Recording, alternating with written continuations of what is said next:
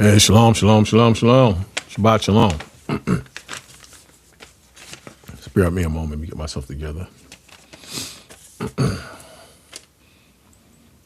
Had some tech issues. I don't know what's going on, but I'm going to use this system. This is my smaller system. I'm going to use this instead. I'm usually on the other side on the Shabbat, but I'm going to use this instead. A little under the weather, but the show goes on.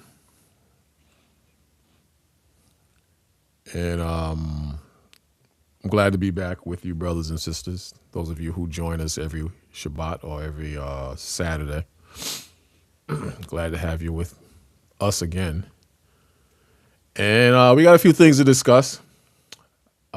Things that relate to prophecy, things that I believe you'll find interesting. You have a Edomite family, which was destroyed by the husband, who I believe, I took a quick look at this article, and who I believe was killed or put down by the father. The father shot the mother, which was his wife, and his daughter-in-law. And it just shows you where the country is heading. I mentioned, I think it was the last video, that you can rate and judge a country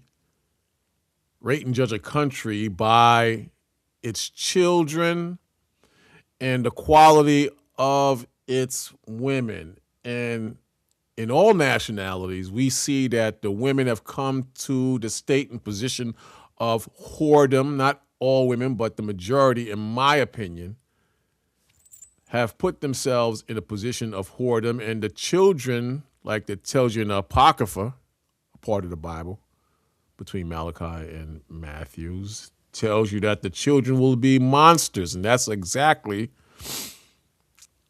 what America has produced. America is not your rest. Again and again and again, America is not your rest. America is a demonic spiritual hub for you to reside temporarily in regards of God's punishment.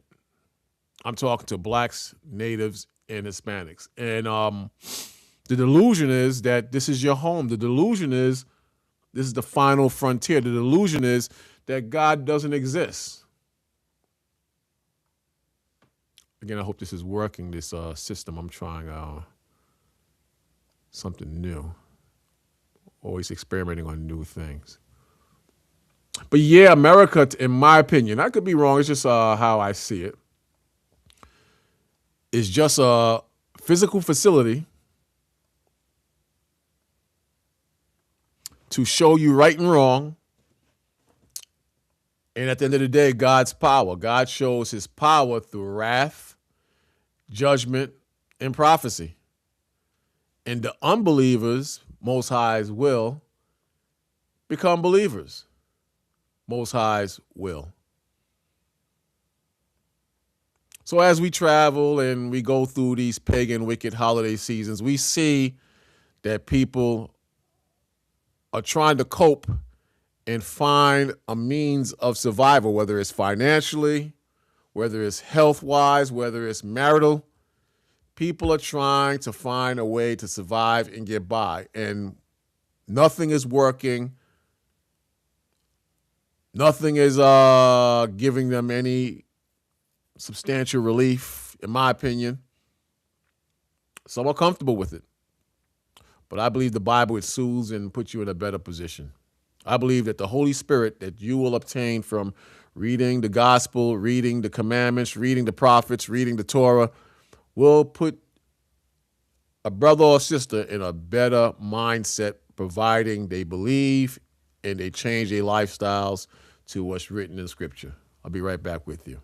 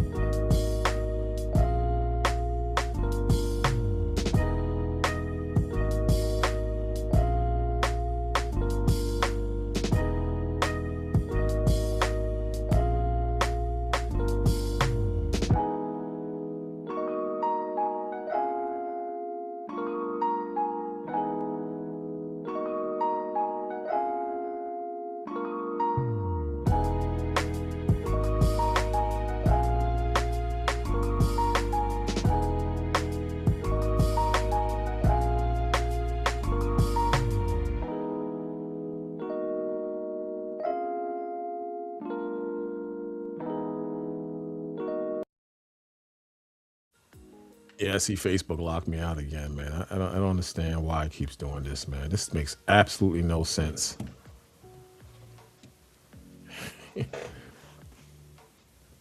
It's crazy how they got this. Yeah, but I saw this week, man. I saw, within my travels and just really thinking is that things are going to be the way they are, and if the Most High guides us, it's just up to us to accept that. Everything is in the hands of the Most High. To hell with this. I can't get that going up. I don't know what's going on. But everything is in the hands of the Most High, bottom line. And there's nothing we can do but pray, ask for mercy, and to continue to fight. We are soldiers. And I understand now, I always have to a large degree, why the Most High classifies us as soldiers. Because when if you work and you get up early in the morning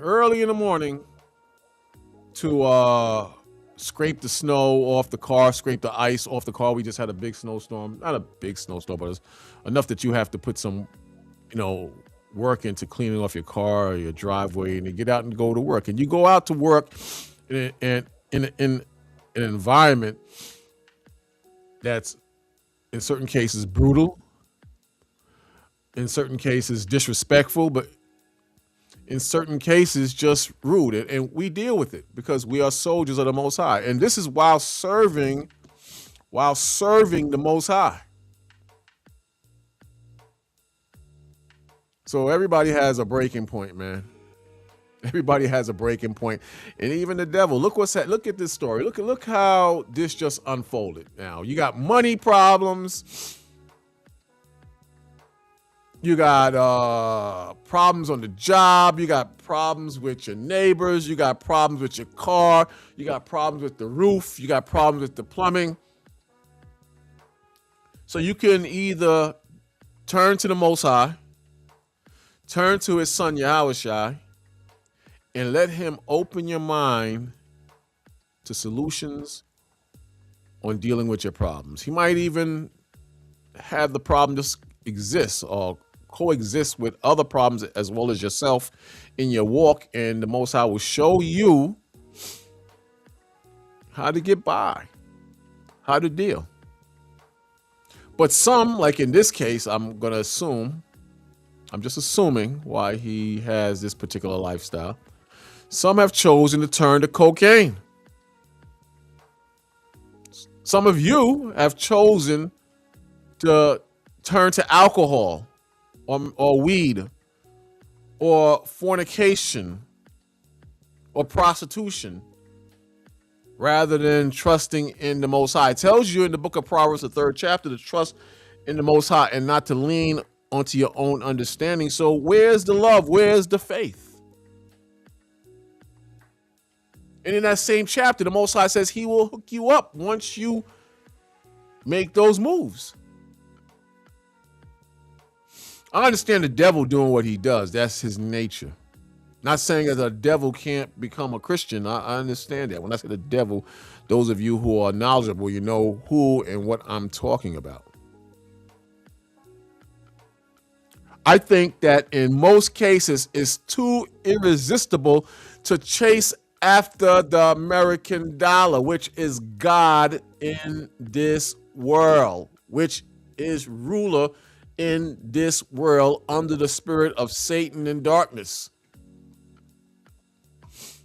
That's how I see it.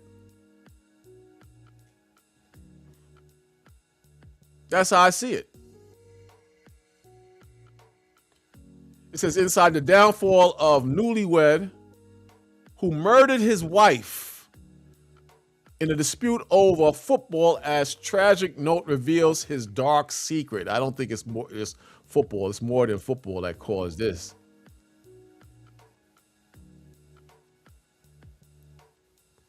From the outside, the Kennys appear to be a perfect blended family filled with love and overjoyed with a new baby. See, this is what I'm saying, man. A lot of people you see every day, you don't know what the hell they're going through. They might have have an appearance as a family with good values, perhaps even Christians or Muslims or just deeply religious, but when you check it out, it's not that at all. It's not that at all. Everybody has problems. Everybody is stealing. Everybody is lying. Everybody is fornicating. Everybody is selling themselves as hoes. Everybody's indulging and breaking the Most High's commandments. When I say everybody, you know I don't mean 100% of everybody. Number one, I don't know everybody. But number two, the Bible doesn't say everybody's going to be sinners. But you get the point and where I'm going. These are dark times, man. These are serious dark times we're living in. And it's not hard to believe that the devil rules in this world.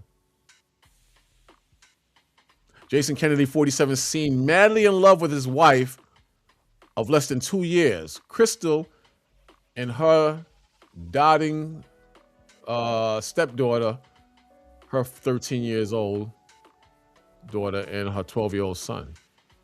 The couple welcomed their own baby girl, Harley Ann, at the end of last year, and Kenny posted a sweet photo of her on Santa's knee for her first birthday on December 11th. You got to excuse me if I sound kind of crazy or loopy. I'm not feeling too well, but I'm going to keep going.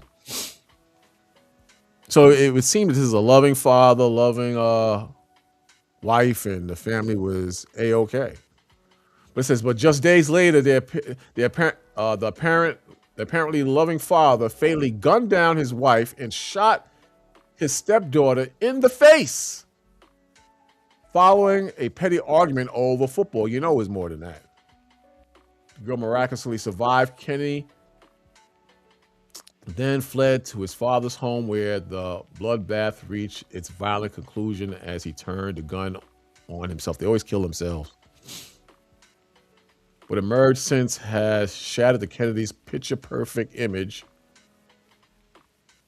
Get that off.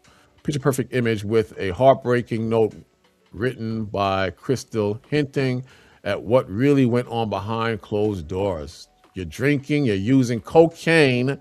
You're drinking, you're using cocaine. This is not the way the family should be. You need God. This is my first time reading this. I just took this off the cuff. But notice how I mentioned the Most High, and his wife is saying, you need God. Can't get this off. The note read, according to Polk County Sheriff Grady Judge. Judge later confirmed that Kenny had been drinking heavily on the day of the shooting, something which those closest to the family alluded to. And there they are. So I'm just bringing this up to show you that while we walk in the spirit of the Most High, you're going to have a strong, strong urge, a strong, strong push, not only to do things which are against Scripture, that violate Scripture, but to chase dreams, to chase money, to chase power, and to deceive yourselves into believing that this is not the end, this is not the final frontier.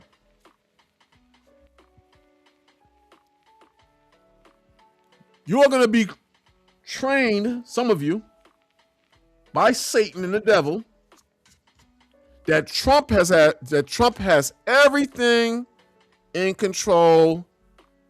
Everything is okay. That this is the final white hope that will save America and bring finances back into balance in order. But how is that possible when people have been stealing for decades and continue to steal?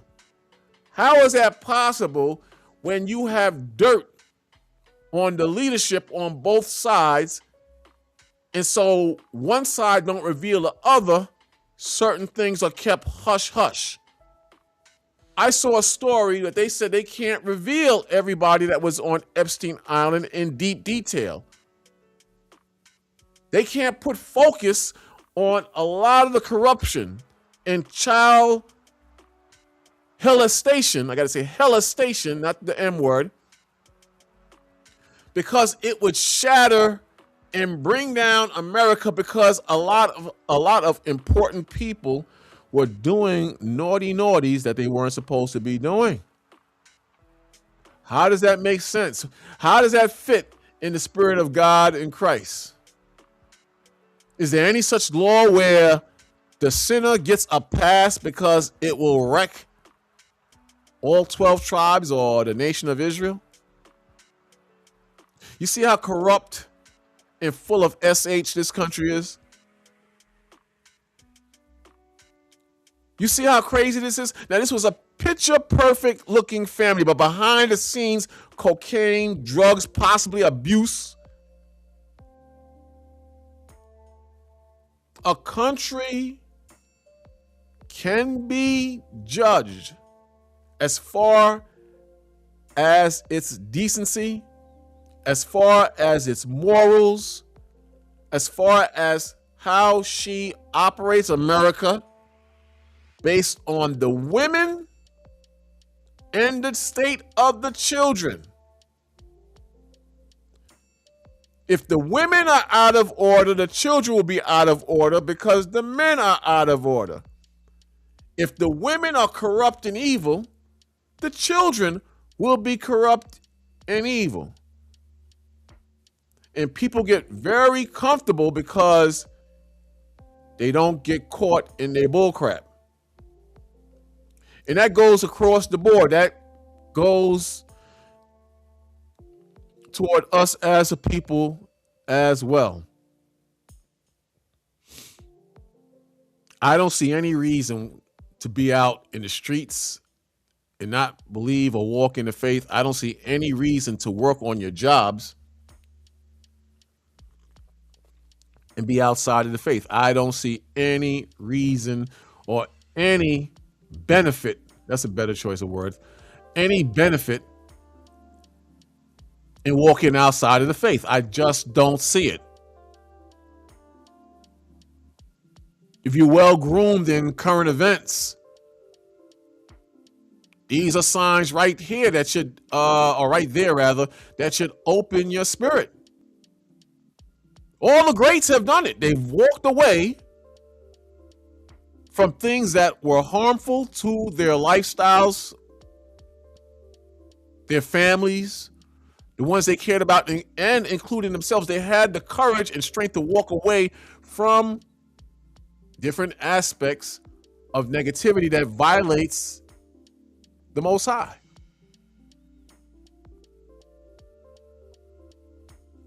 The Most High showed them that, listen, there's a new day coming over the hills.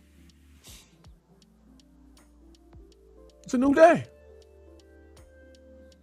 Make a change. Make a change, the Most High says. I say that because we got to be in the same mindset, in my opinion. We have to take the same approach. Hey, shalom, brother. Welcome back. I know it's difficult because the forces of evil are strong. Look at Christmas itself. Look how powerful Christmas is. And they mainly focus on the children. They mainly focus on the children to get them nice, wicked, and dumb for when they grow up. Get them nice, wicked, and dumb for when they grow up.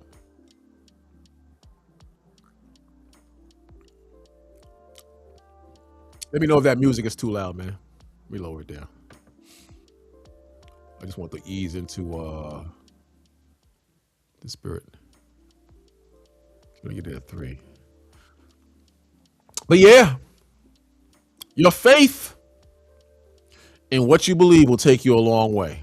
But the hunt for money and the hunt for riches Or it could be on a level where you're just trying to survive. I know people who work crazy, crazy overtime just to survive. And there's nothing wrong with that, but when it gets in the way of the Most High, then that's a problem. And the devil will fool you and tell you, you gotta work the overtime. You gotta work 4 jobs. You gotta do it, brother. That's up to you. I can't stop you from doing that. You have to weigh out, do I really need to grind like this and put the Most High on the back burner? Does the Most High really got me in a position where I have to grind like this and put him on the back burner, or is it just me? Is it my fear? The water, brother. Is it just fear? I read an article one time. It said that let's say you need money in the worst way. It says that if you work 7 days a week, 11-hour days, let's say you go all out, that you should have a stopping point. You make an agreement with yourselves and you say, I'm going to work this hard for 3 months or for half a year, and then you stop and you go back to your regular position and you center yourself back in the right mindset. Because if you overdo something that's too much outside of the spirit, it will have an effect on your spirit. I know a few brothers who were in the faith. They were in camps. They were teaching. They were in the spirit, man, laboring. And then something came up, and this week I got to work. Then the following week I got to work. And then if you press them, they get mad and say, brother, I got to do this. But it wasn't because you have to do that or you had to do that. You just wanted to do that. You want to leave the Most High. You want to sleep and feel comfortable outside of the Most High. You want to chase money, possibly women or cars or material gain, but you put the Most High on the back burner. And once you start doing that, you're not going to come back to the Most High. You got brothers still out there who ran from the Most High. You know your situations. I don't know your situations. I know mine, and I know what I see. But I'm telling you, the hunt for money and dreams in this system has destroyed men, women, and people who had great knowledge and great power in the Most High. And look at them now. So everything you see is not what it appears to be, man. Everything you see is not what it appears to be. You have to have the strength to move strong in the Most High. I'm not saying I'm the example of that. I'm not saying I'm the example of that. I'm just making a simple point. Your faith determines everything. It says, by faith, Moses, when he was come to years, when he was an older man, refused to be called the son of Pharaoh's daughter, choosing rather to suffer affliction with the people. Choosing rather to suffer affliction with the people of the Most High. Who are the people of the Most High then and now? The Israelites. They're the people of the Most High. And they suffer and they go through hell, man. They suffer and they go through hell. But Moses chose to lower himself down rather than chase the riches of Egypt and be called Pharaoh's son and be in the palace and wear soft clothing and just be well off. Me and a brother was talking about this the other day, about the story of the rich man who couldn't part ways with his riches. Imagine that if an angel came to you and said, you have a guaranteed seat in the heavens, in the heavenly kingdom. You have a guaranteed seat. According to the Most High, he will bless you. The only thing you got to do is get rid of everything, sell everything and follow the Lord. And the key point, because a lot of you will say, yeah, I do that. The key point is you don't know when the Most High is going to send the sun back. You got to follow. How many of you could do that? I could do that. You got millions of dollars. Got to give it all up and follow the Most High. Sounds easy, but it's not as easy as you think. if people recognize you as a rich money man or money family, and your ego is in the way, it's very difficult to walk away from that money. Not impossible, but very difficult. Imagine being in the position of Moses. You're damn near a king. You're damn near a king, but you choose to be with your people who are catching hell, who are in the filth, who are in the ghettos, and serve the Most High.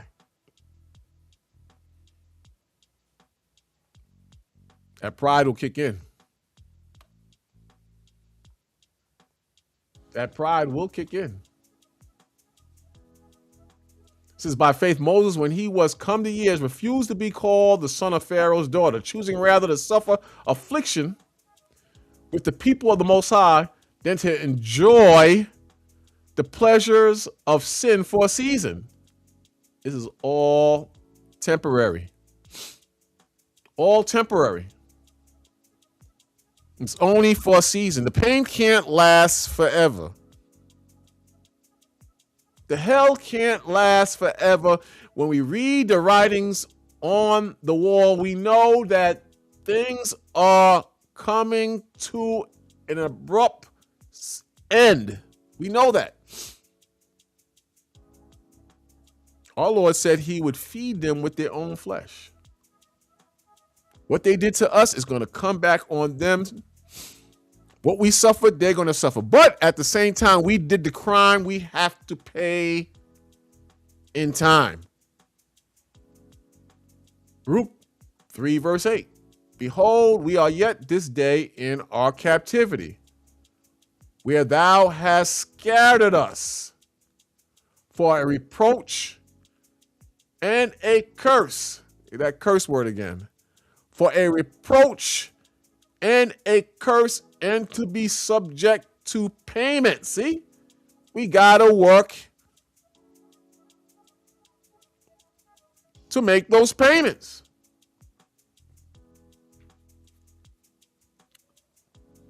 We gotta pay for the crimes we have done or our forefathers have done. See that?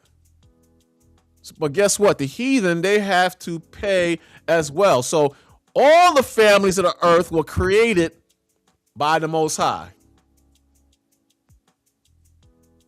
All the people on this earth were created by the Most High, and everybody has their section on how they are to live on this earth. And the problem with the so-called black man, he has not figured that out. If the black man figured out that he is a child of the Most High, and that he is cursed, and that everything is in the Most High's hands, he would deal with life completely different. Think about that. You wouldn't whore yourselves out, black women. Black men, you would stay home and take care of your children and deal in the Most High the best way you can so finances could come in appropriately, the daily bread. We would deal with life completely different. But because we choose to walk outside of the Most High and follow the ways of the devil on earth today, we are out of our natural spiritual environment. That's why I always bring spirituality up to the different brothers and sisters who are into Egyptology, who are into different religions, who are into, well, I don't believe in God, I'm an atheist, I believe in the world. I always bring up spirituality. What spirituality has America given the black man? What ways or means of living that should be connected to some form of spirituality has America given to the black man, the Hispanic man, or the natives? You have been trained and conditioned to be murderers, to be no good murderers, and to do the things that God hates. And your own brothers and sisters will celebrate this and say there's nothing wrong with you. America has certain problems, but it will bounce back, and there's nothing wrong with murdering your children. There's nothing wrong with same-sex unions. This is what they would tell you. There is nothing wrong with those things. Totally insane. America has trained you to be an insane demon. Let me see if I can fix this. Facebook is bothering me. That's what America has trained you to be. But our Lord has a different plan for you, brothers and sisters. Has a completely different plan for you, brothers and sisters. And that's to serve him and watch his judgment be fulfilled. So I'm not shocked that this man killed his wife, his stepdaughter, and himself. I'm not surprised. This happens every day. Every day this happens. Every day this happens. Because this is the new America. And the Most High is revealing her to your face. Revealing her. But again, Baruch 3:8, it says, behold, we are yet this day in our captivity where thou hast scattered us. And we have to acknowledge that that's what's going on. Your stupid brothers and sisters in the world will just say, well, we went into slavery and it just happened by chance. We just here. Now we got to just get ourselves together and buy land and open up businesses and we'll be all right. What a damn joke. What a goddamn joke. How the hell are you going to do all this and be in captivity and at the same time America is corrupt as hell? Have you seen this Somali thing, how it's unfolded?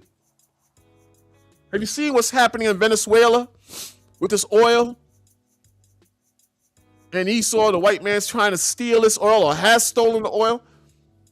And the oil was not crispy clean either. The oil was not used to just heat up homes and people were going to be nice and comfy with the oil and it was going to be used to its original purpose or the right purpose. There's terrorist activity involved in the oil. There's a threat that Russia might jump on the side of Venezuela and they might control the oil, which may control or have an effect on America. Or America wickedly doesn't want that oil to be sold to Russia or various country so it can have a damn lock on the oil. And don't even get into the drugs. You know the damn drugs, America has a hand in that. Remember Strongman Noriega? We talked on that the other day. Remember that? But people are so gullible and stupid, they will believe anything, man. We went into scripture and you don't have to know scripture to know that this man is a damn thief. But he's not the only one stealing. Even our people are stealing, but not on the level of the heathen. Which brings up a question. If the curses are on us and we can't obtain what the heathen obtain, does that mean our stealing is at a limit too? Does that mean curse-wise, that we can't steal at the height of the other nationalities? I believe that curse affects that too. Because if that was the case, you could steal your way out of captivity. You can steal your way to compete with the other nations, but you cannot do that. Because the Lord said that you would be the tail and the enemy or the stranger would be the head. What gets me mad is that Negroes can't see this. They can't see this. And you can't see spiritually, so you just keep suffering and staying in the same position that you're in. And none of these damn African simplicity, Kemet, go back home to Africa people, they don't have an answer. They don't have an answer. They said, we're going to run to Africa. We're going to run to Africa. We're going to run to South America, and we're going to start business there. That works for an individual. Yeah, that can work for an individual to some extent. But as spiritual brothers and sisters, we know that they will not escape the curses. We know that the curses are here and they're real. We know that they're not going to escape the curses. We know that captivity is real. This is why the Lord said, you will be subject to what? To payments. to payments. So I don't know what the hell people watching or what they're seeing as far as striving and getting by in America. We clearly see that there's a problem and there's an issue in regards of finances in this country. There's a problem in regards of family structure in America. There's a problem as far as order in America. You see, man, I watched this thing yesterday on the news where they were talking about Trump supposedly put a block on these puberty blockers and these sex change operations. This girl had her breast cut off, and they didn't tell her when your breast is cut off, it affects the body. It affects the body. The Most High, he didn't just create your body willy-nilly. You could just cut off parts and add a pig heart in the body, or add a pig liver in the body, and it's going to function. Most High don't work that way. But the white man, he will train you to believe that he knows everything. He's God. Don't you know that if the Most High gave the white man absolute power, the white man would get rid of God, kill God, and then he would be God, or create man to be God on this earth? This is how this man thinks. Y'all, can you hear me? Con, you can hear me? Yeah, con. You know, the system is acting crazy. I don't know if it's because of the snow or what, but I'm using this side. So it's going to be a little slow here and there. But this man is sick.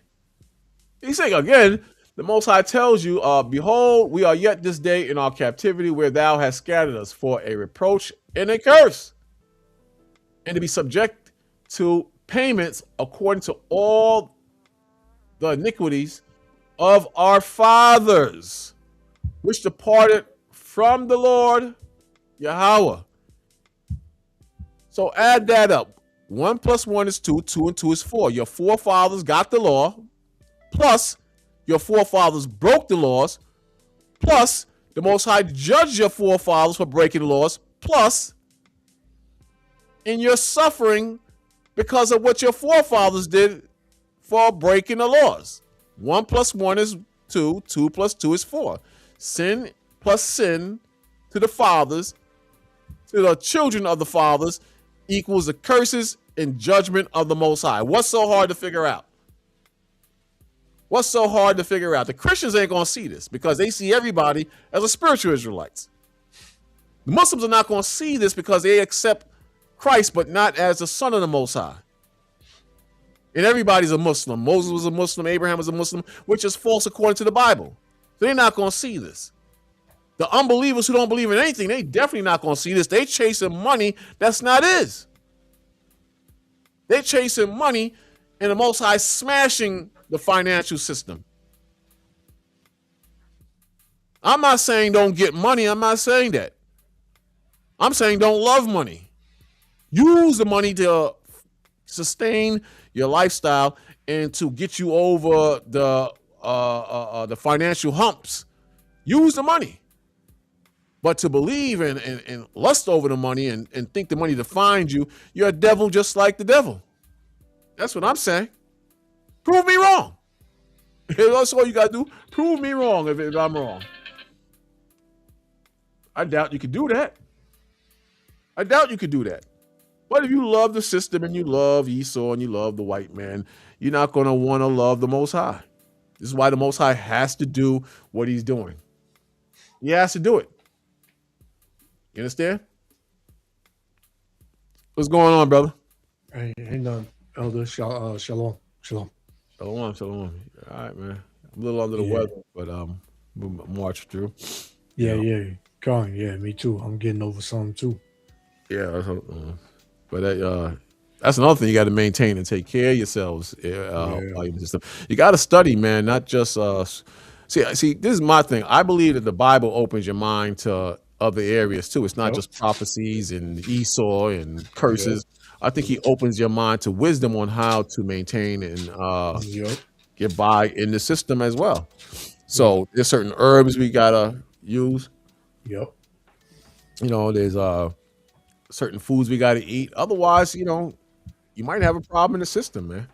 you will have a problem in the system. We all trying to survive, but if you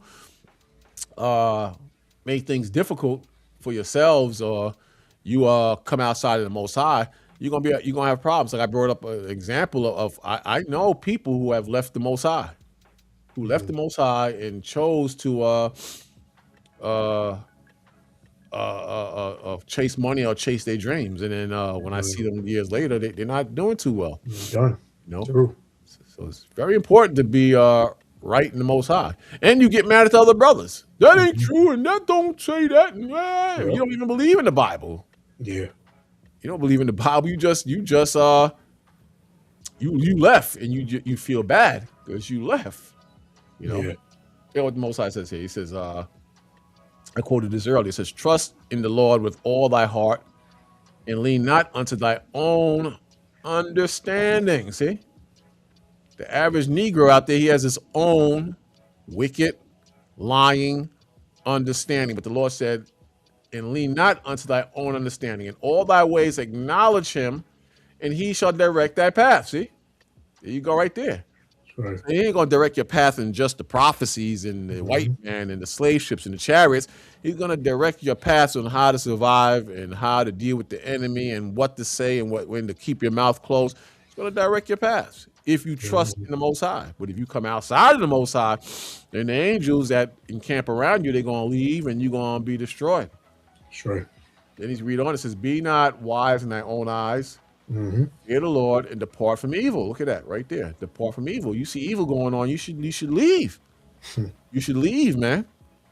You know, don't be around evil, because then you're gonna get caught up in the evil.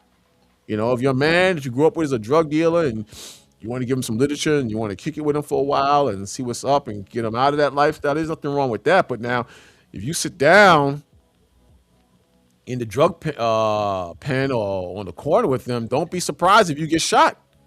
That's right. Don't be surprised, man. I got friends who are in the world. I love them to death.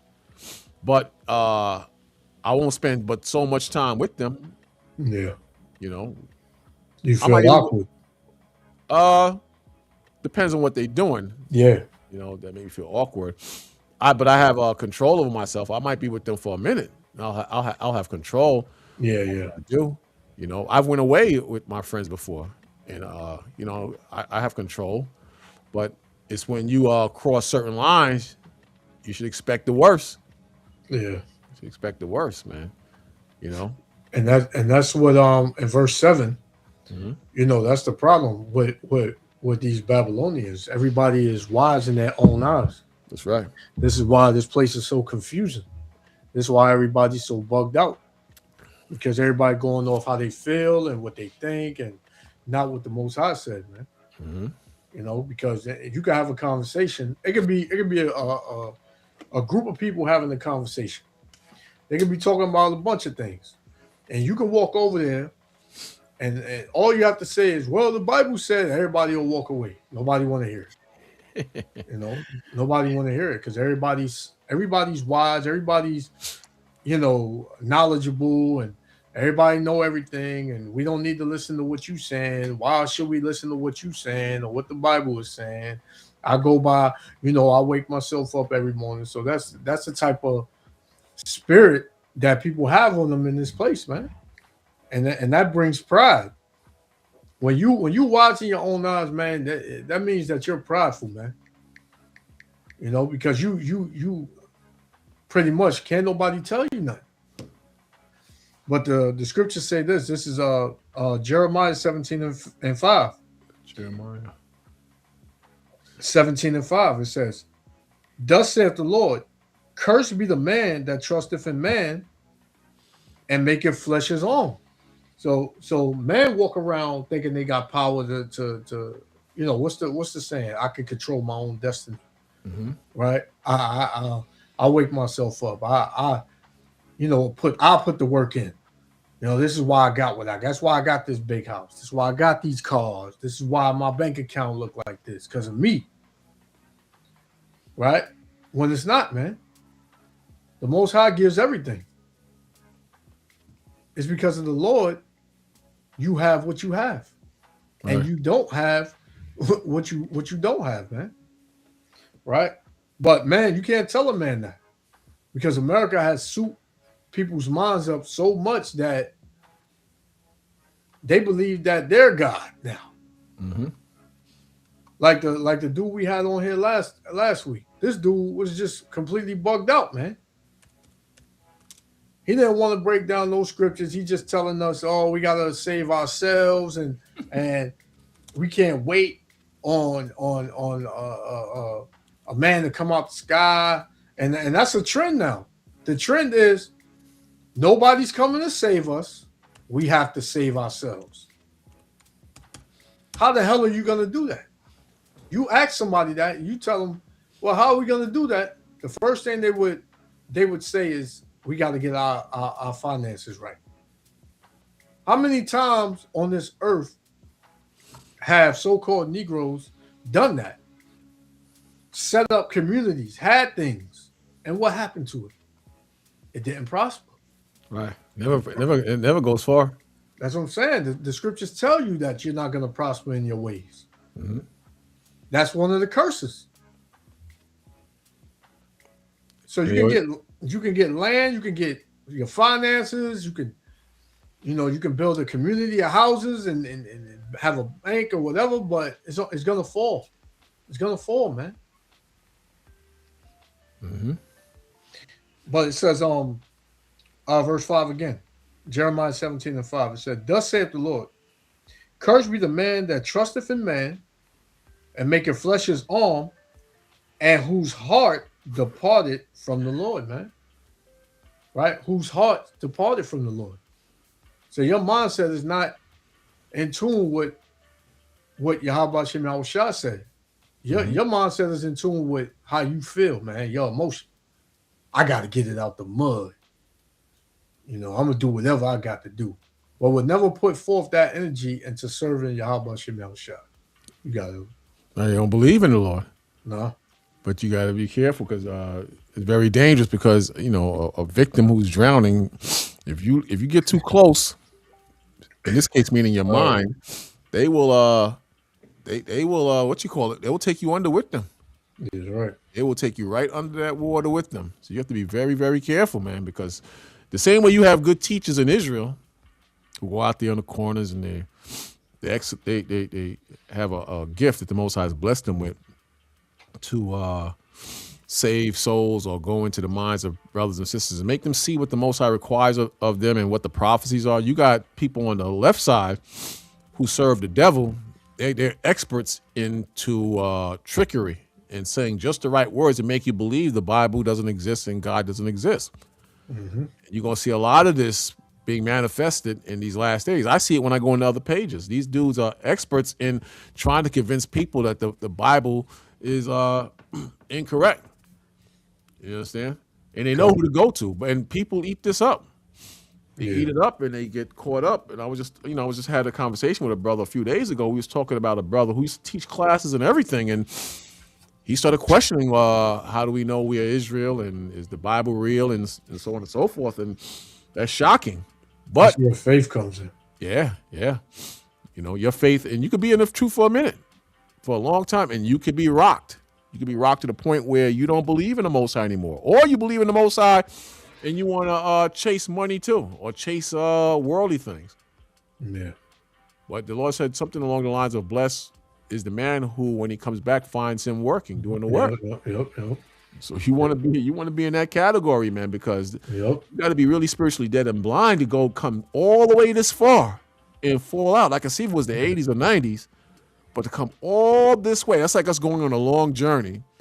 And the leader of the pack or the group says, "You see that mountain right there? That's the finishing point. Let's keep going."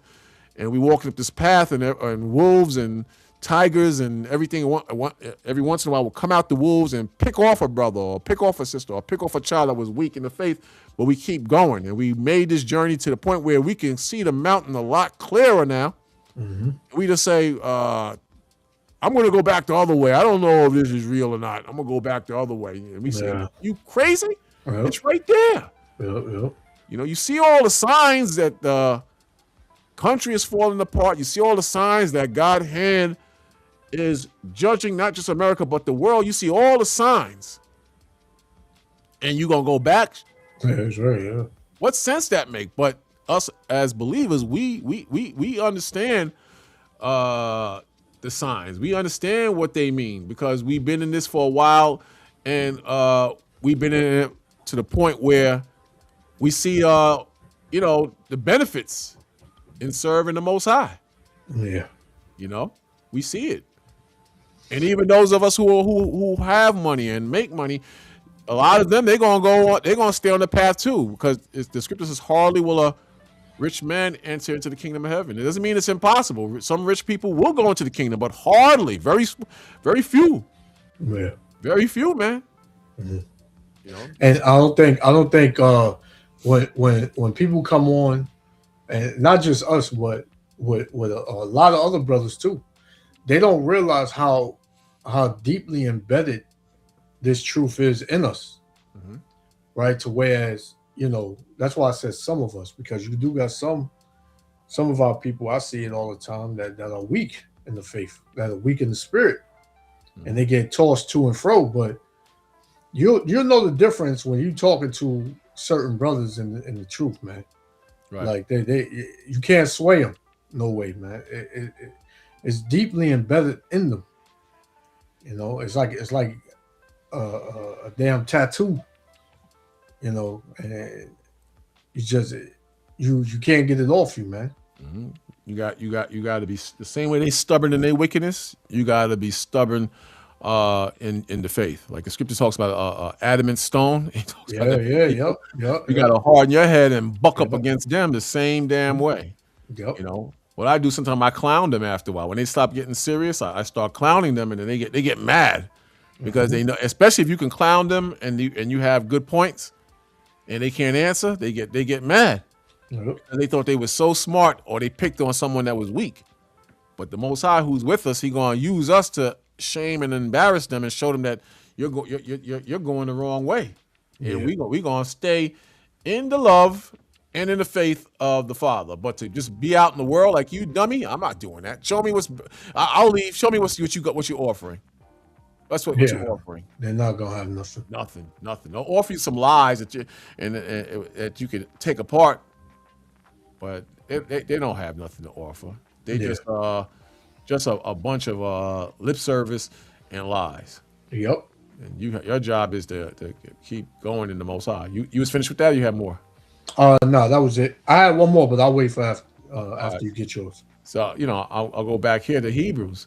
It says that by faith Moses, when he was come to years, refused to be called the son of Pharaoh. Some of you outside of the faith, you rather be the son of Pharaoh. Today's Pharaoh is America. You rather be the son of Pharaoh, and you trust in the shadows of Egypt, meaning the protection and the covering of Egypt. Egypt being America today. Yeah, that's what you trust in. We use Egypt. We ain't stupid to trust in it. We don't believe in no damn politics. We use it. We don't believe in America's money, but we'll take that money and we'll use it to comfort our lifestyles and serve the Most High, and not be swayed away from the Most High. But the people who are outside the faith, the money sways you. It sways you. It says, I refuse to be called the son of Pharaoh's daughter, choosing rather to suffer affliction with the people of the Most High than to enjoy the pleasures of sin for a season, for a short time. Sure. Esteeming that the reproach of Christ is greater riches than the treasures in Egypt. So the pain and suffering that comes with serving Christ, we call him Yahweh Shai, is greater and more valuable than the treasures of Egypt. It's more valuable than the riches and treasures of America. I know you like nice cars and jewelry and furniture. I like those things too. And every time when the Most High hits me off with a little something, I'm thankful. But if I can get it all and turn away from the Most High, it's not worth it. Yahweh Shai is much, much better a reward than any material in America or this world. Exactly. You understand? 26th verse says, esteeming the reproach of Christ greater riches greater in value, that reproach in serving the Most High from your family, your friends, your co-workers, greater riches than the treasures in Egypt, for he had respect unto the recompense of the reward. 27 verse.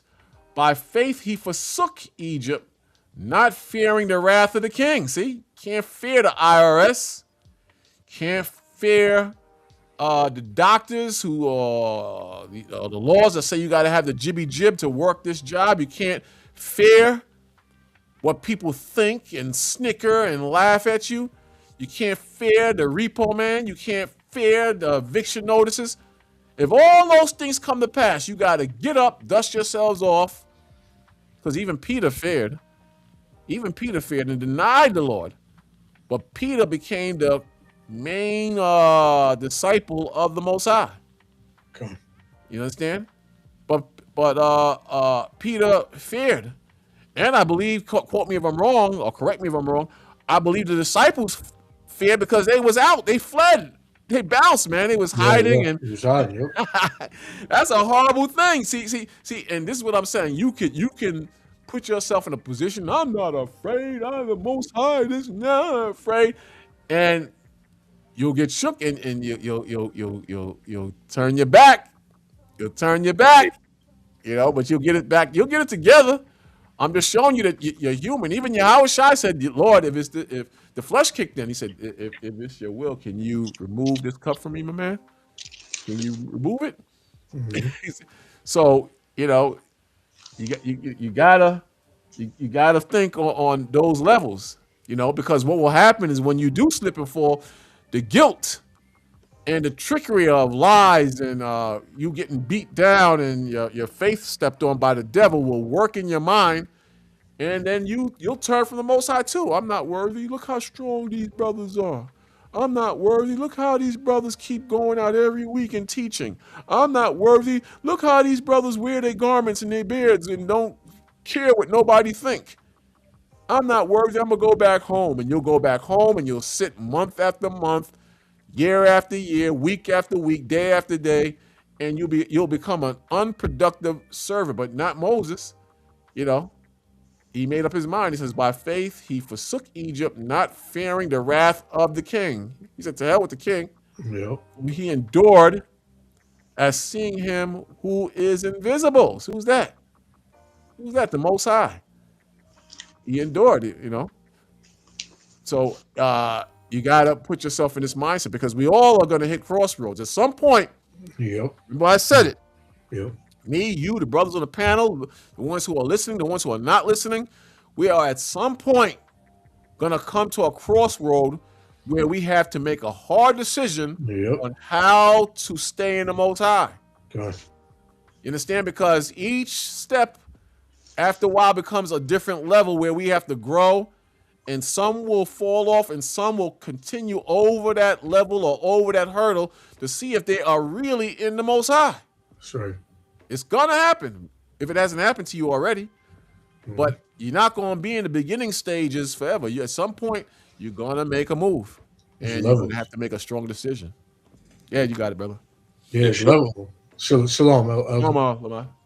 It's levels to it, right? It's all good when you can do the videos and go out and teach and things like that. But when it really get thick, when that affliction really comes, like the elder said, man, some brothers they gonna waver off, and some brothers they gonna stay and deal with you know whatever they got to deal with, because first and foremost, the Lord put it in their spirit to do it. And I forgot what scripture it is, but the scriptures say that some brothers were in this for a season, Right. So it's coming, man. So that's why you got now, and I think a lot of this is fear with brothers that the doctrine that y'all teaching it may be off. It may be a little off, man. Y'all don't think about that. It's fear, because they don't want the heat to come down on them. So let's just include everybody into the last minute, and then we can, nah, it don't go like that, man. You gotta give the raw truth from the jump. This is I got one showing you how a lot of our people are, man.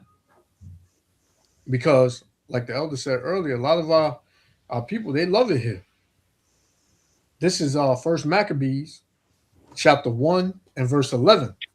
Hold on a second. Okay.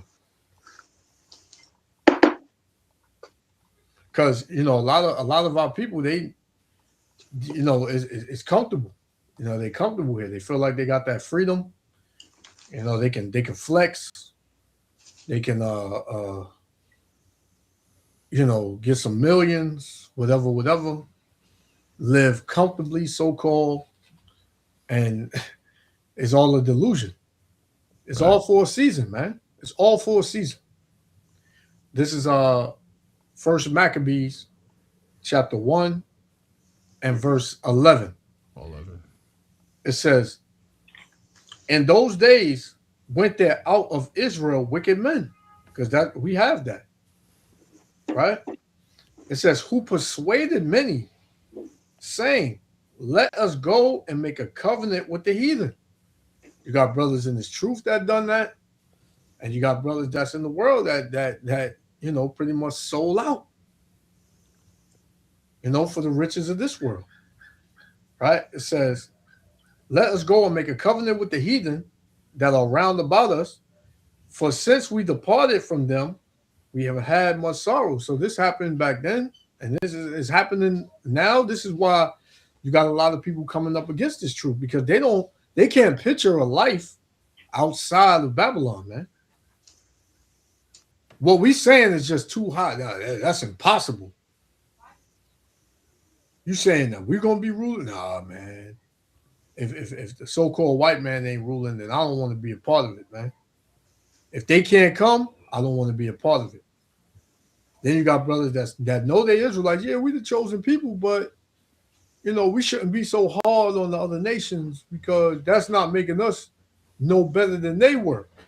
Or they say, if we had the power they had, we'd be doing the same thing. We'd be doing the same thing. They say. Hey, well, it's written that the Lord, when you read Ezekiel 25, in verses 12 to 14, the Lord said He's going to use His people to inflict vengeance on the other nations, and Revelations as well.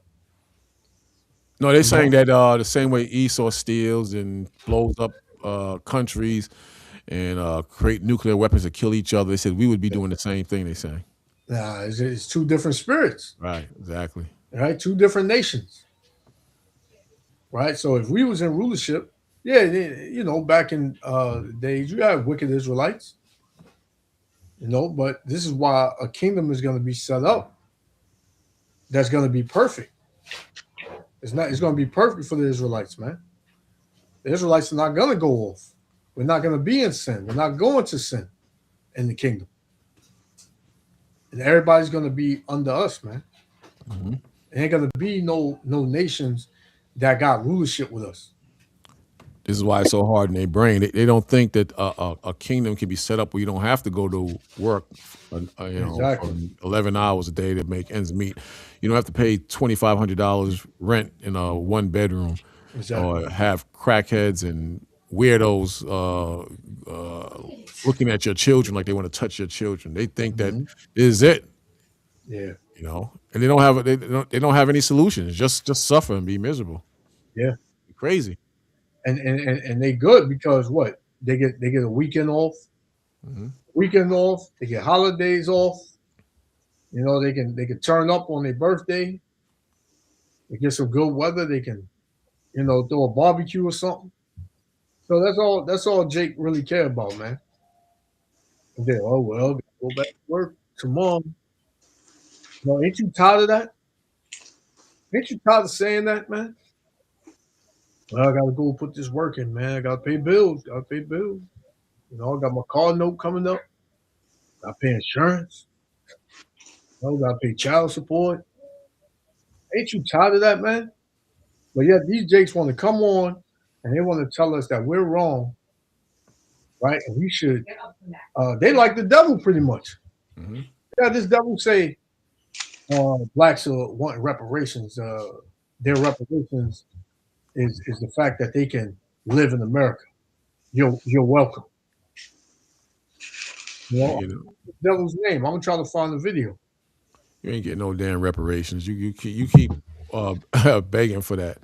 You ain't getting no damn reparations in this country. You understand? This man, he knows what he's doing, and he plans 10, 20, 30, 50 years in advance for his Hmm. survival because he knows if he makes things equal, then that's going to be a problem.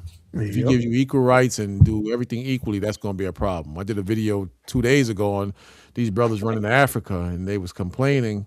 Some of the brothers was complaining that they don't get the same treatment as the people over there in Ghana. You can come there and bring money and build property over there, but they go into politics and then you run the country or have an equal share in running the country. That's an issue. That's an issue because they know, man. They're not gonna give you that power, That's you right. know. But yet they call you brother and say, "Come over here, you my brother." But look, so it just shows that the Most High's will is going to be active, whether you here or in Ghana or Africa or South America, Central America, China, Japan. The Most High's power and His Spirit is going to be activated wherever you go. The curses will follow you wherever you go, and prophecy will not break. We're in a time where you could talk that garbage 15, 20 years ago, but now you can't talk crap at all. Yep. Hmm. Because it's manifesting. Hmm. Everything is manifesting, man. Right. You know, you got you had this Asian lady, this Moabite woman says that she was walking in the street one day and she was hearing the brothers speak and it intrigued her and she stopped and she said they pretty much told her judgment, her being a Moabite or whatever, but she was still intrigued about it.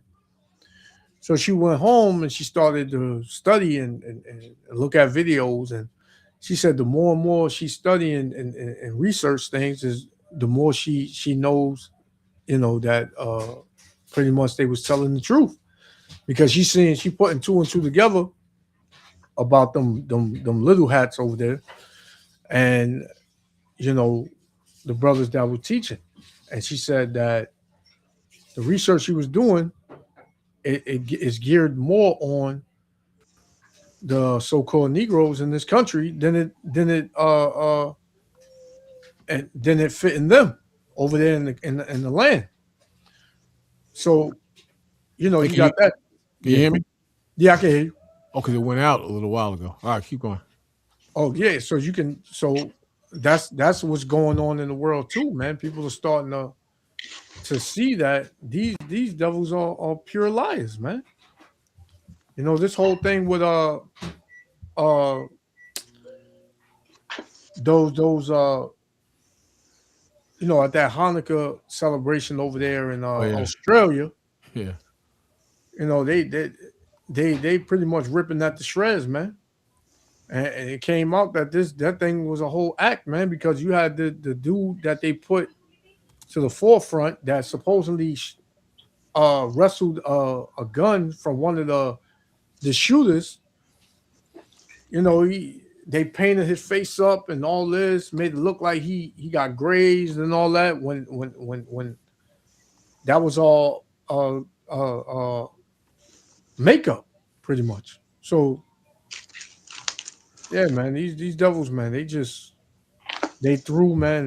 Now they just scrambling, looking for looking to keep the narrative going. That's all it is. Hmm. I'm trying to look for this video that Yeah, the violence is not going to go anywhere. People are getting more frustrated, and the small hats they tired of their damn garbage. yeah, yeah, People are mad, man. They slow them out. They tired of their garbage. People tired. Even the heathen, they tired, man. They don't. They yeah, don't. They don't want to keep dealing with this crap. You yeah, know, yeah, yep, tired. People is and when people get tired, they become violent. Look how this Edomite just deleted his family, man. Just put him down. Stuck. Where was that? I ain't hear about that. I don't know where it was at, but he shot his wife. This is recent. Yeah, Wow. he shot his wife and shot the stepdaughter in the face. Then Wow. went to his father's house and then shot himself. You Man. know, I don't know where it was at, but people are frustrated, man. Yeah, man. Well, people are, you can't ignore this, you know. So, but they thought they Man. were a loving family, you know. Gave the Everything birth to looked each good on the child. surface. Yeah. That was in Florida. Oh, it's in I Florida. was In born right Florida. in Florida. Yeah. Hey. Yeah, some of them look Hispanic almost. Let me see. Oh, you got it up. Yeah, it's not showing. Let me see. It Yeah, looks they look in Hispanic. Florida. But people, they doing bad things, man, because it's tough, man. It's tough living in this environment, man, and trying to keep it together. You know, When was this? I guess it was yesterday. Wow. Yeah, it's always around this time, man. This damn Yeah, yeah, because holiday they, 'cause season. they wasn't. But It what did. happened? He was drunk. He was drunk when he did it. Yeah, Yeah, he was drunk. and he was on cocaine. Man. The wife, I don't know if he was on cocaine, but the wife was complaining about cocaine use and alcohol. So people just don't do that and kill their family. There's something going on for you to kill your family. No, you see what happened?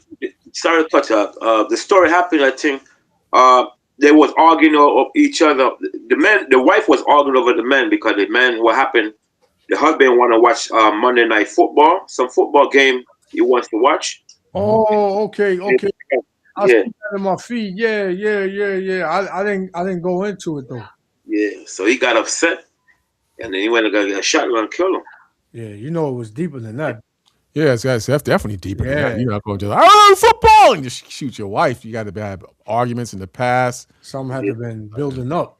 Yeah, something had to be built up. Then he shot the stepdaughter in the face. So she probably Hey. running her damn mouth. Yep, You know, yep. you know. So Hey. Yeah, because the daughter was like, turn it off, turn it off, turn it off. So he there you go. he got mad, man. Let me Ooh. find the story because my cousin lived 5 blocks up there. That's all. Let Hey. me. I can That's find up it. here. I got it up here. I was reading it earlier. Unless you got a different story, bring it if you want to bring it. Let's see. I'm gonna try to find the video, the actual video. Let me see. But Man. yeah, people, Yeah, I found it. Yeah, it said drunken man kills wife and shoot teen stepdaughter in face before taking his own life.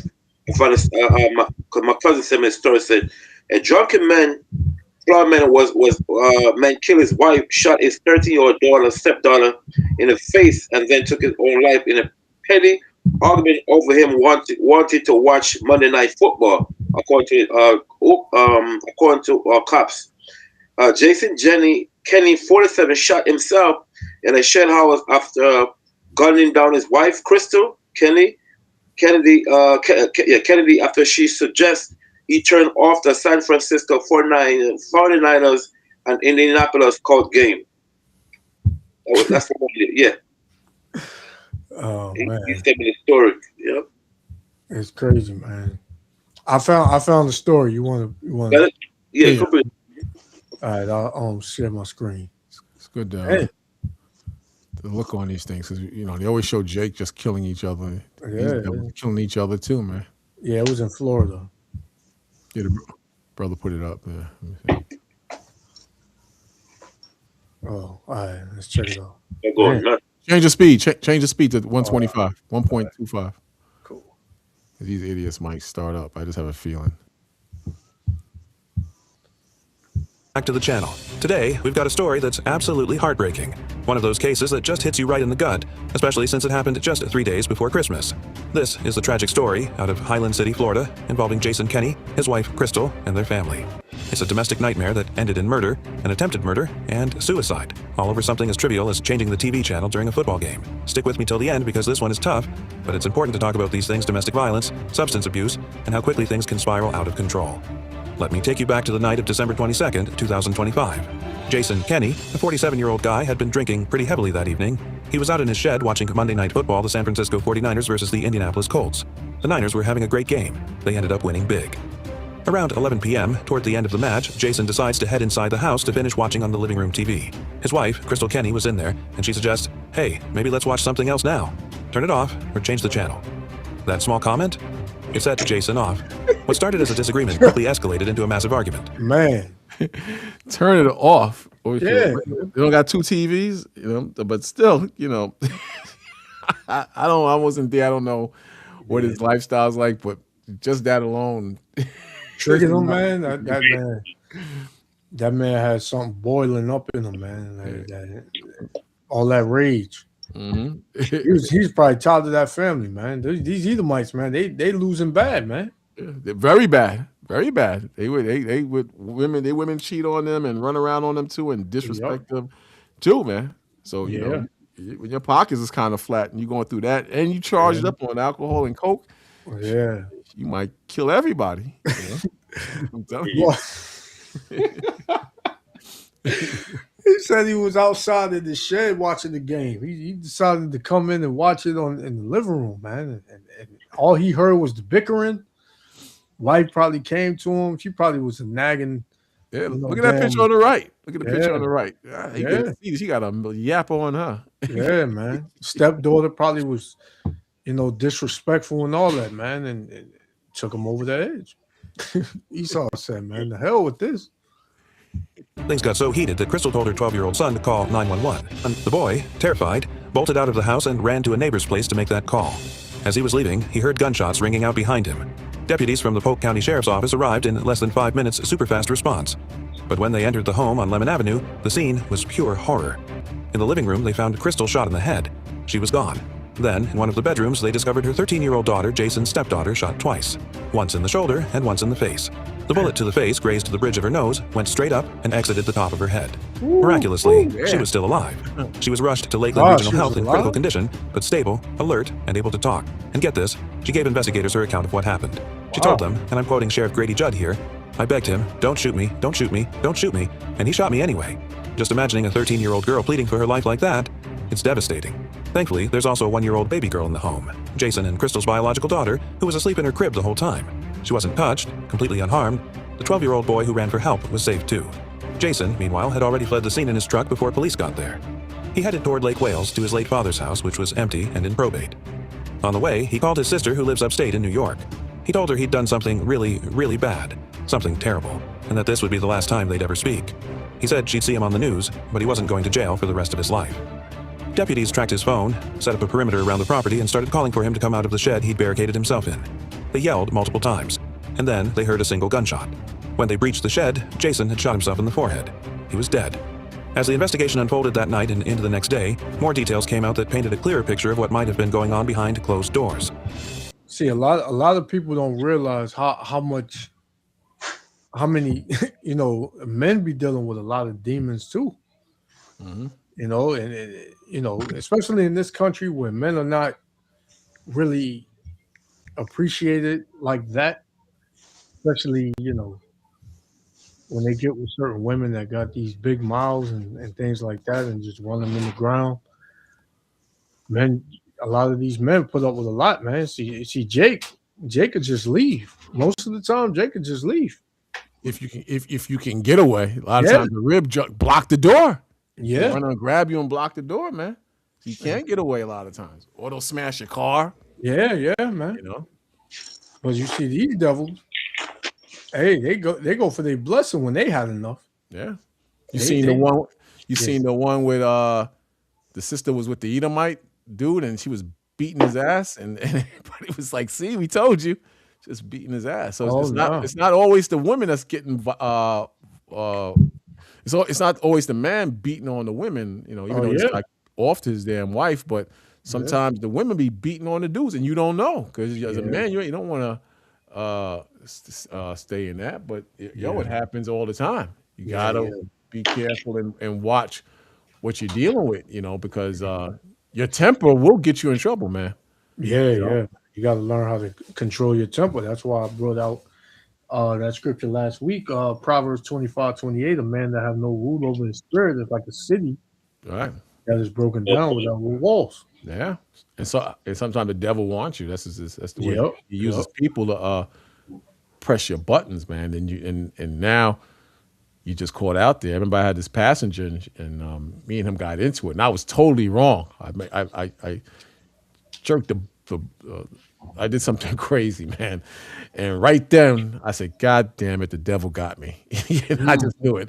Nothing I could do. All I could do is just be quiet and hope the Most High intervenes and stops the situation. But the dude is talking about killing me, and he just got out of prison for murder and all this crap. I didn't care about that. I cared about losing my job. But the yeah, point is, I knew. You ever do something and you in the spirit of the Most High and you come out the spirit of the Most High, but then you step into a bad situation and right there clicks. Satan just tell you, "I yeah, got yep, you, nigga. I yeah, got yeah, you." And you're yeah, like, "Ah, man, what the hell? I'm smarter than this. How I got into it." And you just yeah, out there. You just know. Now you just saying to yourself, "Oh Lord, it's up to you now." You yeah. know, you just hear the guy in the background or the woman. Like, God damn, Yeah, what I yeah, do? And it just yeah, don't stop. And you say, well, let me try to say something and maybe it will go away. And it just gets worse. So, yeah. and probably Demon I'm not gonna up. get him. I'm not gonna get him. I'm just gonna read it. In Proverbs 14:7, it says, he that is soon angry dealeth foolishly. See? Yeah, yep, yep. And that's what Yeah, I did, and that's what this Edomite did, man. yeah, man. And these devils, they're not in the spirit of the Lord, man. Hmm. These devils are unhinged. Right. A lot of them, man. Hmm. If not all of them. Hmm. They all it takes is one instant, man. And look at this, man. Watching the football game, all she said was turn it off or change the channel, Hmm. like controlling them. Now he's gonna be in jail for the rest of his life. He said he ain't gonna be in jail for the rest of his life, but most likely he's gonna be in there he's gonna die in there. No, he killed himself. Oh, that's right. That's right. He killed himself. Yeah, he killed himself. But it's not worth it, man. If you got anger issues, then you need to work on that and stay away from people because Yep. someone will push your buttons. You can say, "Oh, I'll be all right. I'll just read a couple of Psalms." You got to deal with that situation because I'm telling you from experience. Like when the cops pull you over, some brothers they just want to fight and show they know Yeah, something. Just give the cop your driver's license and proof of insurance and stop being a damn idiot. If you have a problem, settle it in the courthouse. Leave the cop alone. But the cop is a racist dude just like you. mhm. If he's on it like that, just say yes, sir. How can I help you, sir? Not a problem, sir. And just give him what he's asking for. You got these Jakes and Edomites fighting with the cops. You're not gonna win. You're not gonna win. Yeah, You know. yeah. But that's why and going back to what you said about people will push your buttons. You have people that know what buttons to push and continuously push them. Oh yeah. Oh yeah. Oh yeah. Just to get a reaction. Oh yeah. So you definitely got to watch yourself, and this is why a lot of brothers, a lot of men, period, are not even really, you know, dealing with these women like that. Hmm. Because they choose peace. They figure like these women can't get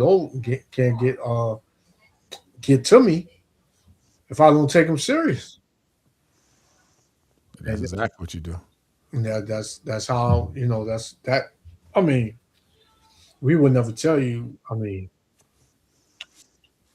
not to deal with a woman or whatever. But I understand. I understand, man. You gotta I be say that. you gotta be smart. Bottom line, and anything you put your spirit into, you have to be smart, and you got to think in terms that the truth can be taken away or sabotaged by anything: women, finances, cars, jobs.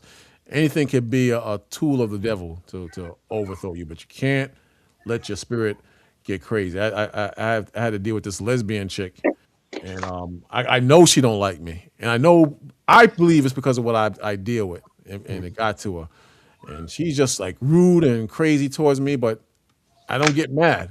I just smile and laugh, and I go around what she says, and that makes it even more angrier because most Jakes are overly emotional. They're emotionally immature and overly emotional, and sometimes women and men they used to that. When you come out of that Negro spirit and you start walking as a vessel of the Most High, it infuriates people sometimes. Sometimes they don't even know you. They're just mad at you for no reason because their spirit recognizes your spirit, and that's an Yep. issue. But you can't come out of character. You got to stay in the Most High because the devil could be using them to get to you. Yep. Yep.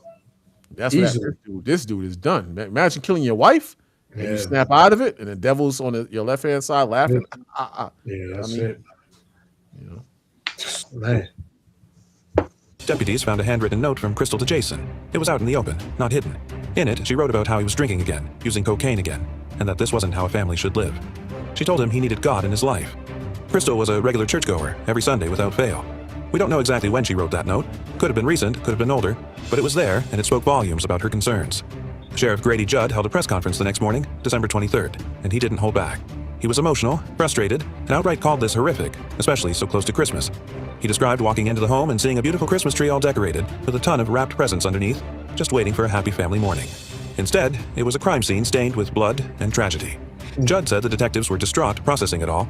He pointed out that there were no prior calls to the house for domestic issues, and Jason had no criminal record, no arrests for violence or anything.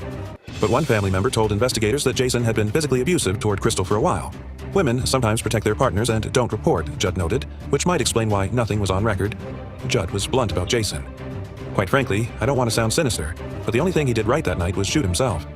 He said if Jason was going to take a life, he should have just taken his own and left those two beautiful people, Crystal and her daughter, alone. But instead, he destroyed an entire family. 3 kids left. That's crazy. That's crazy. Now, yeah, they never. It's always the man. No matter what, the women don't do nothing. They don't do nothing, man. They're just beautiful, man. You know, for him to shoot his wife and to go in there and shoot his stepdaughter, you mean to tell me they didn't like pretty much they had no part in him doing that? He just went there and did it. He just was mad at himself. He just said, you know what, I'm gonna just do this. Exactly, but Yashua, sometimes when you're drunk, man, I don't drink, but I see how people react, man. And people give experience. When a person drunk, man, sometimes you're not yourself, huh? You know what I'm saying? Yeah. Plus, he was watching a football game. Yeah. That makes it more like, damn, you know, because when a person drunk, man, they do a lot of madness until they come back to themselves. Yeah. So now you realize, oh my God, I killed my family. What, you know? So the family doesn't have to have an argument. Because I've seen where people they didn't have no argument, and sometimes the parents be like the father be like drunk, even the mother, and they start doing crazy things. You know what I'm saying? Yeah. Because remember, he was watching TV, and you know these people they're obsessed with the football game, so that's make things even worse. You know, first he's drunk, then he's watching the football, he's excited, so. The wife come and tell him, turn on the TV. Oh man, that makes it worse. You know what I'm saying? Yeah, exactly. Yep. You know, so. Yeah, but why would she write a note? He's doing cocaine again. Like that was an issue in the past. Yeah, it's still a current issue. Oh, right. Okay. You're right. Because when you're drunk, people do crazy things. You know, but this seemed like it was an ongoing thing. Yeah. This is built up. Oh, okay. I didn't know about the cocaine part. I thought it was just his drunkenness. Nah, you know. I mean, you could be, drinking too. Drinking makes you really a bad person, man. I'm not, I know brothers in the faith who drink and they can't control themselves, just totally out of control, and that will wreck you too.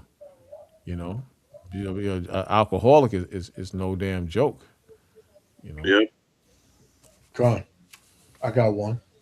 This is this is Sirach chapter 31. And I'm gonna start at 31.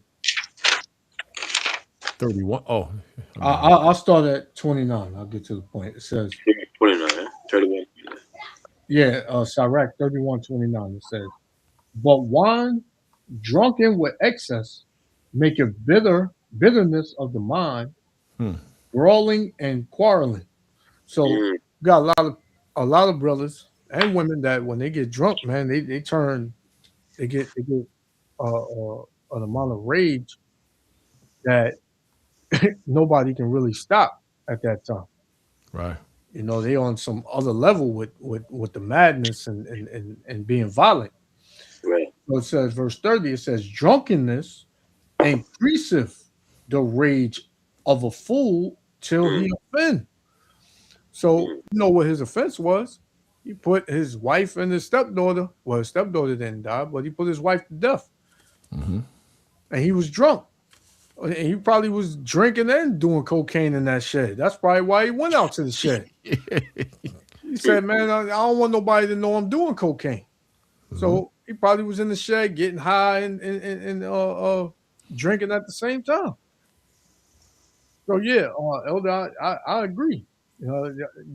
Being drunk that increases your rage. Oh yeah. Sometimes I remember I'd be drinking and watching probably TV or the game. Wife just come in there just to argue, man. You just get Yeah, inflamed. What the fuck, man? Come on, yeah, man. yeah, yeah, yeah, Can't get a break. yeah. I left Exactly, you and went here, and you come in here just to talk exactly, nonsense, and then you drunk. exactly. Because you want to relax when you're drinking, Yeah, and you're watching something. And yeah, you say, God damn, yeah. And she you know. probably said more than that. She probably said more than just turn the TV off or change the channel. Oh She yeah. probably was like, "Oh, you on cocaine again? Mhm. Huh? You doing this?" She probably was doing it in front of the kids and all that. And then Esau just, "Oh, I'm going up to the room," and then he sat in the room for like a second and looked under his bed. Enough is enough. Said, I'm off this beat. He probably cocked that shotgun back. It's done. Walked down the stairs and he that his sword was doing the talking. Yeah, I'm telling you, man. They know what buttons to press. They know what buttons to press. But then you got brothers who are just straight up, like Chill. Lamar said, straight up alcoholics, and they just violent. Yeah, yeah, Straight up violent. We know them. They have good wives, but they beat the hell out of their wives, man. yeah. I mean, Yeah, they yeah. beat the hell out of their wives. Their wives be Yeah. black eyes like a damn raccoon, Yep. and they be out of it. And they will not leave these dudes a lot of times. They will No. not leave these dudes, man. Like they said in this story, they said she was protecting them. They've been going on for a long time, and she wouldn't say nothing. Hmm. You know, Sometimes the dude will hunt them down. They'll put them in a shelter, and the dude will, they'll get an order of protection, and the dude will violate that and Yup. off them, man. Just show up at totally. the kid's school. Mhm. Show up at her place of work, saying how sorry he is. And yeah, man, those people. There's a lot of people out here like that, men and women. Mhm. So it goes back to what you said. You got to watch who you give your spirit to, man. Yep. And that includes the women. I remember I was dealing with Yeah. this woman. She was on Park Street off of Nostrand. So I went over there and Park, huh? Park Place. Park Place. Go ahead, water. And she was breathing hard when I went over there. I said, "What the hell's wrong with you?" She said how she just left her baby father's house and she tore up all the furniture. Like she took a knife and cut up all the furniture. I said, "Where did he live?" "About 2 blocks down there." I was out of there, man. Out of there, man. I said, "You crazy? And you invited me over here? Yeah. Crazy, bro. I'm out of here." But I'm Probably just, knew he was gonna come back over there and do something. So she wanted you to be there to protect her. I got the hell out of there, So you gotta be careful with who you attach yourself with that have anger issues now. It seemed like she had the anger issues in this case. I don't know what the hell happened, but I was out there. Another case, a brother. I went out with this brother. So he's sitting in the front seat, and I'm sitting in the back, and he's with this sister, and I'm in the back seat with another sister that he introduced me to. So I said, "Hello, how are you? How you doing?" I lean over. How are you doing? She ain't say nothing. I said, "Hello." She ain't saying nothing to me. Then she said, she just burst out, "I'm tired of this SH. This man follow me everywhere I go." And she opened up her purse, her pocketbook, and pull out a big steak knife. So I'm tapping my friend, "Yo, you see what's going on back here?" He just chill. I'm like, yo, he's bugging. So she pulls off a wig. She says, I hide from this guy. He just finds me. I wait, he disguises. She took off a wig, man. Oh So nah. we got somewhere up in Crown Heights, and we dropped them off. And what I heard, as soon as we took off, the dude found her, came to the house. Luckily, we took off. But I'm bringing this up to say, man, you don't know what the hell is going on with people, or what the hell is Yep. going on with people, man. You just don't know. Another time we went out with this sister, a whole bunch of us went out, and there was a bunch of sisters who brought their friend, and she was just real rude and disrespectful. So my man, he works late at night, and he got on a train, and he saw the sister on a train. And the next day they found the sister body, and I think it was either Sterling Place or Grand Army Plaza, a little bit down in the tunnel. Somebody had tried to burn the body. And what happened, the ex-boyfriend confronted her, strangled her, and dragged her in the tunnel, and tried to set it on fire to disfigure the body so nobody would recognize it. But they, went to my man and was trying to put it on him because he was the last person that saw it, and they was grilling him and whatnot, asking us questions. So you don't know what the hell's going on with people and what they're going through out here, man. Because the spirit of the devil that's what's up out here now. Yeah. Yeah. That's why it's best to keep to yourself. Yeah, man. Did any of y'all watch the P Diddy series? I've been Yeah, watching. yeah. I watched that. I watched the whole thing. Yeah. Yo, Yeah. man, that I watched that last Dude, week, demon, man. and that showed me that. But listen, though, money make you do things, Oh, because doubt. he wasn't even paying these dudes, and they were still hanging around, and he Yeah. was violating them sexually. So they say, the Yeah. men and the women. So Yeah. why would you stay around this if you don't have a lust for the money? Why would you stay around that? Because Right. you thought you was going to get paid, and this guy Uh-huh. was purposely holding back the money to Yep. make them slaves, man. Yep. God damn you! What the hell? You Yeah, know? that dude was wicked, man. That dude is wicked, man. Yeah, man. They said this dude said he woke up, he would feel sore. Yep. I said, Talk what? about I didn't know what was going on. I'm like, dude, what? Come on, man. He said some mornings I would wake up and next to me it'd be women, and then some mornings I would wake up and it'd be Diddy next to me, and I would wake up sore and I didn't know what was going on. Dude, you sound like an idiot, man. But that money, man, the money and the fame and the glamour, these brothers, they can't resist it. They can't resist it, man. They cannot resist it. But he beat the hell out of Cassie, and he was using all types of damn drugs. He beat the hell out of her in that hallway, man. Yeah, and she kept coming back. Yeah, she kept coming back. You know what I'm saying? Yep. She was taking care. He was taking care of her, man. She was pretty much. He had nothing. No, he promised her a single or whatever. But yeah, man, he was best. He was definitely slaving them artists. Oh yeah. He was, but look, and it's very easy to get caught up into that, man. Very easily caught up. I was talking to this sister one time, and she told me she could never be like that. I said, "You sound stupid." I said, I'm telling you, you sound stupid, because if they gave you that life and you was able to fly wherever you wanted to fly, you didn't have to drive. You could use limos. You'd be in a G-Wagon, eat the best foods, be around the top-notch people, and they kept that going. They told you, if you don't be a freak or a demon or a devil or a whore or a slut, we're gonna send you back to the ghetto, and you'll have nothing but damn White Castle burgers and maybe some women. You gonna tell me you gonna just cash out? He said she got quiet. Yeah. She got quiet because she knew damn well, because I knew her, and I'm not saying a man can't fall into that category too, but the woman is the weaker vessel. That's right. And you gonna cash out for the riches, man. It's hard to walk away from the riches, Look at the story of the rich man. I'm gonna get that up later, but look at that story within itself, man. You think it's that easy? That's how Esau. He studies how people operate and they think. He know you don't want to be broke. He know you don't want to be poor, and he'll work your mind to the point where you don't want to just cash out. Yeah. You just don't want to cash out. Yeah, that money definitely make you do some crazy things. Oh yeah. And stay in certain situations that are bad for you. Yeah. A lot of brothers that was in this faith, man, they cashed out, man. They cashed out. Even from the time of Comfy, the Comforter and all that. Yeah. A lot of these brothers, he held that money out to them, gave them a paycheck, cars, and the truth, they'll alter the truth in such a way Yeah. that it looks like what you're doing is of the Most High, but it's not. Kind of like the scripture that some people have a form of the Most High, but not of the Yep. Most High. Yep.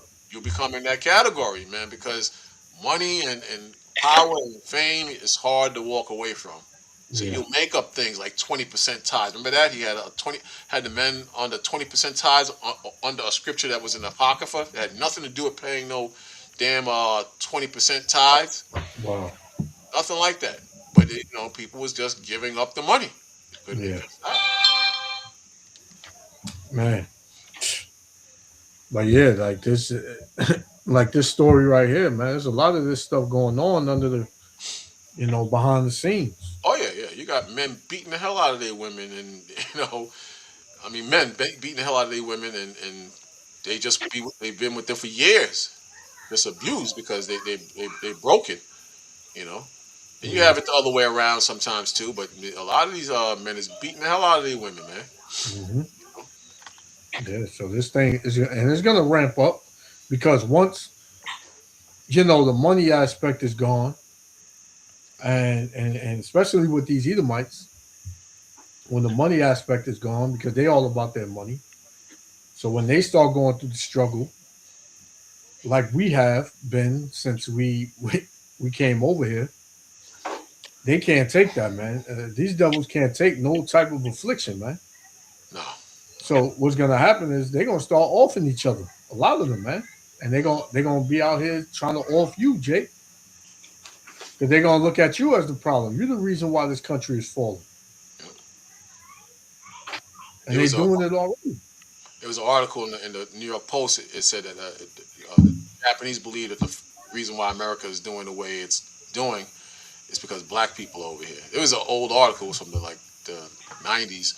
I'm sure they think differently now, but just the fact that they put that out. But a lot of these white folks, they feel the same way, especially if you're a brother and a sister and you're doing well and they doing bad.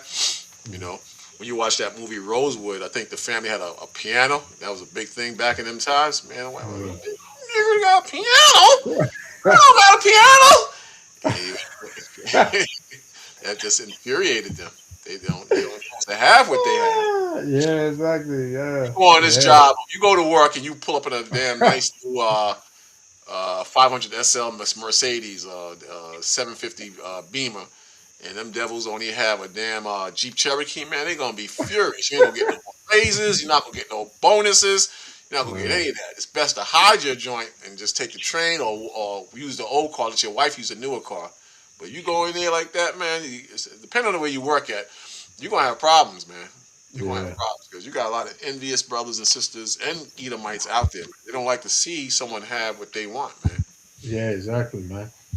That that's always been going on. I had watched the clip. These devils, man, they was in their neighborhood, and then so-called Negroes started moving in. But so-called Negroes, man, they had these nice cars, and these devils, they was interviewing them. And when they was interviewing them, Jake was passing by the road in his new car, and the devils was like, "Look, there you go, right there. Like, how the hell does he afford that? I can't stand to look at these whats, you know." But they just hate you, man. They don't want you to have anything. And how the hell could Negroes? How could this country fallen be Negroes' fault when the so-called Negroes have no power here? But they don't want to see that. They're a bunch of thieves, so they don't want to see that. They don't want to see that their own people are a bunch of thieves and they rob this country blind. The money is running out. They can't keep stealing and printing up money, you know. So they're under this illusion that Trump is going to save the day, and they're in for a rude awakening, Yeah, because that's not going to happen. Because if it was going to happen, it would have happened a long time ago. that's You know, right. country's never gone up and better. It's always gone down, down, down. You know, so we're gonna Yeah, see. the, Go. yeah, Elder, you hear your feed? It has like a static thing in the back. Oh yeah, hold on a second. I don't know. Yeah, I don't know if this is because of the storm or what. yeah, When you talk and tell me, do you still hear the static when you're talking? Tell me.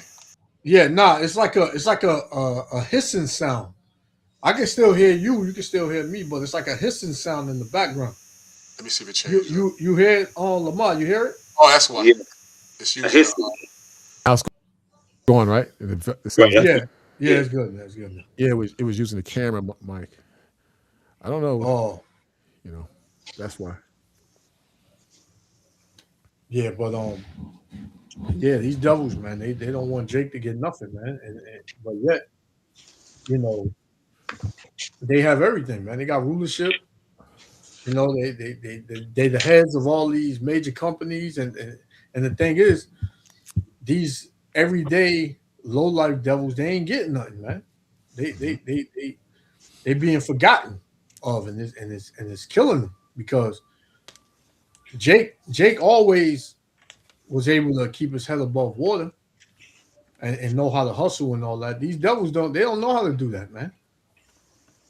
Like they have to rob and they have to steal somebody's stuff, or they gotta kill somebody in order to keep their head above water. So for them to actually have to go out and hustle and all that, they don't want to do that, man. But Jake always been like that. He always been, man. I gotta get out there and hustle, man. I gotta grind. Esau don't know how to do that, man. He gotta wait for you to get something and then come in and take it. You know? He gotta wait for you. Goddamn thieves. You can hear me? Yeah, I can hear you. Mouse went out. I don't believe this, man. So yeah, let me go back to that real quick. This is Sirach 31 and verse 30 again. You know, talking about this Edomite and a bunch of other, whether it's Jake or these devils out here that's like this, man. Sirach 31 and 30, it said, drunkenness increaseth the rage of a fool till he offend. It diminisheth strength and maketh wounds. And the wounds that this devil inflicted on himself, those was his last, man.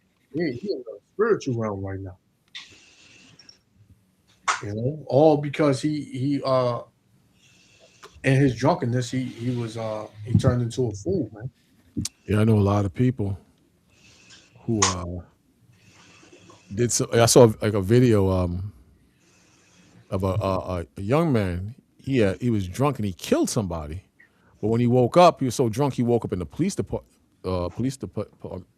station, and they had to tell him what he did. He thought he just was passed out. They arrested him for being drunk driving. Now they said, "Yo, last night you killed somebody," and he just broke down. He didn't believe it, but he killed somebody. Yeah. So, just gotta be aware of that, man. There's nothing wrong with drinking, but if you get too carried away, you gotta be really. It could be your end. It could be your end. You put yourself in a really bad situation. So you gotta really think that thing through. There's nothing working, man. No. You want to finish this or? Yeah, go ahead, finish it. I gotta get the mouse working. My mouse is not working, man. Lamar, you got something? I was gonna go over Genesis chapter 1, couple of verses, Okay. So you're gonna have to pull it up on your side. Keep this open after you play this video because I can't get in, man. Oh, you talking about the Bible? Yeah, for the Bible when he goes to Genesis, you're gonna have to pull that up because I cannot get this thing open. Lamar, do you want to finish this video and then? Yeah, go ahead. Okay. Go. Behind, a 12-year-old boy, a 13-year-old girl fighting for her life, and a 1-year-old who will grow up without her mom or dad. As of right now, the latest updates confirm the 13-year-old is still in the hospital, critical but stable, and doctors are optimistic. She's a fighter, and Judd called her survival a straight-up Christmas miracle. The surviving kids are with their grandparents, and the Department of Children and Families is involved to figure out long-term placement. The older two kids' biological dad is reportedly out in California and hasn't been part of their lives. Sheriff Judd's big message at the end of that press conference: there's always help out there. If you're struggling with depression, addiction, anger, domestic issues, call 911, reach out to services. They do house calls. They'll come to you. None of this had to happen. An argument over a TV show shouldn't end in murder. Holidays can amp up stress, depression, suicides. They see it spike this time of year. Yep. But don't hurt yourself or your loved ones. Get help. This case is a stark reminder of how... And this devil, he know that. Mm-hmm. He know the stress levels for Yep. being in this stupid holiday season. You know the stress levels, man. Especially you don't have no money too, man, and Yeah, come on, you man. know, and stupid corny Christmas songs. Here comes Santa Claus. Here comes Santa Claus. Right down Yeah, Santa Claus man. Lane. All this crap, man. Yeah, People is I don't know if you walked around. yeah, I did. Yep. Uh, if you walked around, my mic still it sound all right. The mic. Yeah, yeah, it's good. Okay. I don't know if you walked around Christmas. I took a ride out. God damn, boy. It was that's murky. Just Yeah, murky and dreary outside, man. I was yeah, like, yeah, yo, yeah. not the same spirit at all, man. Like Yeah, 20 years ago. Before even the wicked Israel would just be out and about. You got women with whorish elves costumes on, and Jake with the hats on, the Santa Claus hats, and just people yeah, being stupid. But yep. now I don't know. It's a different spirit out there now, man. Yeah, yeah, yeah, I yeah. doubt it if people got what they wanted to get. Then I think the couple of weeks before that, I think around a little after Thanksgiving or around then, you had mentioned about the TVs being cheap and Jake buying extra TVs. Hmm. So when the sun went down, I went to Best Buy. Yo, they had rows and rows of TV for dirt cheap, Yeah, man. yeah, yeah, But nobody was buying the TVs. Nobody yeah. was buying them. I said, yo, what's up True. with the TVs? Nobody want to buy them. He said, they're just out there. I just put them out. You know, I'm not talking about a little bit of TVs, a Yeah, lot, man. different Yeah, sizes for cheap. yeah. Nobody was buying them. Back in the days, TVs was a lot of money, man. Yeah, yeah. It was a lot of money. Now you could get a damn 65-inch for $400. Yeah, that's what I saw. A bunch of those, man. Yeah, man. So it's like I don't know, man. I don't know what's got. It's just me, just thinking. But I think they listening in your houses to these TVs. That's just what I think, man. They listen in, but the Most High's kicking their ass financially. Yeah. Yep. You see, Yep. you see, XRP is tanking, and Jake is talking about when they go down to a certain amount of money, I'm gonna throw $100 in there. I'm gonna throw $200 in there, in case they get rid of this U.S. Currency and they go digital. Yeah. Jake said, I ain't gonna miss the boat like Bitcoin. I'm gonna take a chance. You Yeah. know, Yeah. Yeah. Yeah. so it's just a matter of time. But yeah, you're gonna see a lot of cases like with what's going on with Esau, because they always show us killing off our kids and wives. They got it going on in their communities too, and you're gonna see more of this, man. You'll see a Yeah. lot more. And notice at the end they said, "Come on, reach out, call the services. We'll help. We'll do house calls." They never say that for Jake. Nope, nothing They, like that. they never Because say that, man. They put Jake right in jail and say he got a history of mental illness and he's gonna do a lot of time in jail. they'll even show it the brother's police record. In Yeah, yep, yep, 1998, he was arrested for drunk yep, driving. In yep, yep, 2005, he assaulted a man. And here in 2008, he robbed an old lady. He has a long track yep, record of criminal yep, activity.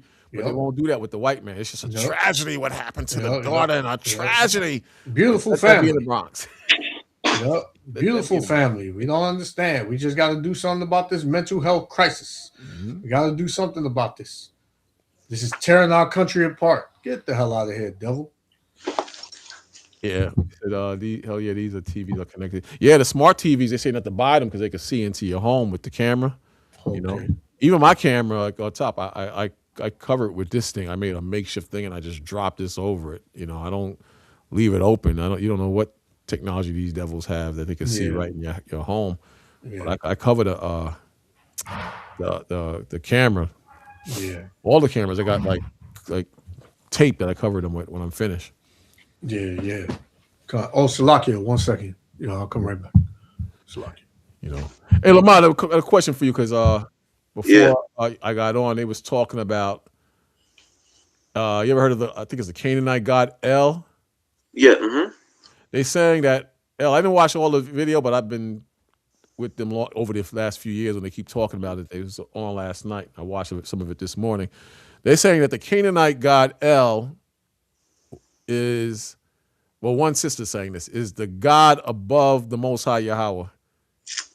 Oh, And please. the brothers are trying to say that El is just another God like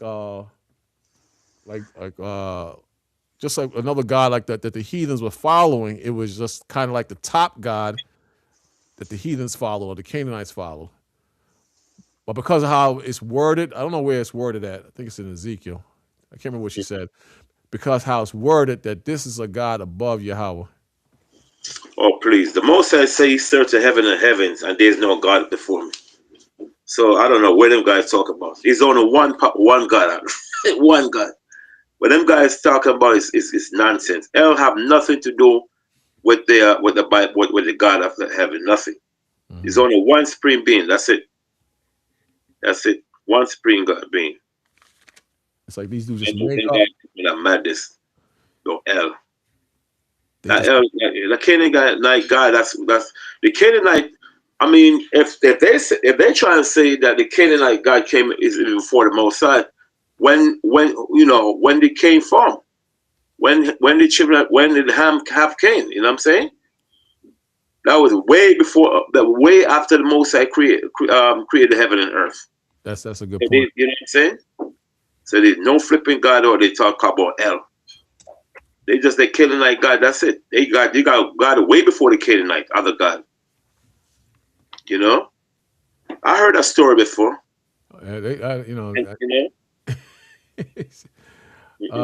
El or Elohim in the Hebrew Bible refers to one true mighty God, originating as the ancient Semitic term for God or strength, used by Canaanites for their chief deity. See right here. The chief deity. We'll go back to Nimrod. Say it again. Let's go back to the Nimrod, the same God.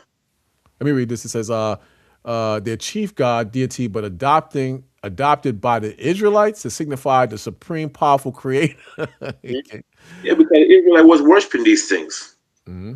See, you know, so they even the word Allah they try to say is a Canaanite God, which have nothing to do with the Most High at all. You know what I'm saying? Allah is just a one singular word for say power. That's it.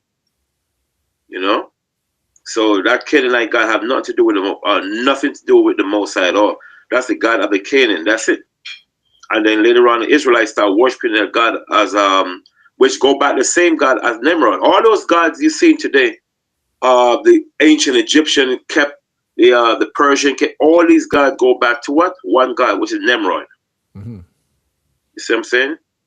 So that what they talk about is nonsense. You know what I'm saying? So what they was trying to say is that what the hell were we saying last night? El comes from the term and it says it right here too also Elohim. Mm-hmm. You know, yeah, that's I believe is the powers. Exactly. Mm-hmm.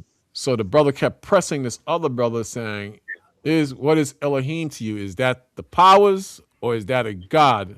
And I guess they're trying to say that the El is a God that created Yahweh. And what? I don't want to play it because I don't want them to get think I'm attacking them. Let me share something for 1 second. Let's get Genesis 14, 18, and 22 for a second. My mouse is back up too. Genesis 14 and 18? Yeah, 18 to 22, yeah. Mm-hmm. Them guys are crazy, man. These are where they get these information from, which have nothing to do with the Supreme Being at all. Because it's just like the word Arman. They try and say the word, that's where the word Arman, God, come from, which have nothing to do with the Bible at all. You know what I'm saying? Say that again. What? The word Amen, when the Bible said Arman, Amen Ra. That's what we get. Right. They said they're saying that the concept of the laws and commandments that the Israelites follow, it comes from ancient Kemet, and that was one sign, Aman and the sun god. That's a lot. That's what they're trying to say. That the Bible is a copycat of the ancient Kemetic religions, and it comes from that. How can that be? And it's two different lineages. Exactly. You know. Oh, they're saying that our forefathers got what we got from them. That's what they're trying to say. Here's the proof. Yeah. And the Israelites were enslaved by the Egyptians. Yeah. You know, a lot of Amun Ra, that's an Egyptian god. They said didn't Moses and Joseph learn from the Egyptians? So this is where we get our laws I mean, and even if commandments. even if that was true, it tells you everybody know the story of Moses coming out of, being under the Pharaoh, right? When he found out who he was. Mhm. So yeah, I'm pretty sure he probably learned something from the Egyptians. Look at Joseph. Joseph, they made him high in Egypt because they liked him. So I'm pretty sure they knew Well, things. the spirit made that happen. It made Yeah, them like him and put him in that position. You know. yeah. Why? Because the Israelites they are the salt of the earth, man. Hey, Like the same way the Israelites bring all the flavor here in modern day Egypt is the same way Joseph had the flavor in ancient Egypt. This is Right. why they put him up so high. Mm-hmm. So I'm pretty sure Joseph along with Moses they knew a lot of things that the Egyptians did, but the Lord told us to be not like the Egyptians. That was in what is it, Exodus 1? I'm not sure. I Yeah. believe it was Exodus 1 where he said, do not as the Egyptians do. Yeah. Yeah, because the Don't serve their Egyptians, God. they were into all types of penis worship and Yeah. sun worship and But they don't want to deal with that though. you know. Remember, Because the brothers banged on them so hard about it. What they say now is that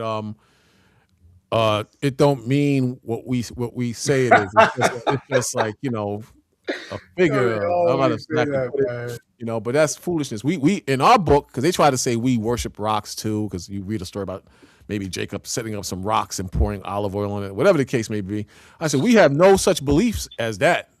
We have no such beliefs as what you guys is following. You guys are following straight up the devil, and our people are joining into that same Exactly. foolishness. But we don't do that stuff. Yes, you brothers is doing that stuff, and you sisters is doing that stuff, but we don't do that.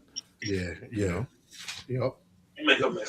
So when they say Elohim and all this stuff, this is linking back to ancient Kemet. They trying to say that, and it's out of their mind.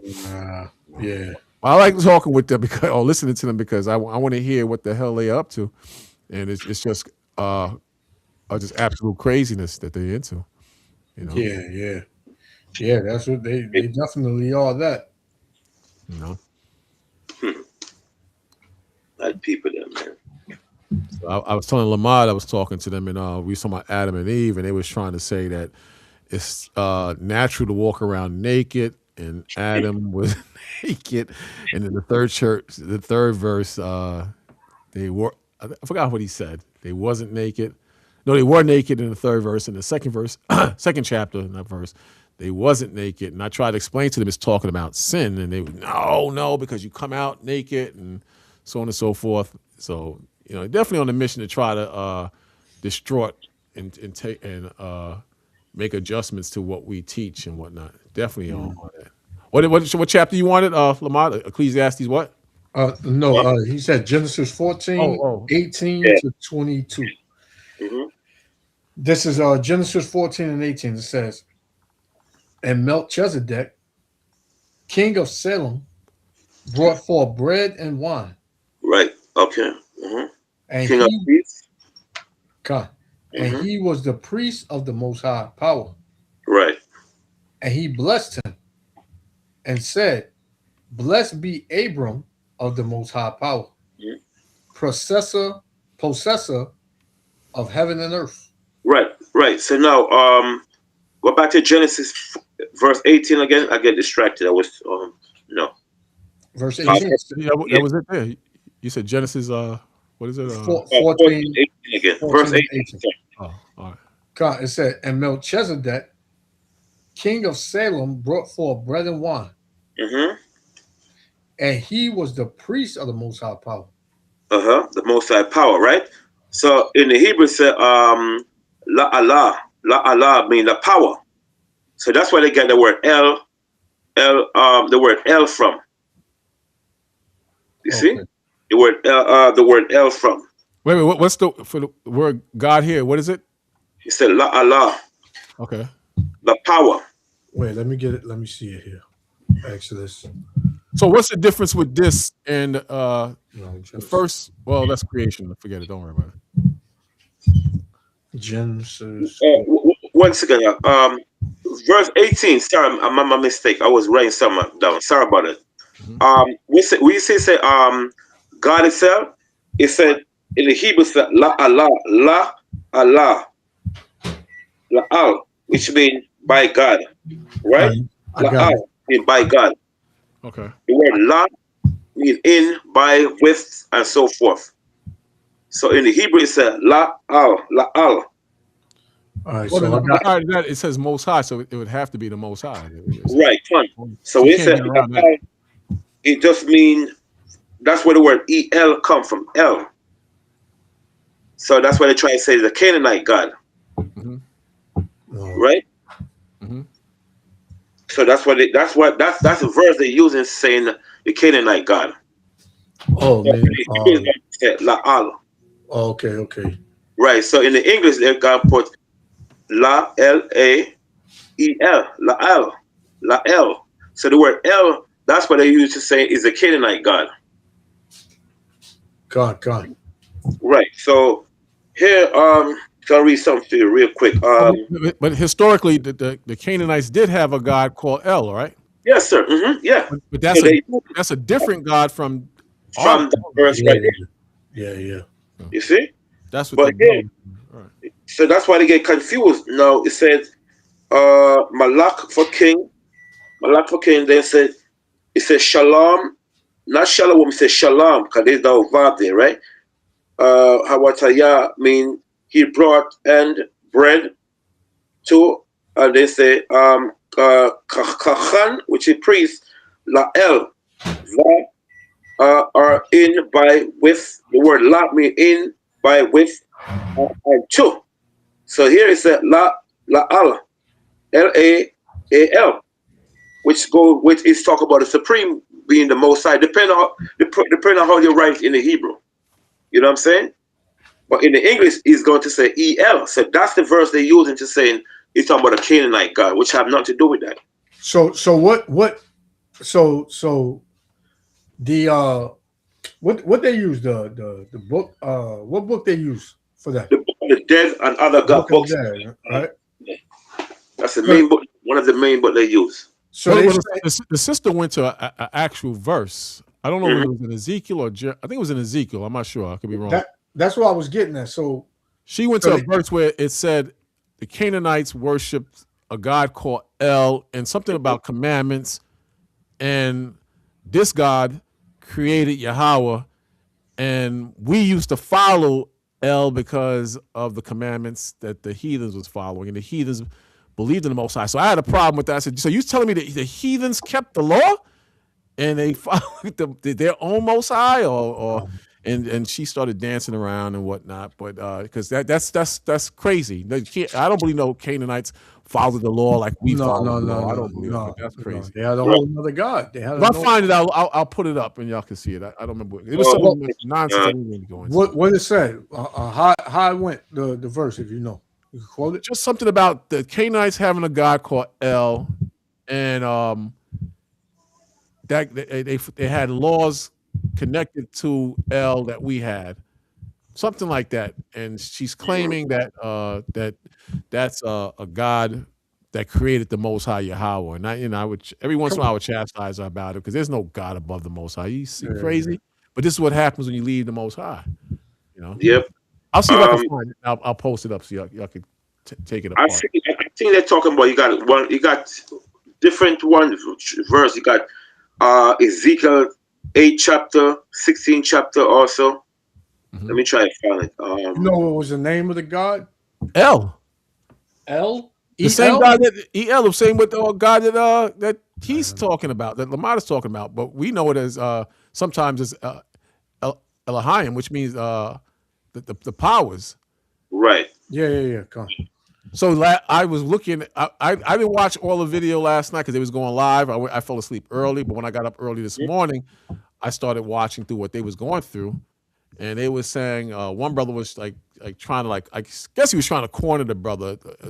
Isn't El Elohim, and how do you look at that as the Most High or the powers? So so the Canaanite god would be the Elohims, something to that effect. I got to go back and watch the video. I don't want to play because I don't want to get a strike or them. They think I'm attacking them or something. What how you spell it? E-L?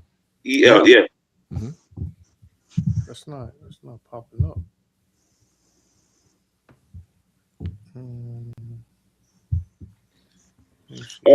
Okay. Let's see. But go ahead, Lamar. I want to throw you off. Go ahead, keep going. If you, Yeah, no. I want when Yahshua finish, I'm gonna get this verse here. yeah, I was trying to find it, but it's not. I'll look for it while y'all talk. All right. All right. Go to Judges chapter 1 and 27. Judges chapter 1, verse 27. Yes, sir.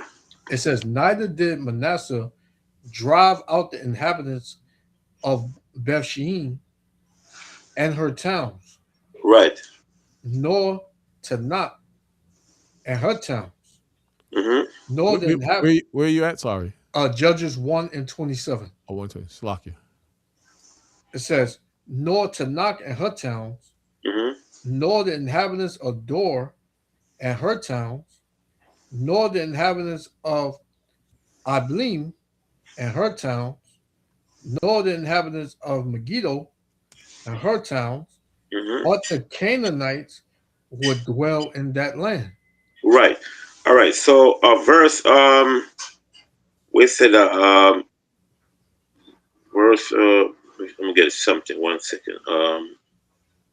We said okay, so now these name of the Canaanite right now, these were different gods that they were serving and so forth, right? People have different gods and so forth in their town. But here it said El mean different gods of the nation was serving. You see what I'm saying? So when you read Judges chapter 1, 27 now, say something for 1 second. Let me get this to knock here for a second. Go ahead, say something for a second. Yeah, that's crazy. Because even if the same way we dwell in America today, and we serve other gods, and we know of their gods, I'm pretty sure our people knew of Egyptian gods, the Persian gods, gods of all nations. Right? Even today, we're serving gods of all nations. Mm-hmm. So that doesn't mean that because the scriptures tell you that Jacob was the former of all things, right? So regardless if we dwelt in other nations, we were always slaves in those nations. So he's going to pick up some of their ways and serve their gods. But that doesn't mean that we and matter of fact, it probably could have happened. It's another god, but they're trying to it is infuse it with our Yahweh. It's a different.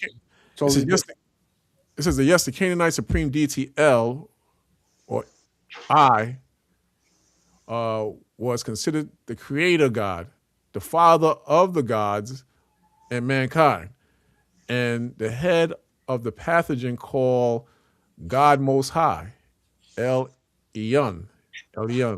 Later, the later Israelite God, see this is where it is. Later, the Israelite God Yahweh, they probably say Yahweh, Elohim, shares origin and titles with El, with scholarly views suggesting, I don't believe this is crazy, but that's what they believe, But I think people get caught up, man, and they just go in a whole different direction. Yeah, for one, the gods, all the gods of the other nations are idols. All of them. So the Most High made the heavens, as it tells you in the book of Psalms. Mm-hmm. Right? So you can think that. Everybody's entitled to their opinion. But what we know is facts. It's not an opinion. Yahweh is the supreme being. And that's the name. And what will happen? You'll mess around in that stuff, and you won't be able to get out. And that's what happens. A lot of people get caught up, and they can't get out. And what they try to do, they try to water down or sway you away from the word of the Most High. That's all it is. That's all it is. Mm-hmm. That's all it is. You got the Old Testament, mm-hmm. the Yah Israelites, right? That don't believe his name is Yahweh. They believe it's something else. Then you got you know, some Israelites that say Ahia. We went over that last week. So you can believe what you want to believe. We know the name is Yahweh. That's Mhm. the name that we know for a fact is the real name. But I say the things which the Gentiles sacrifice, they sacrifice to devils Hmm. and not to the Most High Yahweh. You Hmm. understand? So El and all these deities, you know, excuse me, these are of the devil. They're not of the Most High. And the Most Yeah. High, doesn't want us to have any dealings with these wicked beliefs. It says, they sacrifice to devils and not to the Most High. And Hmm. I would not that ye should have fellowship with devils. That's right in your face, man. You know. So Most High says, you're not supposed to deal with what these other people or other nationalities are doing. You're not supposed to deal with that. In Hmm. in uh in uh in Google it says creator and father. He was seen as the creator of the universe. He's seen as the creator of the universe and the father of many deities. See, this is their own thing. This has nothing to do with the Most High and being over the Most High, or that this God created the Most High, including Baal and Anet, often associated with the epithet the bull, indicating strength. See, these are just pagan beliefs. 21st verse Con. back in Corinthians. You cannot drink the cup of the Lord and the cup It of sounds like you're devils. exploring the mythology of ancient Near Eastern or Egyptian deities, such as El or Atum, What the hell is and this? comparing them to your. It just started talking. So that's crazy, you know. But it says, you cannot drink the cup of the Lord and the cup of devils. You cannot drink to be partakers of the Lord's table and of the table of devils. You know. That's right. Yeah. Con. I got one to back you up. Lamar came Uh, back already? Yeah, I can't find my Tanakh, man. I give up. I'm looking for the damn. I had it yesterday, man. I don't know You, where I you, put use the blue letter. Use the blue letter. the blue letter. Yeah, the yeah, blue yeah. letter. Con. I could pull it up. Oh, okay, okay, cut. Con. I had this one right. I had one. Psalms 115. I'm gonna start at verse 3.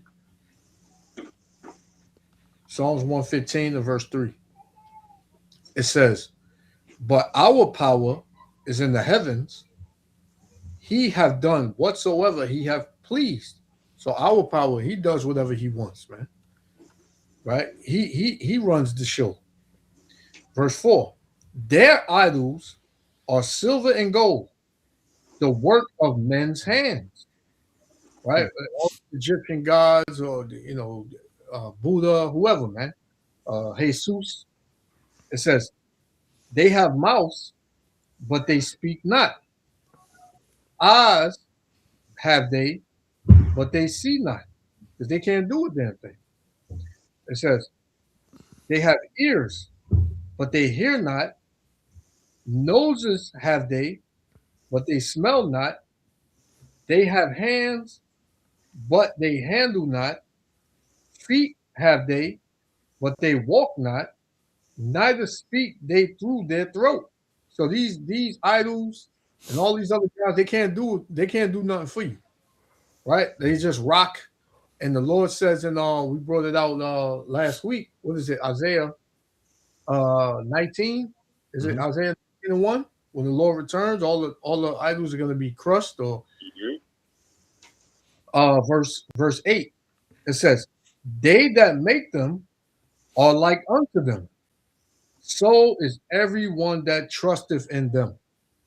So, you got Jake and Eve. They want to come with the Egyptian gods. You just like them, man. Just ignorant, dumb. You don't make any sense. You have no power, and you're gonna find that out soon, man. Soon enough. Yep. Mm. Huh. Because Um. we could come up with a god in 5 seconds Yep. and worship it and say it has power. Yep. Yep. What you want, Elder? What we're gonna do next week? Because you got three word for for God, like with a capital L, God. You got El, you got Alawa, and you got Alachayam. Three different separate words, you know. But we Okay. we'll definitely do that next week. Remind me, you know. Con. So it's like I said, you got L. They which is Al. Then you got Alawa, Al Alawah. Then you got another one called Alahayam. But we gotta go we say Alahayam in the book of Genesis 1. Because that's what confusing some of these whatever Bakwash call them guy. What do you call it? I keep forgetting the name, man. Or Because the laws of Ma'at. yeah, man. These guys, them guys are confused with the words, Yeah, you know. con. But if you ask them the date now, you get them on that because they can't tell you the date for these things. A lot of time they use these the history of these people, and they can't tell the date to say whether they was here for the Most High, which we know the Most High say, "I search the heaven of heavens, and there's no other gods." You know what I'm saying? And yeah, con perfect. 1:15, 3 to 8. Yeah, Yeah. yeah, Yeah, Yargon, man. These idols, man, they can't speak, they can't do nothing.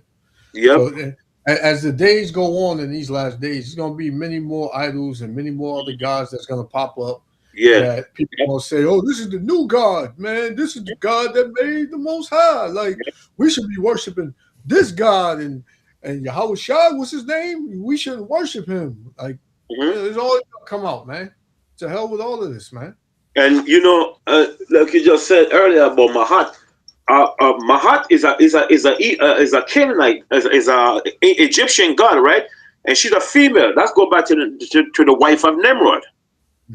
So you ask these guys who this they a lot of time, I mean, look, if our forefather and the Bible was way before the Bible said the scriptures tell you in the beginning was the word. Right. Nimrod came way later after out of Cush, right? Out of Cush. Yep.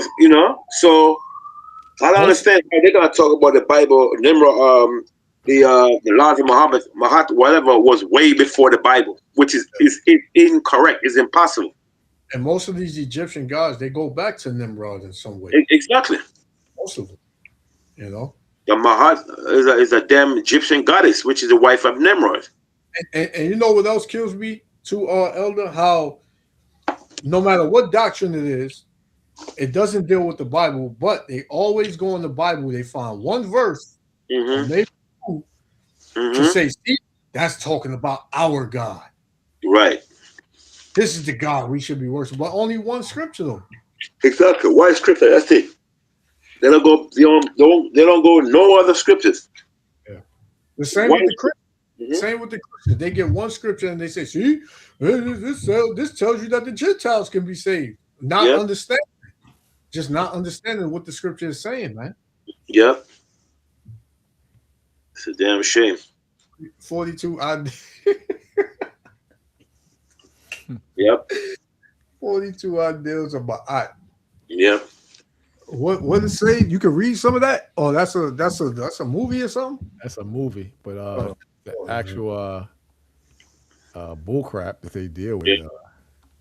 There you go, right here. oh, you can extend that? I don't know if I can make it bigger. Let me see. Let me see. I can't bring it over. Damn it! Yeah, let me see if I can do it. I have not. What you I have type not. in? I just put 42 laws of my heart.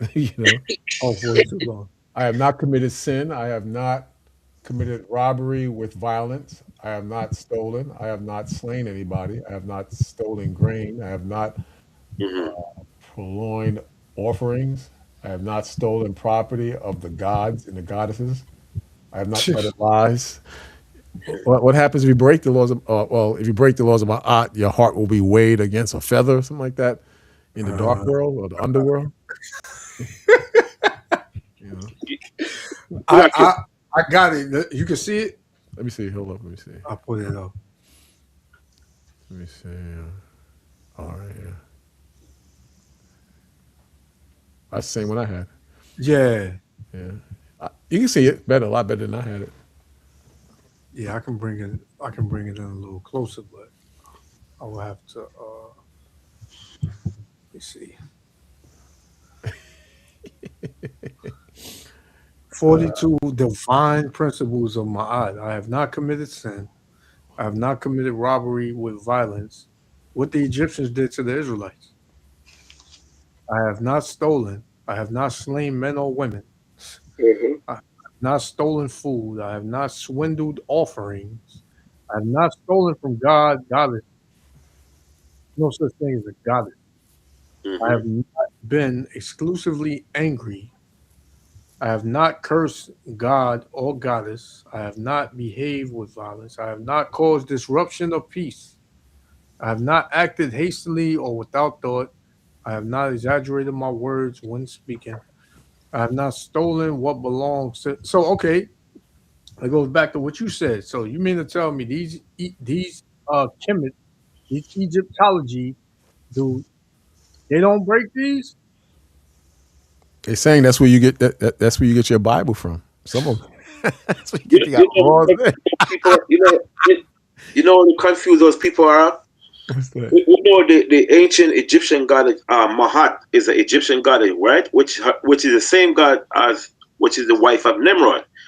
Now, when you look at when you look at Mahat, supposed to be father, it said the sun god Ra. The sun god Ra is Nimrod. So Yeah. how come she gonna be the wife of Nimrod and daughter of Nimrod at the same time? That's where the confusion comes in, because the history book tells you that Mahat's father is the sun god Ra. The sun god Ra is the same as Nimrod.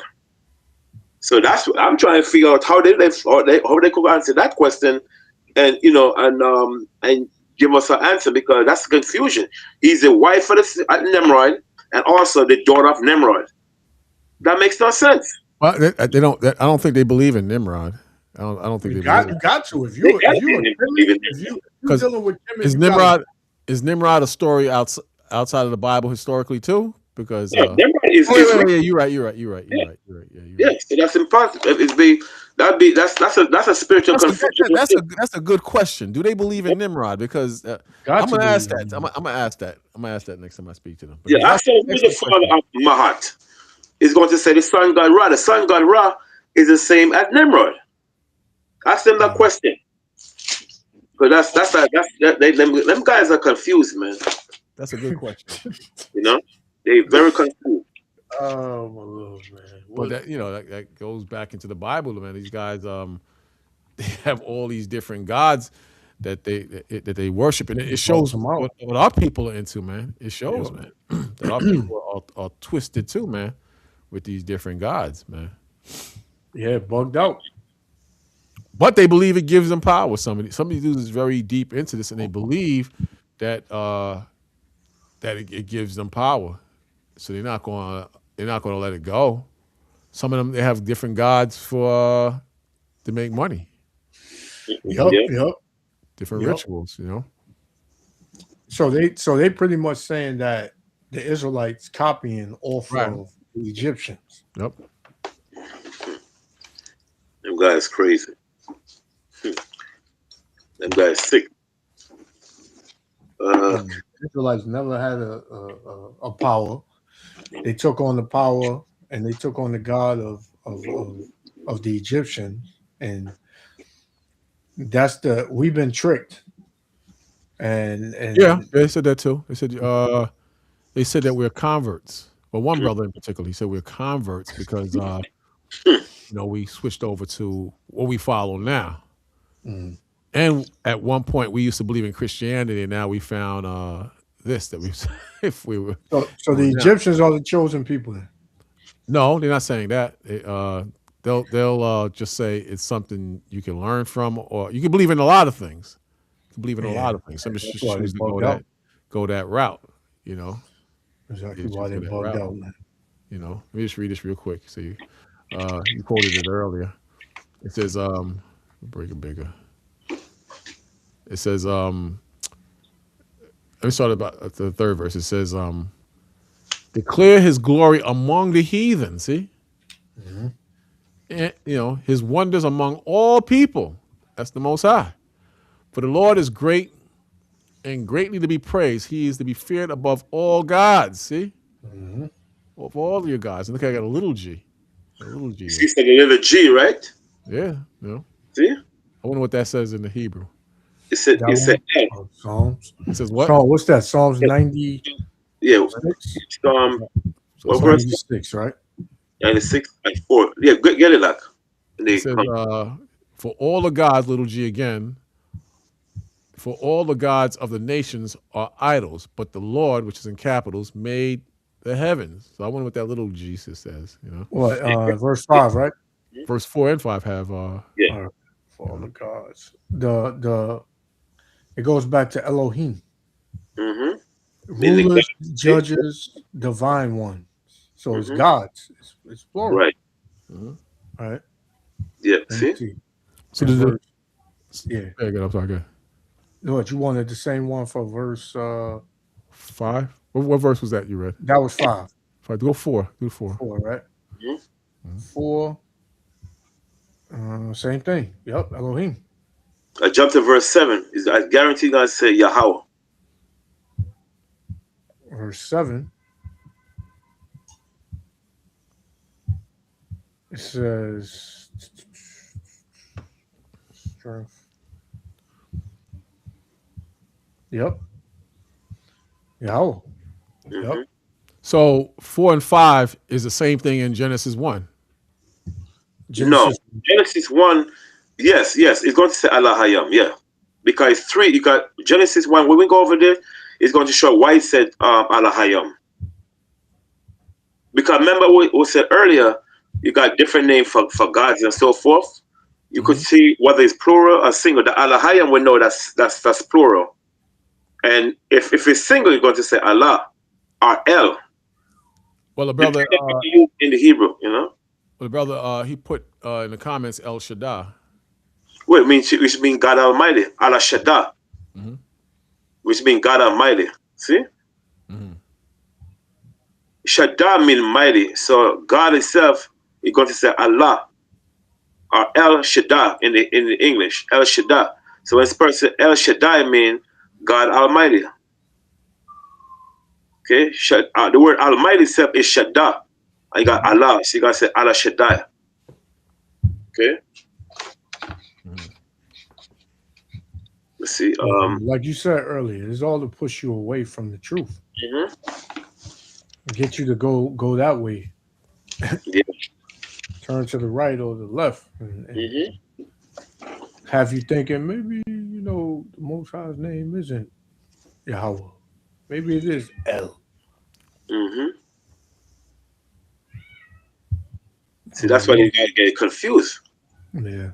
You know what I'm saying? We're gonna go to Genesis chapter 1. We're gonna go over that part right there. It said Allah Hayam, because that's one another thing in the Christian get it confused. Let's see. What do you guys think? Go over Genesis? Not the whole chapter in Genesis, that's too long. But some certain verses. Yeah. Where you want to start it? Start at verse 1. Genesis 1:1, it says, Mm-hmm. in the beginning, Mm-hmm.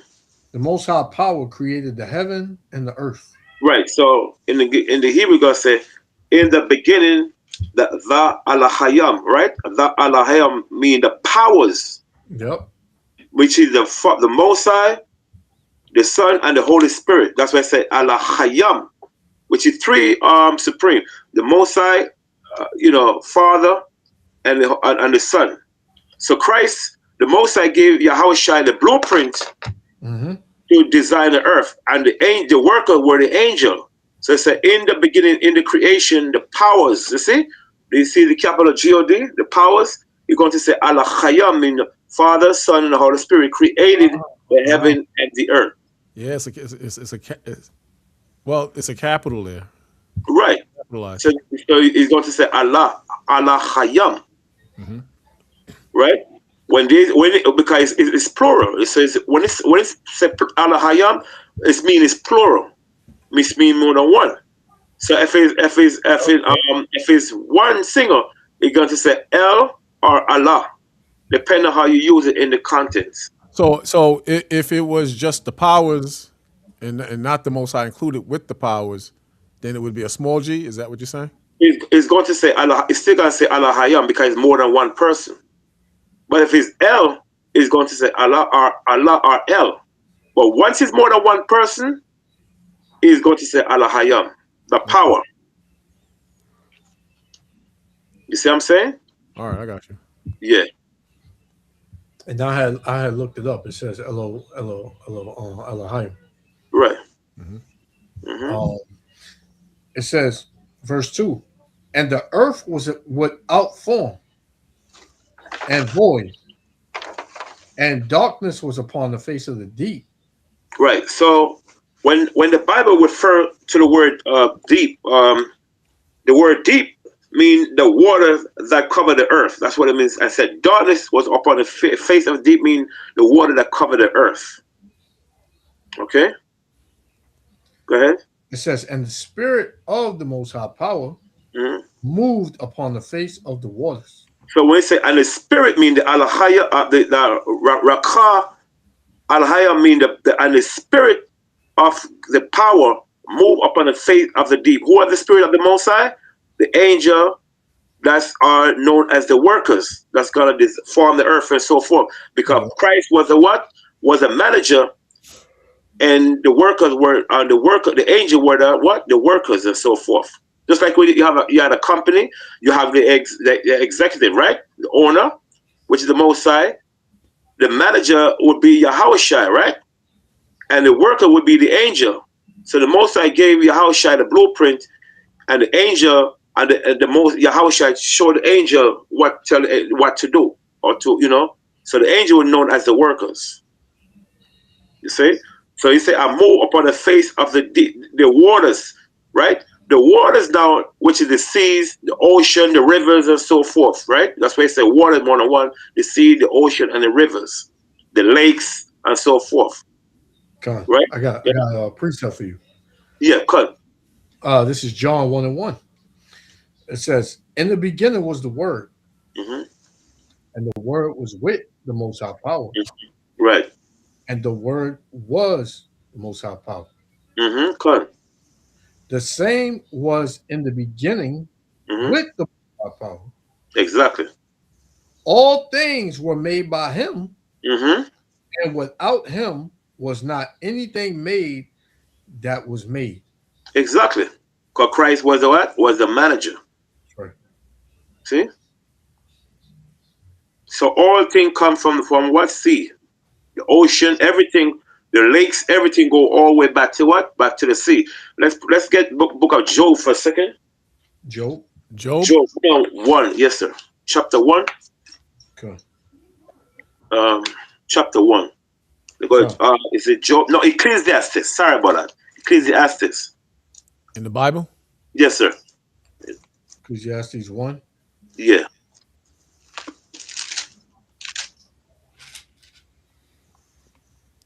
And it tells you in the book of what is that, Hebrews, Mm-hmm. one where it said that the Lord made the worlds. Mm-hmm. Good. What verse? What were you at? Ecclesiastes? Job chapter Ecclesiastes. We say all things come from the sea, yet the sea never fall. 1 and 5. It's so dark in this place. I can't see nothing at all. Go open the window. It go. Want to start at 4? Yeah, turn. Cut. Ecclesiastes 1 and 4 says, one generation passeth away. Mm-hmm. And also, you could use generation for kingdom also. One kingdom passes away, right? Yep. Right? It says, one generation passeth away, and another generation cometh. Mm-hmm. But the earth abideth forever. Right. So when the scripture said the Lord said he's going to destroy the earth, we know it's the people, because the Bible said just right here, the earth abideth forever. Right. Okay? Go ahead. The sun also ariseth, Mm-hmm. and the sun goeth down. Right. You rise from the east and then go right, and then go back and set back in the what? In the west. Mm-hmm. Go ahead. And hasten to his place where he arose. Go back to the west. Go ahead. The wind goeth toward the south, Mm-hmm. and turneth about unto the north. Right. So it's the same wind. Go ahead. It whirleth about continually, Mm-hmm. and the wind returneth again according to his circuit. Mm-hmm. All the rivers run into the sea, yet the sea is not full. Mm-hmm. Unto the place from whence the rivers come, Mm-hmm. there they return again. Right. So go right back to the sea. The ocean, the water come from water ocean, go right from the sea. Everything come from the sea. God, See? Salakia, 1 second, over. Mm-hmm. So everything come from the sea. So the sea, these water never fall because it's the same water over and over. Mm-hmm. Just like the scripture tell you about reincarnation, is the same thing. Nothing changes, man. Nothing changes. An example, if you read verse 7, when Yeshua come back, verse I'll read 7, it. I'll he read it. was, huh? I'll read it. Come, yeah, verse 7. It says, all the rivers run into the sea, Right, yet the sea is not full. right, uh-huh. Unto the place from whence the rivers come, there or thither they return again. Right, so it's the same thing. Now jump to verse 9 for a second. Verse 9, Yeah, Salakia. It says, the thing that have been, mm-hmm. it is that which shall be. Right, so the Bible said the thing, keep in mind, the thing that has been, me from the beginning, it is that which shall be. Right? Go ahead. And that which is done is that which shall be done. Mm-hmm. And there is no new thing under the sun. Right. So the thing, the word thing, let's get Ecclesiastes, the same Bible, chapter 6, verse 10. Verse 10, because the Bible said the things that have been. Let's see what does the thing represent. Ecclesiastes 6 and 10. In the Bible? Yeah. Come. Ecclesiastes 6 and 10. That which have been is named already. Mm-hmm. It is, and it is known that it is man. You see? And it is known as his man. So when the Bible said the thing that has been is that which shall be, mean man was here from the beginning and man was going to be here, right, in the future. The same spirit. It's just different flesh. Yep. Nope, same spirit, but just different flesh. So let's go back to Genesis now. Con, I had one. Yeah, bring it up. Mm-hmm. Ecclesiastes 3 and 15. Mm-hmm. It says, that which have been is now, Mm-hmm. and that which is to be have already been. Mm-hmm. Good. And the Most High, 3:15, right? Mm-hmm. con, and the Most High requires that which is past. Right. Yep. See, Con. it's the same spirit. For people who don't believe in reincarnation, it's the Yep. same spirit. That spirit don't go nowhere. It doesn't change. It's the same spirit, but what? But different flesh. Yep. Con. And the spirit is man itself. You know.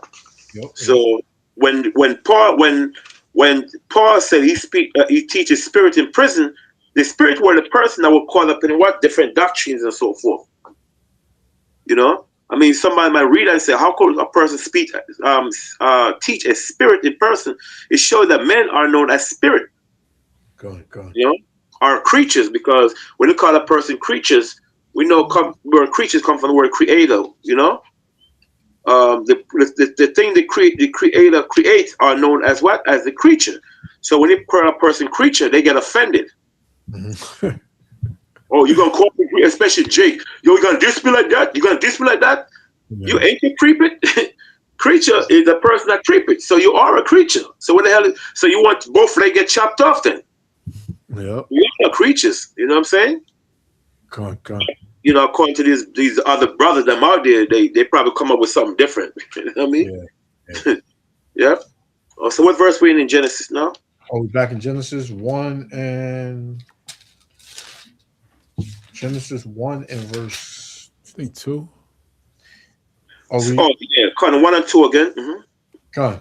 Genesis 1 and 2. It says, and the earth was without form Mm-hmm. and void, Void mean empty.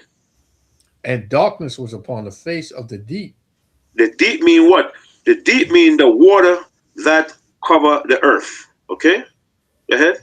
and the spirit of the Most High Power moved upon the face of the waters. Move upon the face of the water.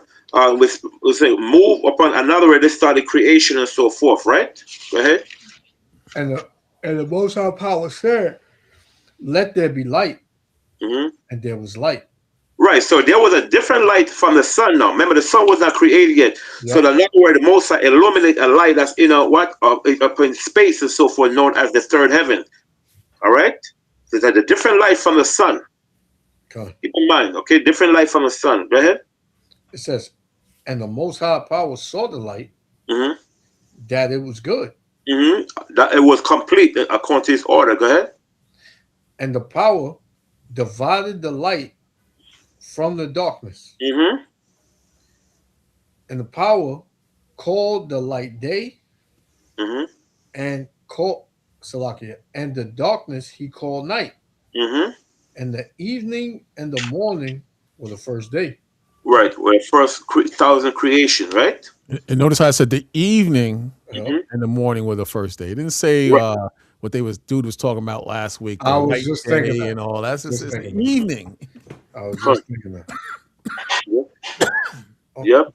verse 6, it Hmm. says, "And the power said, Let there be a firmament in the midst of the waters." Right. So the firmament that's in the midst of the water are known as the what? As the sky, the ozone layer. Mhm. Okay.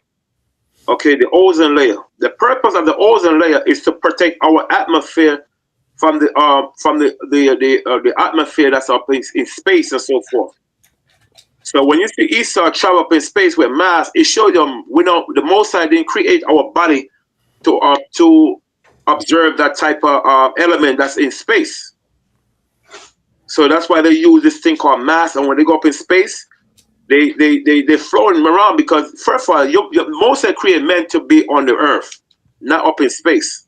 God, yep. Okay? So we know, according to history, that America never traveled to the moon. They never went to the moon. That's a big lie. That was something that was filmed in Hollywood. Like Neil Armstrong said, the furthest America ever been was in what? It was in Hollywood. It was filmed in a Hollywood studio. That's So right. we know nobody cannot go to the stars. It's impossible. You could go up in space, but not. I mean, you see how the American flag was moving up. I think you guys, one of your brothers showed a couple months ago. American flag was moving like this. You know, a flag don't move like this. It's impossible. Yeah, yeah. You know what I'm saying? But I'm gonna try. I think next week could try to get a tape up where it shows you that the history that America never went to the moon. It was a big lie. God, yep. You know what I'm saying? God. Okay. So so the purpose. Now read that verse again, Ak. Verse 6, Genesis 1 and 6, it says, Mhm. "And the Most High Power said, Let there be a firmament in the midst of the waters." So that firmament known to the what as the ozone layer or the sky. The purpose of the sky is to separate the element on this earth and from the element that's up there up in heaven, right? Now you got two form of water. You got water above the firmament, and one second, priest, one second, priest, one second. Say something for a second. Give me a second. God. Yeah, so that divides the waters that are above the firmament in uh above the so-called space, and what's on the earth. The ozone layer is what divides it, you know. Mhm. Slack your priest. Yeah. Okay. So yeah.